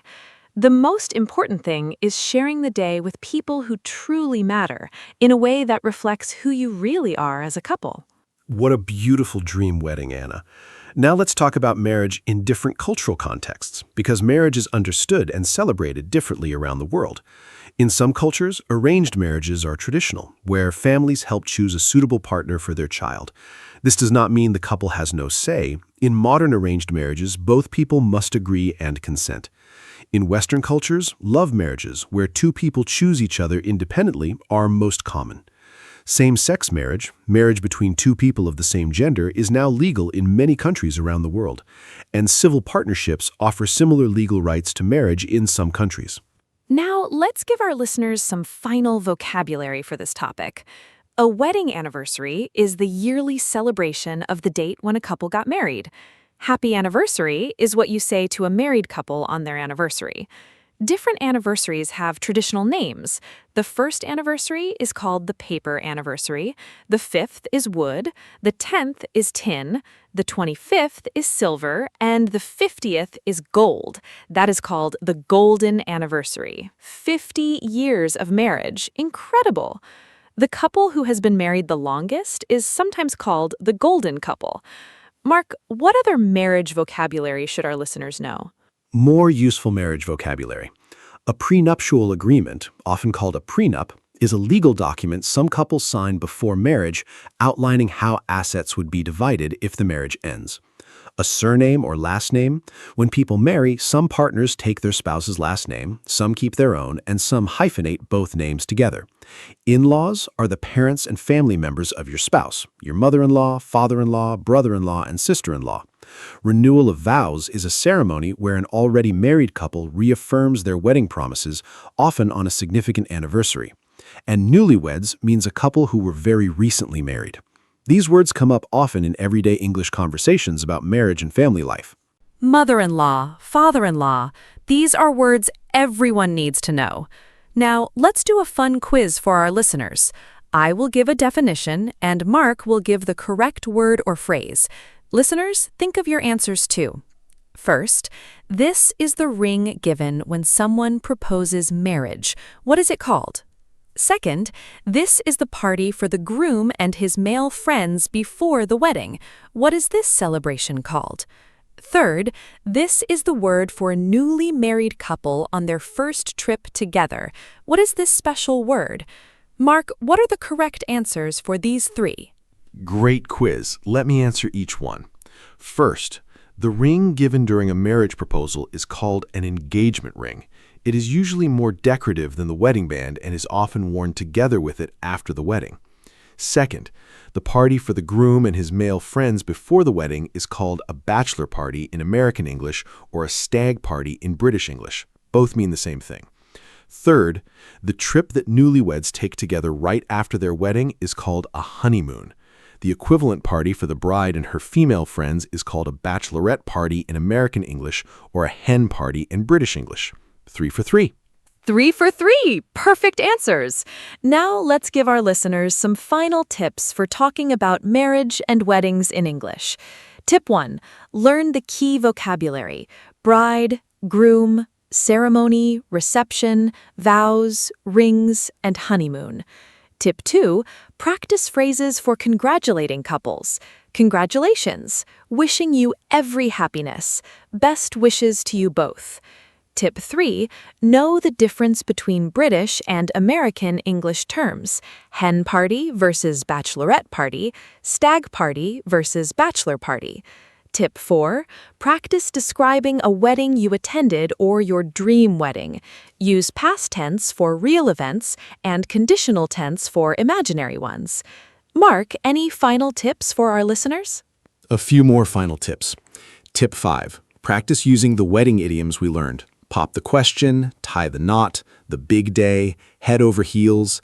These make your English sound much more natural. Tip 6. If you are attending a wedding in an English-speaking culture, remember the etiquette. RSVP promptly, dress appropriately, do not wear white, and bring a thoughtful gift. Tip 7.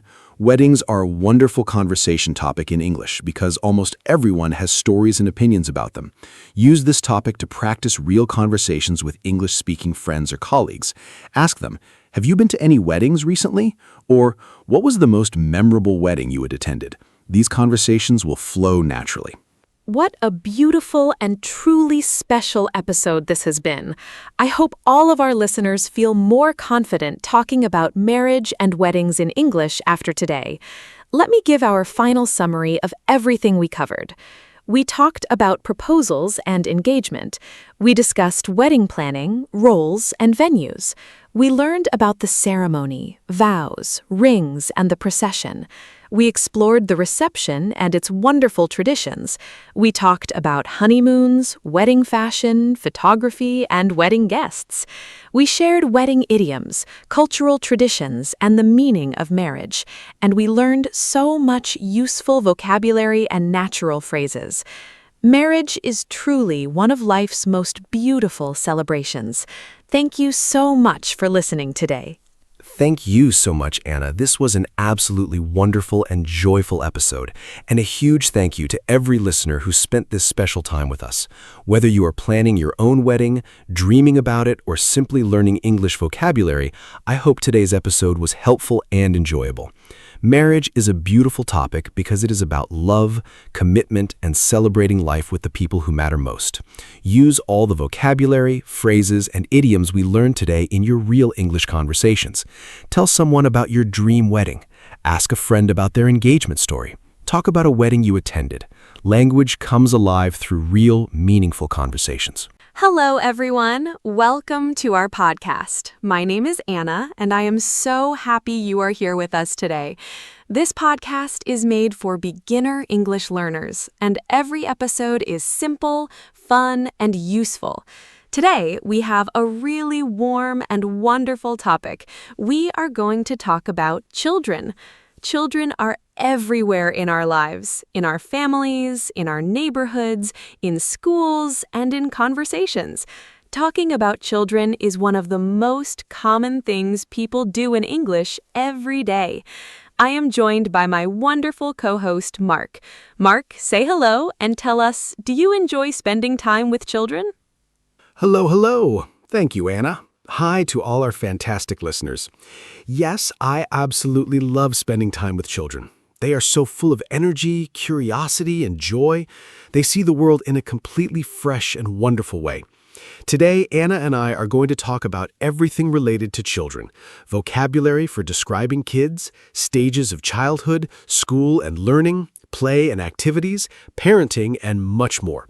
We will also give you lots of useful English phrases for talking about children naturally. By the end of this episode, you will feel very confident having conversations about children in English. Let's get started. Okay, let's begin with the basics. What do we call children at different ages in English? A baby is a very young child, usually from birth to about 1 year old. A toddler is a child who is learning to walk, usually between 1 and 3 years old. A young child is between 3 and about 7 years old. A child, or kid, these two words mean the same thing, usually refers to someone between 5 and 12 years old. A teenager is someone between 13 and 19 years old. And young person or youth is a general word for someone under 18. Mark, how do we talk about groups of children? Great question. Here are some common phrases for talking about groups and individual children. She has 3 children, talking about a parent's kids. The children are playing in the garden, a general statement. He is an only child. He has no brothers or sisters. They have twin boys, 2 boys born at the same time. My nephew is 5 years old, a brother or sister's son. My niece just started school, a brother's or sister's daughter. The baby is teething. A baby's teeth are starting to grow. She is expecting a baby. She is pregnant. They just had a baby. A baby was recently born. Those family phrases are so useful. Now let's talk about describing children's personalities and behavior, because this is something parents, teachers, and relatives talk about all the time.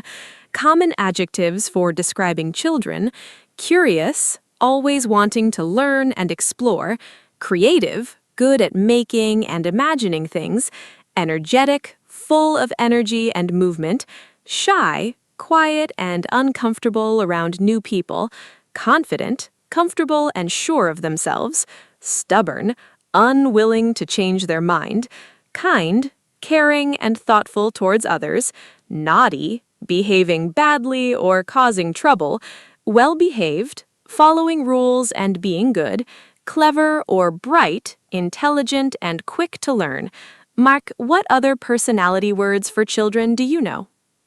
More great words for describing children. Cheerful, always happy and smiling. Sensitive, feeling emotions strongly, easily hurt or moved. Adventurous, always wanting to try new things. Imaginative, having a very creative mind. Sociable, enjoying the company of others, making friends easily. Serious, not playing or joking much, focused. Chatty, talking a lot. Quiet, not talking much. Generous, giving and sharing willingly. Caring, showing love and concern for others. You might hear phrases like, "He is such a lively little boy, full of life and energy," or "She is very mature for her age, behaves more like an older child." Going through a difficult phase. Every parent knows that expression. Now let's talk about childhood stages in more detail. Infancy is the baby stage, from birth to about 1 year. The toddler stage, 1 to 3 years, is when children learn to walk and begin speaking their first words. The preschool stage, 3 to 5 years, is when children love playing, drawing, and learning through games. Primary school age, roughly 5 to 11, is when children develop reading, writing, and social skills. And adolescence, the teenage years, is when children go through big physical and emotional changes as they become adults. That is such a thoughtful question. At the baby and toddler stage, children need love, warmth, safety, and responsive care. Parents and caregivers who respond to their needs quickly and gently.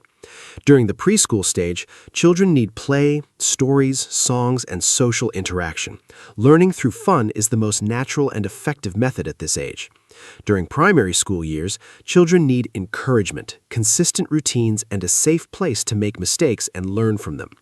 And during the teenage years, young people need respect, understanding, and space to develop their own identity, while still having clear boundaries and caring adults around them. Love and security are important at every stage. What a beautiful and true statement. Now let's talk about school, because school is such a central part of children's lives. In English-speaking countries, children typically start school at around 4 or 5 years old. First, they attend nursery or preschool, then primary school, also called elementary school in American English, from age 5 to 11. Then secondary school, also called middle school and high school in American English, from about 11 to 18. Some useful school vocabulary: classroom, teacher, lesson, homework, break time, school uniform, report card, and parent-teacher meeting. Mark, what other important school words and phrases should our listeners know? More useful school vocabulary. A subject is a topic you study, like maths, English, science, history, or art. A grade or mark is the score a teacher gives for your work. To fail an exam means you did not pass. To pass an exam means you were successful. An extracurricular activity is something you do at school but outside of regular lessons, like sports, drama, or music. A school trip is when the whole class goes somewhere together to learn. Bullying is when one child repeatedly hurts or upsets another, a very serious problem. A school report shows a child's progress across all subjects. Falling behind and bullying, both very important expressions to understand. Now let's talk about children and play, because play is actually one of the most important things in a child's life. Through play, children develop physically, socially, emotionally, and intellectually. Love and security are important at every stage. What a beautiful and true statement. Now let's talk about school, because school is such a central part of children's lives. In English-speaking countries, children typically start school at around 4 or 5 years old. First, they attend nursery or preschool, then primary school, also called elementary school in American English, from age 5 to 11. Then secondary school, also called middle school and high school in American English, from about 11 to 18. Some useful school vocabulary: classroom, teacher, lesson, homework, break time, school uniform, report card, and parent-teacher meeting. Mark, what other important school words and phrases should our listeners know? More useful school vocabulary. A subject is a topic you study, like maths, English, science, history, or art. A grade or mark is the score a teacher gives for your work. To fail an exam means you did not pass. To pass an exam means you were successful. An extracurricular activity is something you do at school but outside of regular lessons, like sports, drama, or music. A school trip is when the whole class goes somewhere together to learn. Bullying is when one child repeatedly hurts or upsets another, a very serious problem. A school report shows a child's progress across all subjects. Falling behind and bullying, both very important expressions to understand. Now let's talk about children and play, because play is actually one of the most important things in a child's life. Through play, children develop physically, socially, emotionally, and intellectually. There are different types of play: active play, running, jumping, climbing, and physical activity; creative play, drawing, painting, building with blocks, and imagining stories; social play, playing with other children, taking turns, and learning to share; independent play, playing alone, developing concentration and imagination; and outdoor play, being in nature, exploring, and getting fresh air and exercise. Mark, how important do you think play is for children's development? Play is absolutely essential for children's development. In fact, experts consider play to be the most important work of childhood. Through active play, children develop coordination, strength, and physical health. Through creative and imaginative play, they develop problem-solving skills, creativity, and emotional expression. Through social play, they learn crucial skills like sharing, cooperating, communicating, and managing disagreements. The phrase "learning through play" is very important in modern education. Teachers design activities that feel like fun but teach important skills at the same time. Sadly, many children today spend too much time on screens and not enough time in free, unstructured play. Learning through play, such an important concept. Now let's talk about some very common situations and conversations involving children. Here are some typical things people say to or about children. To a child: "How was school today? Did you make any new friends? What did you learn? Time for bed. Eat your vegetables. Be careful. Well done. I am very proud of you." About a child: "She is a quick learner. He just said his first word. They are best friends. She's very good at drawing. He's football mad," which means he loves football more than anything.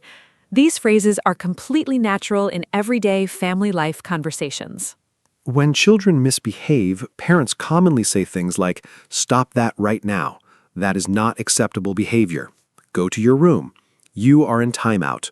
Timeout is a discipline method where a child sits quietly alone for a few minutes to calm down. "We do not hit in this family.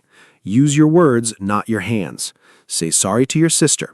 If you do that again, there will be consequences. I am not angry, I am disappointed."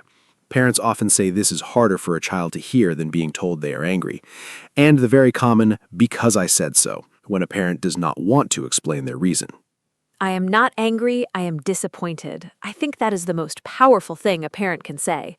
Now let's talk about children's health and well-being, because keeping children healthy is so important.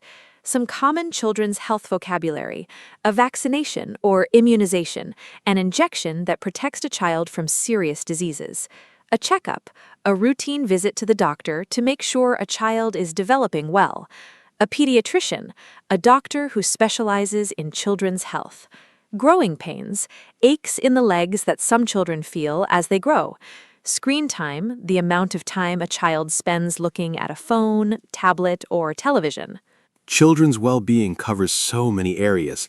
Sleep is absolutely essential. Young children need 10 to 14 hours of sleep, and school-age children need 9 to 12 hours every night. Without enough sleep, children find it hard to concentrate, regulate their emotions, and learn effectively. Mental health is also very important. Children experience stress, anxiety, and sadness too. Signs that a child might need emotional support include changes in behavior, withdrawal from friends, loss of interest in activities they used to love, difficulty sleeping, or changes in eating habits. Positive relationships are key. Children thrive when they feel loved, secure, and supported by the adults in their lives. Children experience stress and anxiety too. Such an important reminder. Now, let's do a mini quiz for our listeners. I will describe a situation, and Mark will suggest the best response. Situation 1. A 4-year-old child refuses to share their toys with another child at the playground. They grab the toy back and say, "Mine." What is the best way for an adult to handle this situation? Listeners, think about it. Remember that young children are still learning about sharing and social rules. They need patient guidance, not harsh punishment. Mark, what approach would you recommend for this common and very relatable situation? This is such a common situation. The best approach is calm and patient guidance. First, get down to the child's level. Kneel so you are at the same height. This shows respect and helps the child feel safe. Then acknowledge the child's feelings. I understand you love your toy and you do not want to share it right now. Then explain simply, when we share, we make friends happy, and then they will share with us too. Offer a solution. Can you let your friend play for 5 minutes and then it is your turn again? If the child still refuses, that is okay. Forcing sharing can backfire. Instead, model generosity yourself. Get down to the child's level, both physically and emotionally. That is such wise and practical advice. Now, let's talk about the importance of reading to children, because this is one of the most powerful things parents and caregivers can do. Reading to children from a very young age develops vocabulary, imagination, language skills, listening ability, and a love of learning. Even before babies can understand words, hearing stories read aloud helps their brain develop language patterns. Some useful phrases about reading with children. We read a bedtime story every night. She loves picture books. He is just learning to read. We go to the library every Saturday. Reading together is our special time. Mark, what children's books? I love so many classic children's books. The Very Hungry Caterpillar by Eric Carle, a brilliant picture book about a caterpillar eating through lots of food and becoming a beautiful butterfly. Matilda by Roald Dahl, a wonderful story about a clever girl who loves reading and has magical powers. The Gruffalo by Julia Johnston, a clever rhyming story about a small mouse who outwits dangerous forest animals. Goodnight Moon by Margaret Wise Brown, a classic bedtime book. Harry Potter by J.K. Rowling, probably the most famous children's series in history. And Charlotte's Web by E.B. White, a beautiful and moving story about friendship. All wonderful choices. Children's books really are perfect for English learners. Now let's talk about children and technology, because this is such an important and debated topic in modern life. Children today grow up surrounded by smartphones, tablets, computers, and the internet. Screen time is something many parents worry about. The World Health Organization recommends no screen time for children under 2 years old, 1 hour per day maximum for ages 2 to 5, and age-appropriate supervised use for older children. Too much screen time is linked to sleep problems, reduced physical activity, and difficulties with social interaction. However, technology also offers wonderful educational opportunities when used wisely. Mark, how do you think children should use technology healthily? Technology is a double-edged sword. It can be both helpful and harmful depending on how it is used. The key is balance, content quality, and adult supervision. Educational apps, interactive storybooks, creative programs, and carefully selected videos can genuinely support children's learning. However, passive consumption, just watching random videos for hours, does not offer the same benefits. Here are some healthy technology habits for children. Set clear daily screen time limits and stick to them. Keep devices out of bedrooms, especially at night. Watch and interact with content together. Co-viewing makes it educational. Ensure technology never replaces physical play, outdoor time, reading, or face-to-face social interaction. Online safety is so crucial in today's world. Tell a trusted adult. Every child needs to hear that clearly and often. Now, let's talk about children learning a second language, because this is something many parents think about. Children are remarkable language learners. Research shows that young children, especially under the age of 7, absorb new languages more easily and naturally than adults. This is sometimes called the critical period for language learning. Bilingual children, those who speak 2 languages, develop strong cognitive skills, including better problem-solving and multitasking abilities. In English, useful phrases about language learning: she's bilingual. He goes to a language school. They are raising their children speaking 2 languages. Great topic. Here are my top tips for parents who want their children to learn English. First, start early. Young children absorb language naturally through songs, stories, and games. Second, make it fun. Don't treat English like a difficult lesson. Watch English cartoons, sing English songs, and read simple English picture books together. Third, create an English environment. Label objects around the house in English: door, chair, window, kitchen. Fourth, be consistent. Even 15 minutes of English exposure every day makes a remarkable difference over time. And fifth, celebrate progress, not perfection. Encourage every attempt, even when mistakes happen. Model enthusiasm. Children really do mirror what they see. Now let's talk about some beautiful phrases in English that express love and affection for children. She is the light of my life. She brings so much joy and meaning. He is my little sunshine. He makes everything brighter. I am so proud of you, expressing pride in a child's achievement. You can do it, encouraging a child. I will always be here for you, reassuring a child. You are so brave, praising courage. I love you to the moon and back, a very popular expression of endless love. She has grown so much, noticing a child's development. These expressions are so beautiful. More lovely ones for our listeners. I believe in you, showing confidence in a child's abilities. You make me so happy, expressing genuine joy. It is okay to make mistakes. That is how we learn. Teaching a growth mindset. Come here and give me a hug, offering physical comfort and warmth. You are kind, and that matters more than anything. Teaching values over achievement. Tell me about your day, showing genuine interest in creating connection. I missed you today, said when a child comes home from school. I love you just the way you are. That is the most important message any child can hear. Now let's talk about childcare and the people who help raise children.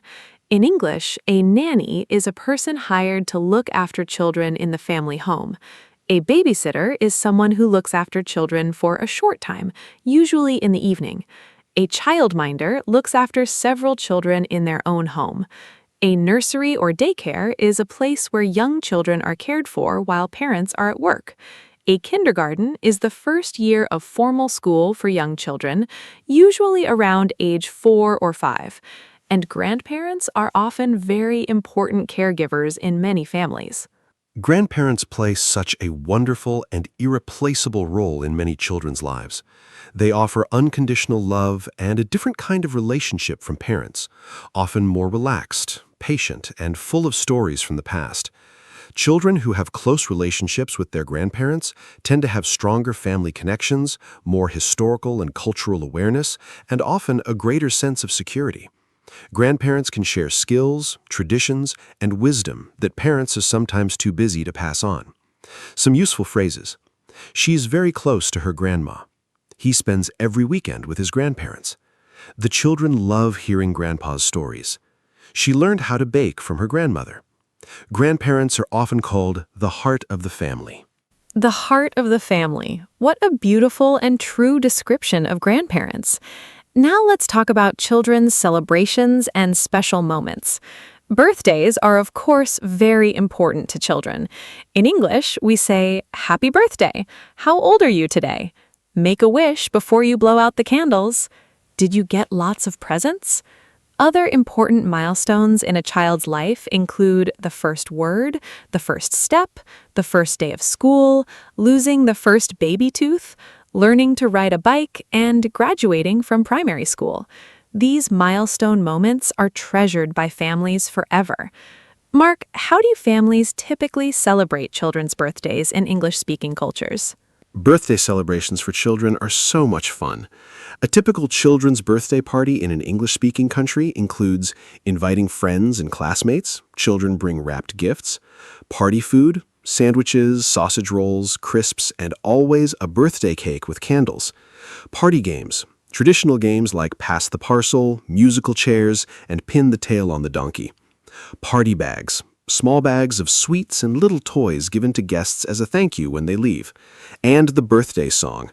Everyone sings Happy Birthday to You before the candles are blown out. The birthday child makes a wish before blowing out all the candles in one breath. If they succeed, the wish will come true.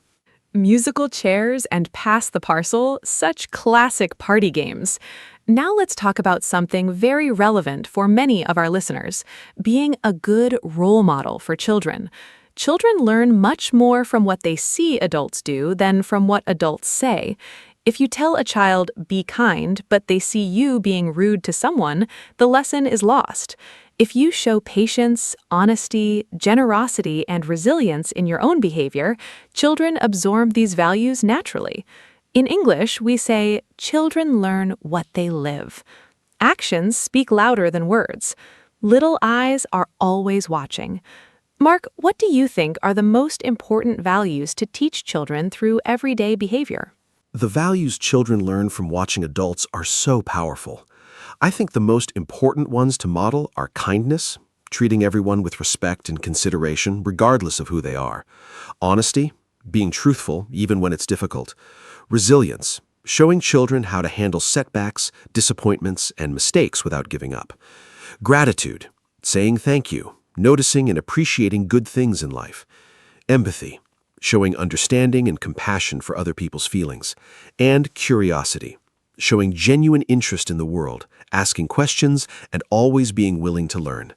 When children see adults practicing these values authentically every day, they naturally begin to practice them too. The most powerful teaching happens in ordinary daily moments. What a profound and beautiful thought.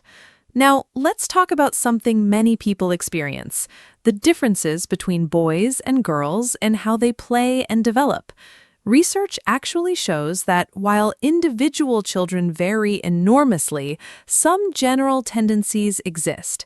However, the most important thing is to avoid limiting children based on gender stereotypes. All children, boys and girls, benefit from the full range of activities: physical play, creative play, storytelling, music, sports, and caring activities like looking after dolls or pets. In English, we use the phrase gender neutral to describe things that are suitable for all children regardless of gender. I think it is so important to let children explore all kinds of activities freely without rigid gender expectations. History shows that many stereotypes about what boys and girls should play with or do have limited children's development unnecessarily. A boy who loves dancing or cooking is no less a boy. A girl who loves football or science is no less a girl.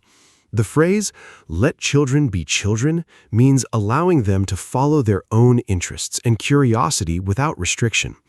Research consistently shows that children who are given freedom to explore diverse activities develop broader skills and are generally happier and more confident. The most important question is always, is this child happy, curious, and growing? Let children be children. Such a simple but powerful message. Now, let's give our listeners some practical phrases for talking about children's achievements and milestones in English. He just took his first steps, describing a baby's first walking steps. She said her first word, it was mama. He can read whole books now. She just learned to swim. He passed his school exams with excellent marks. She won first place in the science competition. He made the school football team. She got into her first choice secondary school. He graduated from university. And a very common emotional phrase parents say, I cannot believe how fast they grow up. Mark, how do parents typically talk about being proud of their children? Pride in children's achievements is such a universal and wonderful feeling. Common ways parents express pride in English are, "I could not be more proud of her," maximum pride. "He makes me so proud every single day. She worked so hard for this, she deserves it completely. I teared up when he walked across the stage. Got emotional, almost cried. We knew she had it in her all along. We always believed in her. He has come so far," remarking on long-term progress and growth. And the touching phrase, "I did not know love like this until I had children," often said by parents about the unique depth of parental love. I teared up. Such a natural and beautiful expression. Now, let's wrap up with some final vocabulary and phrases about children that every English learner should know. She takes after her mother. She looks or behaves like her mother. He is the spitting image of his father. She has her grandfather's eyes.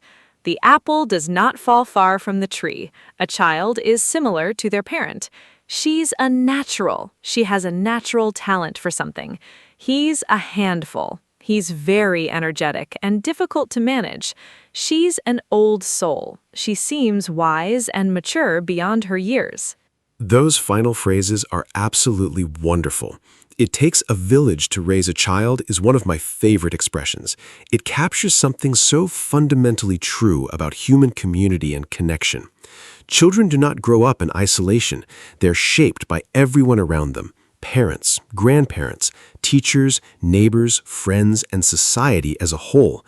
Every adult who shows kindness, patience, curiosity, and respect to a child contributes to that child's development.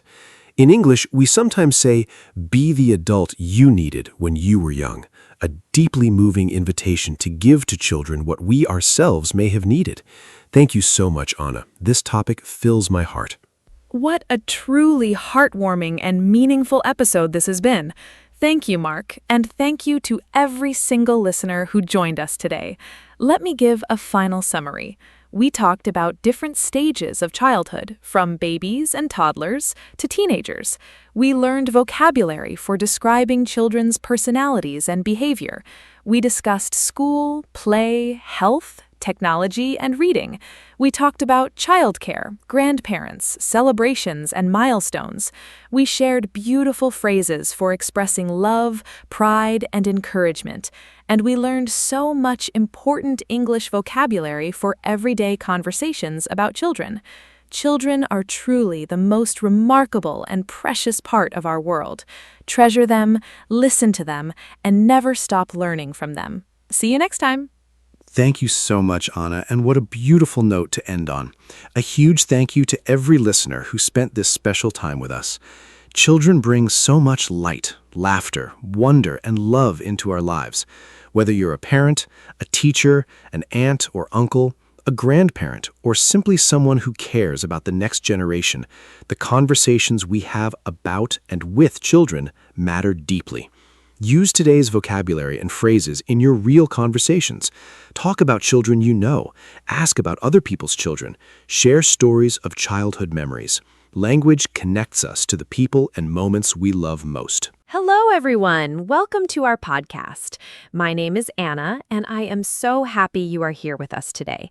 This podcast is made for beginner English learners, and every episode is simple, fun, and useful. Today, we have a very important and practical topic. We are going to talk about saving money.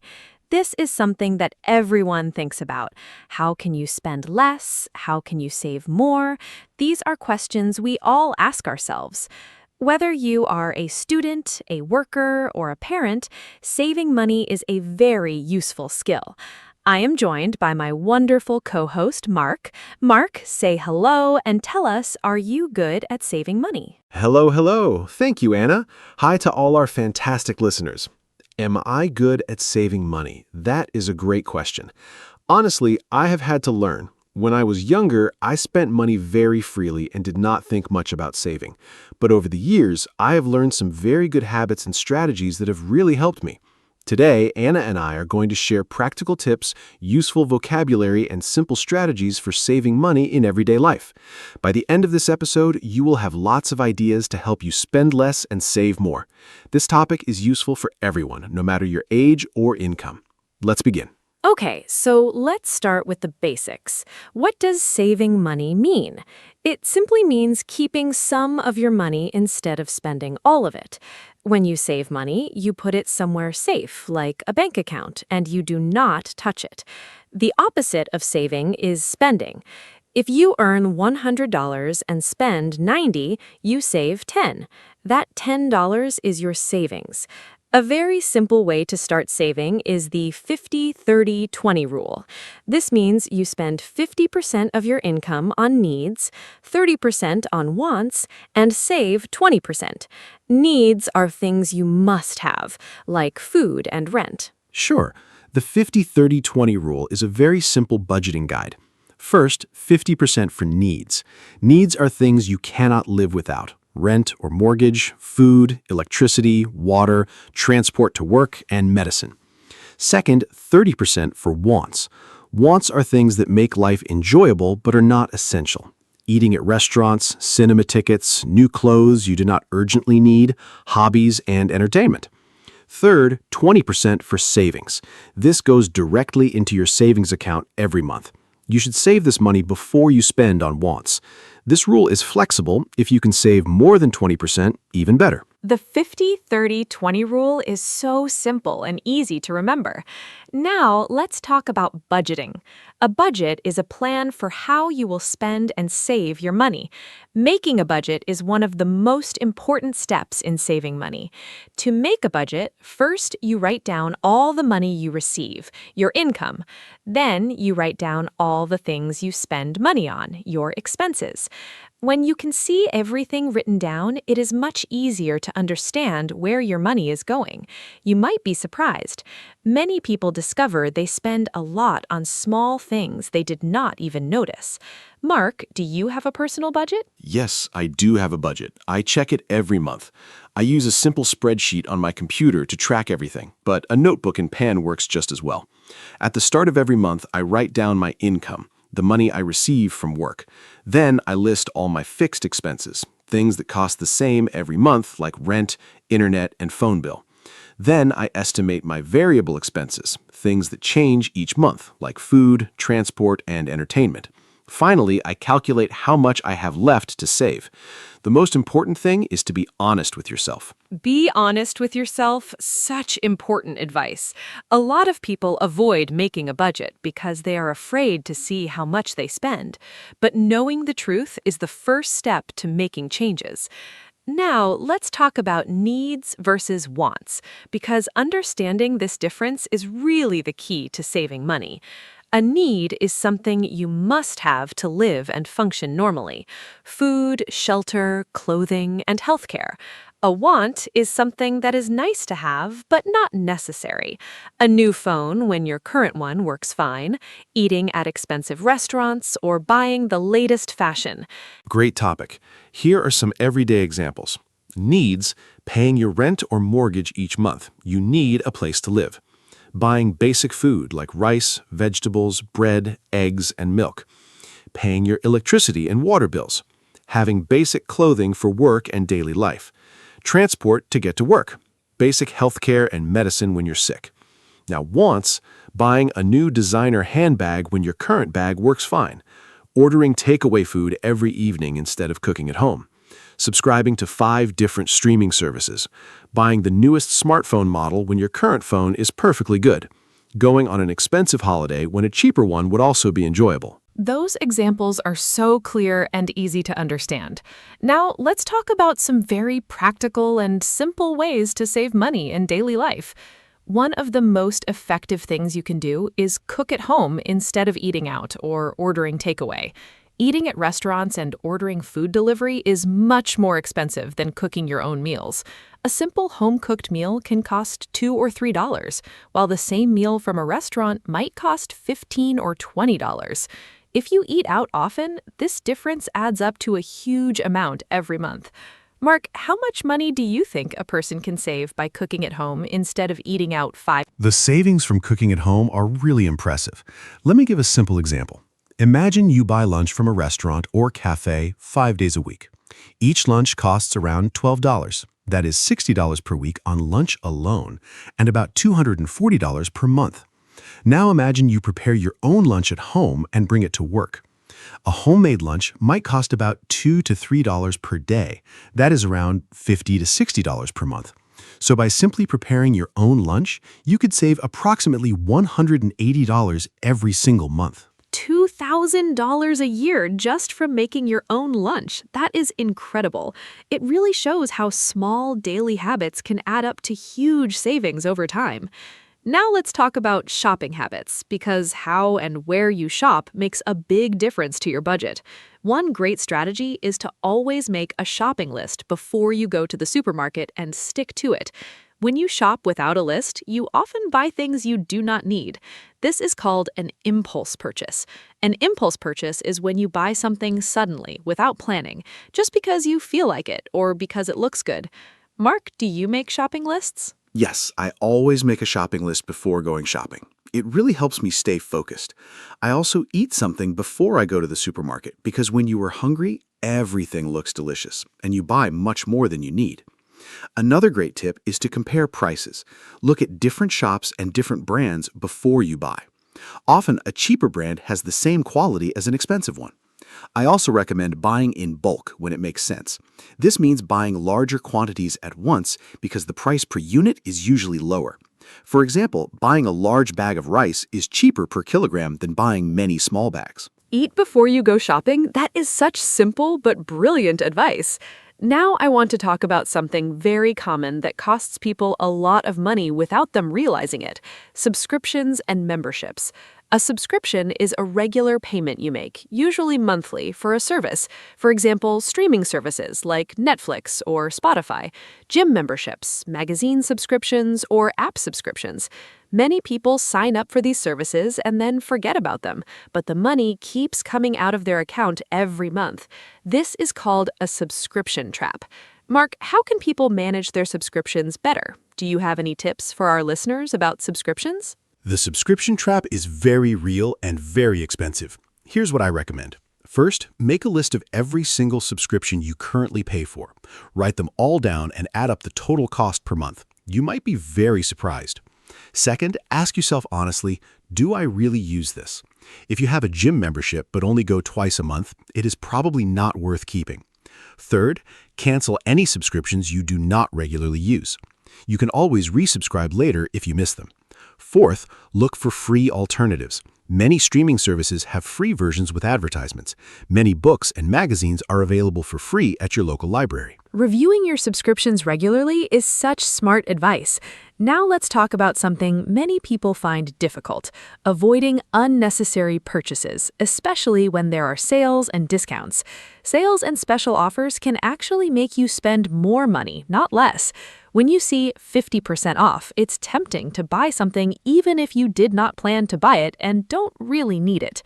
Shops and websites use many clever tricks to make you want to buy things, like countdown timers, limited stock warnings, and special member prices.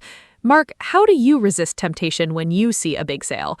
Do you have any strategies for avoiding unnecessary spending? This is such a relatable struggle. Here's my best strategy. Before buying anything that was not on my planned list, I wait 24 hours. This is called the 24-hour rule.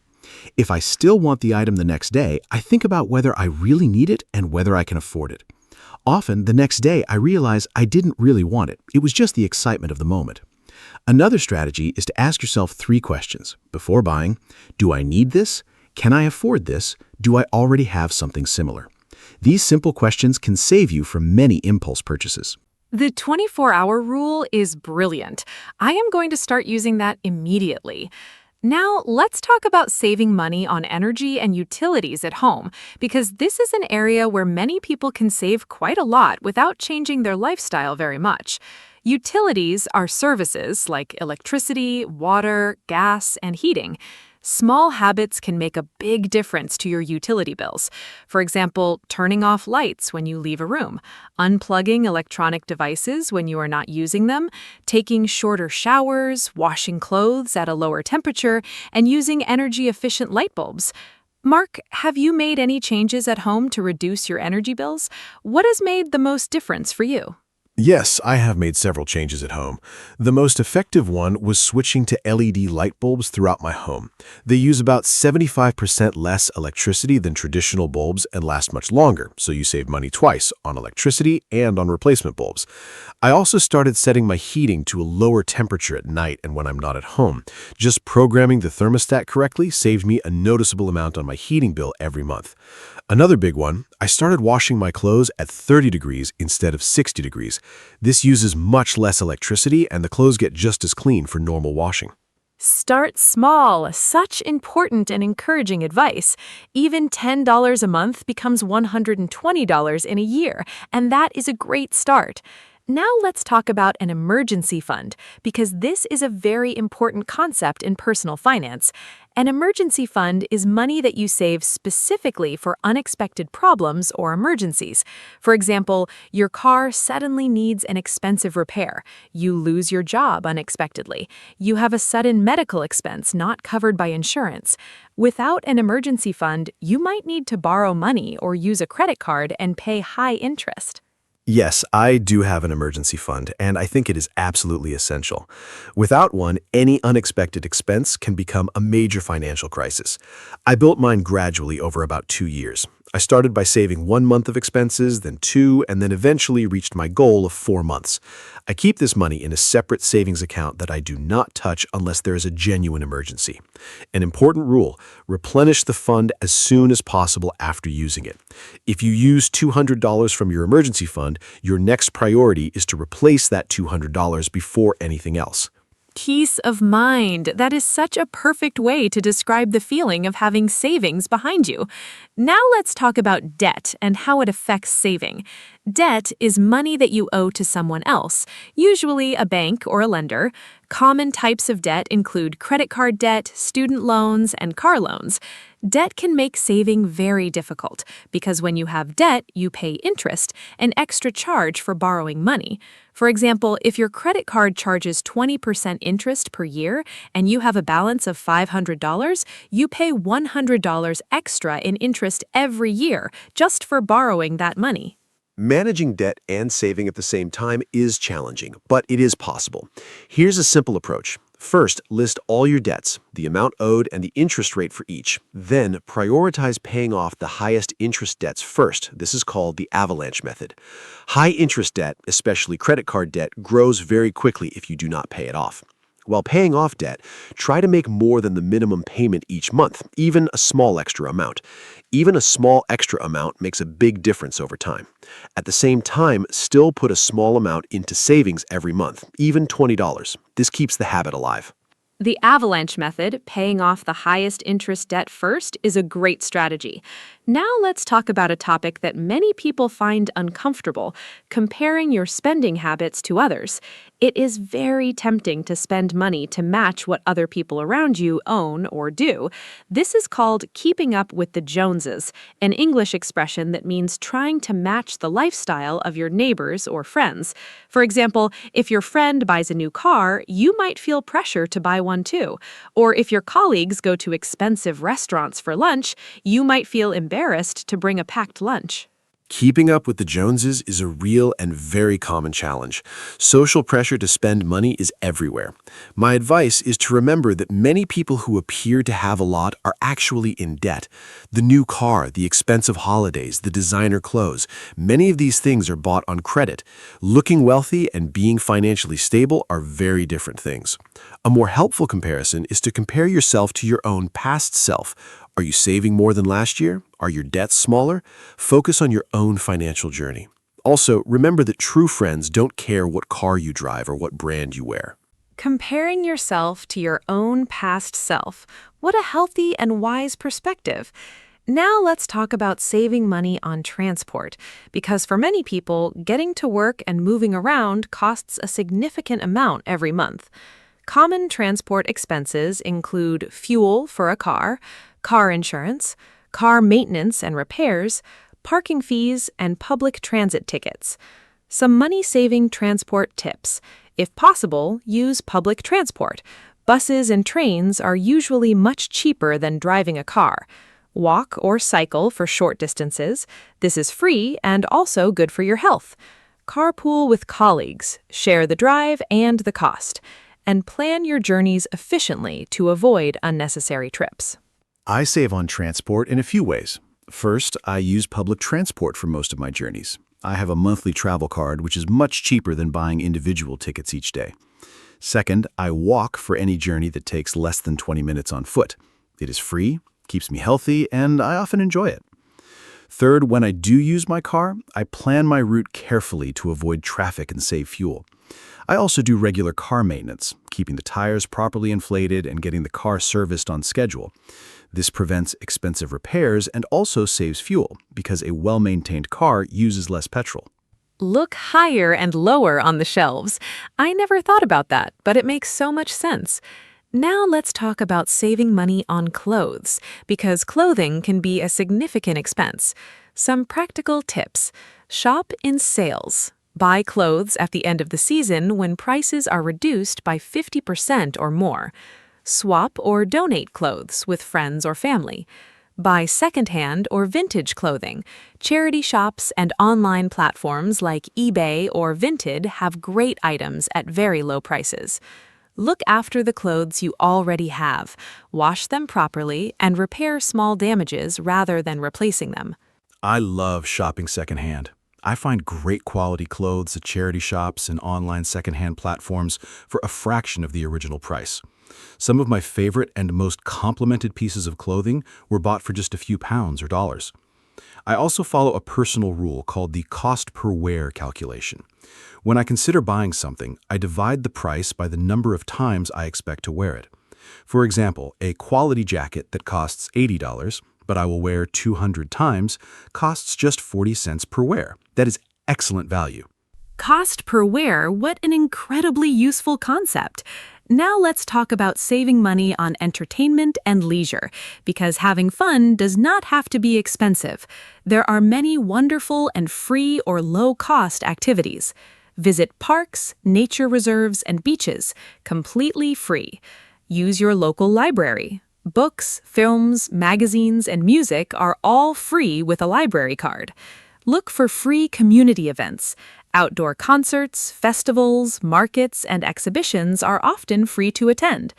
Use discount apps and websites to find cheap tickets for cinema, theater, and sports events. Cook a special meal at home instead of going to an expensive restaurant for a celebration. I love finding free entertainment. One of my favorite activities is hiking. All you need is a pair of good shoes, and the rewards are spectacular views and a wonderful feeling of achievement, completely free. I also love visiting free museums and galleries. In many cities, the best cultural institutions are free to enter. Reading library books is another favorite. I read about 30 books a year and pay nothing for them. I also enjoy cooking new recipes at home as a form of entertainment. It is creative, productive, and delicious. And I love having friends over for a homemade meal instead of going to a restaurant. Much cheaper, much more personal, and often Free hiking and free library books, two of my absolute favorites too. Now let's do a quiz for our listeners. I will give a situation and Mark will suggest the best money-saving action. Listeners, think of your answer before Mark speaks. Situation 1. You want to have coffee every morning. A coffee from a cafe costs $4. Making coffee at home costs about 20 cents. You work 20 days a month. Mark, what is the smart money-saving choice here, and how much would someone save by making coffee at home instead of buying it from a cafe every workday? Great quiz. If you buy coffee from a cafe every workday, 20 days a month, at $4 each, that's $80 per month on coffee. That is $960 per year. But if you make coffee at home at 20 cents per cup, that's $4 per month. So by making your own coffee, you save $76 per month and about $900 per year, just from this one small change. Of course, you can still treat yourself to a cafe coffee occasionally, maybe once a week as a small reward. The latte factor. I love that expression. Small daily purchases that seem cheap add up to thousands of dollars a year. Now, let me give another quiz situation. Situation 2. You receive your salary on the first of every month. Your salary is $1,000. Your rent is $400. Your food budget is $150. Your transport is $50. Your utility bills are $80. That is $680 on necessities. Mark, using the 50-30-20 rule we discussed at the beginning, how much should this person aim to save every month? And how much can they spend on wants, things they enjoy? Great calculation quiz. The person earns $1,000 per month. Using the 50-30-20 rule, 50%, $500, should go to needs. But their actual needs total is $680, which is more than 50%. In this case, they might need to adjust, perhaps find a cheaper accommodation, reduce their food spending, or find a way to increase their income. The ideal 20% savings would be $200 per month, and the 30% for wants would be $300. But if needs already exceed $500, they need to find other ways to reduce costs or earn more. That was a really useful and realistic calculation. Real life is not always perfect, and sometimes adjustments are needed. Now, let's talk about something very motivating: setting savings goals. A savings goal is a specific target you are working towards. For example, saving $1,000 for an emergency fund, saving $3,000 for a holiday, saving $500 for a new laptop. Having a specific goal makes saving much more motivating than just saving with no clear purpose. In English, we say, I am saving up for example, I am saving up for a new car, or I am saving up for a holiday. Mark, do you have any current savings goals? Yes, having savings goals is incredibly motivating for me. Right now, I am saving up for two things. First, I want to add to my emergency fund. Second, I am saving for a trip to Japan, my dream holiday. Knowing exactly what I'm saving for makes it much easier to resist unnecessary spending. When I feel tempted to buy something I do not need, I think about my Japan fund and the temptation usually disappears. Another helpful technique is to visualize your goal. Put a photo of your dream destination or item somewhere you see every day. This keeps your motivation strong. Savings goals feel like a game you want to win. What a great mindset. Now, let's talk about some simple English phrases for talking about money and saving. These are very useful for everyday conversations. I'm on a tight budget. I don't have much money to spend. I'm trying to cut back. I'm trying to spend less. I'm saving up for something. I'm collecting money for a specific purpose. I can't afford it right now. I don't have enough money for it. That's a good deal. The price is very good, lower than expected. More useful money phrases. I'm watching my spending. I am being careful about what I buy. I'm trying to stick to my budget. I am trying to follow my financial plan. It's not worth the money. The quality or value does not match the price. I found a bargain. I found something very cheap or very good value. I am in debt. I owe money to someone. I am debt-free. I don't owe any money. I've been saving for this purchase. I planned and saved for this purchase. That's overpriced. The item costs more than it's worth. Those money phrases are so practical and natural. Now, let's talk about something that many young people struggle with: saving money as a student or on a low income. When your income is small, saving even a little bit can feel impossible, but even very small amounts matter. If you save just $5 per week, that's $20 per month and $240 per year. That might not sound like a lot, but it builds a habit, and habits are the foundation of financial success. Some specific money-saving tips for students. Cook your own meals. Use student discounts. Many shops, transport companies, and entertainment venues offer discounts for students. Great tips for students. Here are a few more. Share accommodation with others. Splitting rent and utility bills with flatmates makes a huge difference to your monthly costs. Walk or cycle to university instead of using transport. Use your student ID everywhere. You'll be surprised how many places offer student discounts that are not advertised. Cook in large batches and freeze portions. This saves both time and money. Avoid buying new gadgets and technology unless absolutely necessary. Look for part-time work that fits around your studies. Apply for any scholarships or bursaries that you might be eligible for. Many students don't apply simply because they don't know these opportunities exist. Cooking in large batches and freezing portions, such a practical and clever tip. Now I want to talk about something a bit different, the psychology of money, and why saving is sometimes emotionally difficult. Many people have complicated feelings about money. Some people spend money when they feel stressed or sad. This is sometimes called retail therapy. Others feel guilty about spending money even when they can afford it. And some feel anxious when they think about money at all. Understanding your emotional relationship with money is important. Mark, do you think there is a connection between emotions and spending habits? How can people develop a healthier relationship with money? Absolutely. Our emotions and money are deeply connected. Retail therapy is very real. Many people shop when they feel unhappy, bored, or stressed, as a way to feel better in the short term. The problem is that the good feeling is temporary, and then you have less money and perhaps feel guilty about spending. A healthier approach is to find non-spending ways to improve your mood when you feel stressed.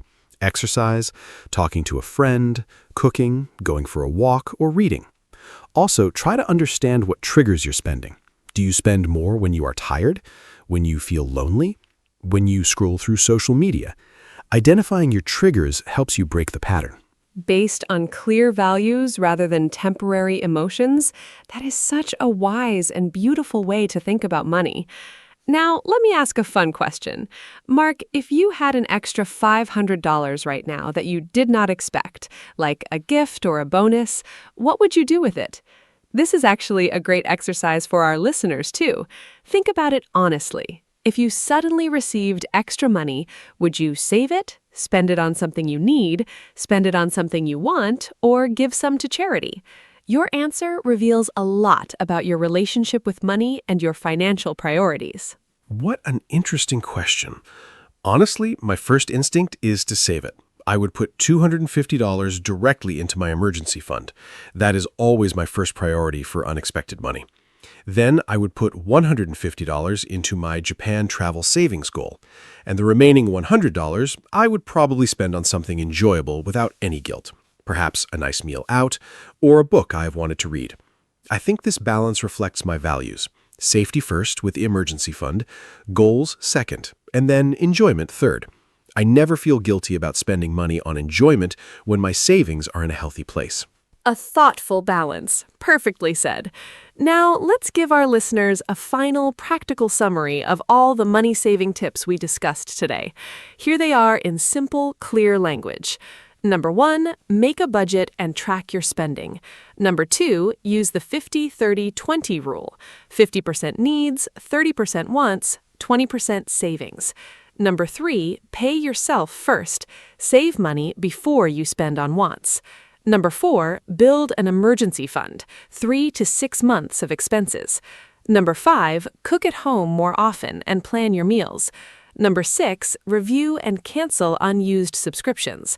Number 7, use the 24-hour rule before buying something unplanned. Mark, can you continue the list with a few more tips? Continuing the list. Number 8, buy secondhand when possible. Clothes, books, furniture, and electronics. Number 9, compare prices and buy supermarket own-brand products. Number 10, save on energy, LED bulbs, lower washing temperatures, smart heating. Number 11, use public transport, walk or cycle when possible. Number 12, take advantage of free entertainment, parks, libraries, free museums, and community events. Number 13, set specific savings goals to stay motivated. Number 14, identify your emotional spending triggers and find non-spending alternatives. And number 15, be patient and consistent. Saving money is not a race, it is a habit that builds slowly and rewards you greatly over time. Every small step counts. What an amazing and comprehensive list. I hope every listener finds at least 3 or 4 ideas from today that they can start using immediately. Let me give a final summary of today's episode. We talked about the meaning of saving money, budgeting, needs versus wants, practical daily saving tips, shopping habits, subscriptions, energy savings, emergency funds, debt management, and the psychology of money. We learned lots of useful English vocabulary and phrases, too. Whether you are just starting to think about saving or you're already on your savings journey, I hope today's conversation was helpful, encouraging, and inspiring. Thank you so much to every listener who joined us today. See you next time. Thank you so much, Anna. This has been one of my favorite episodes. And a huge thank you to every single listener who spent this time with us today. Remember, saving money is not about being miserable or denying yourself everything. It is about being intentional and making choices that align with your true values and long-term goals. Every dollar or pound or euro that you save is a vote for your future self. More security, more freedom, more choices. Start small, be consistent, celebrate every milestone, and be patient with yourself. Financial habits take time to build, but last a lifetime. Use the English vocabulary and phrases from today in your real conversations about money.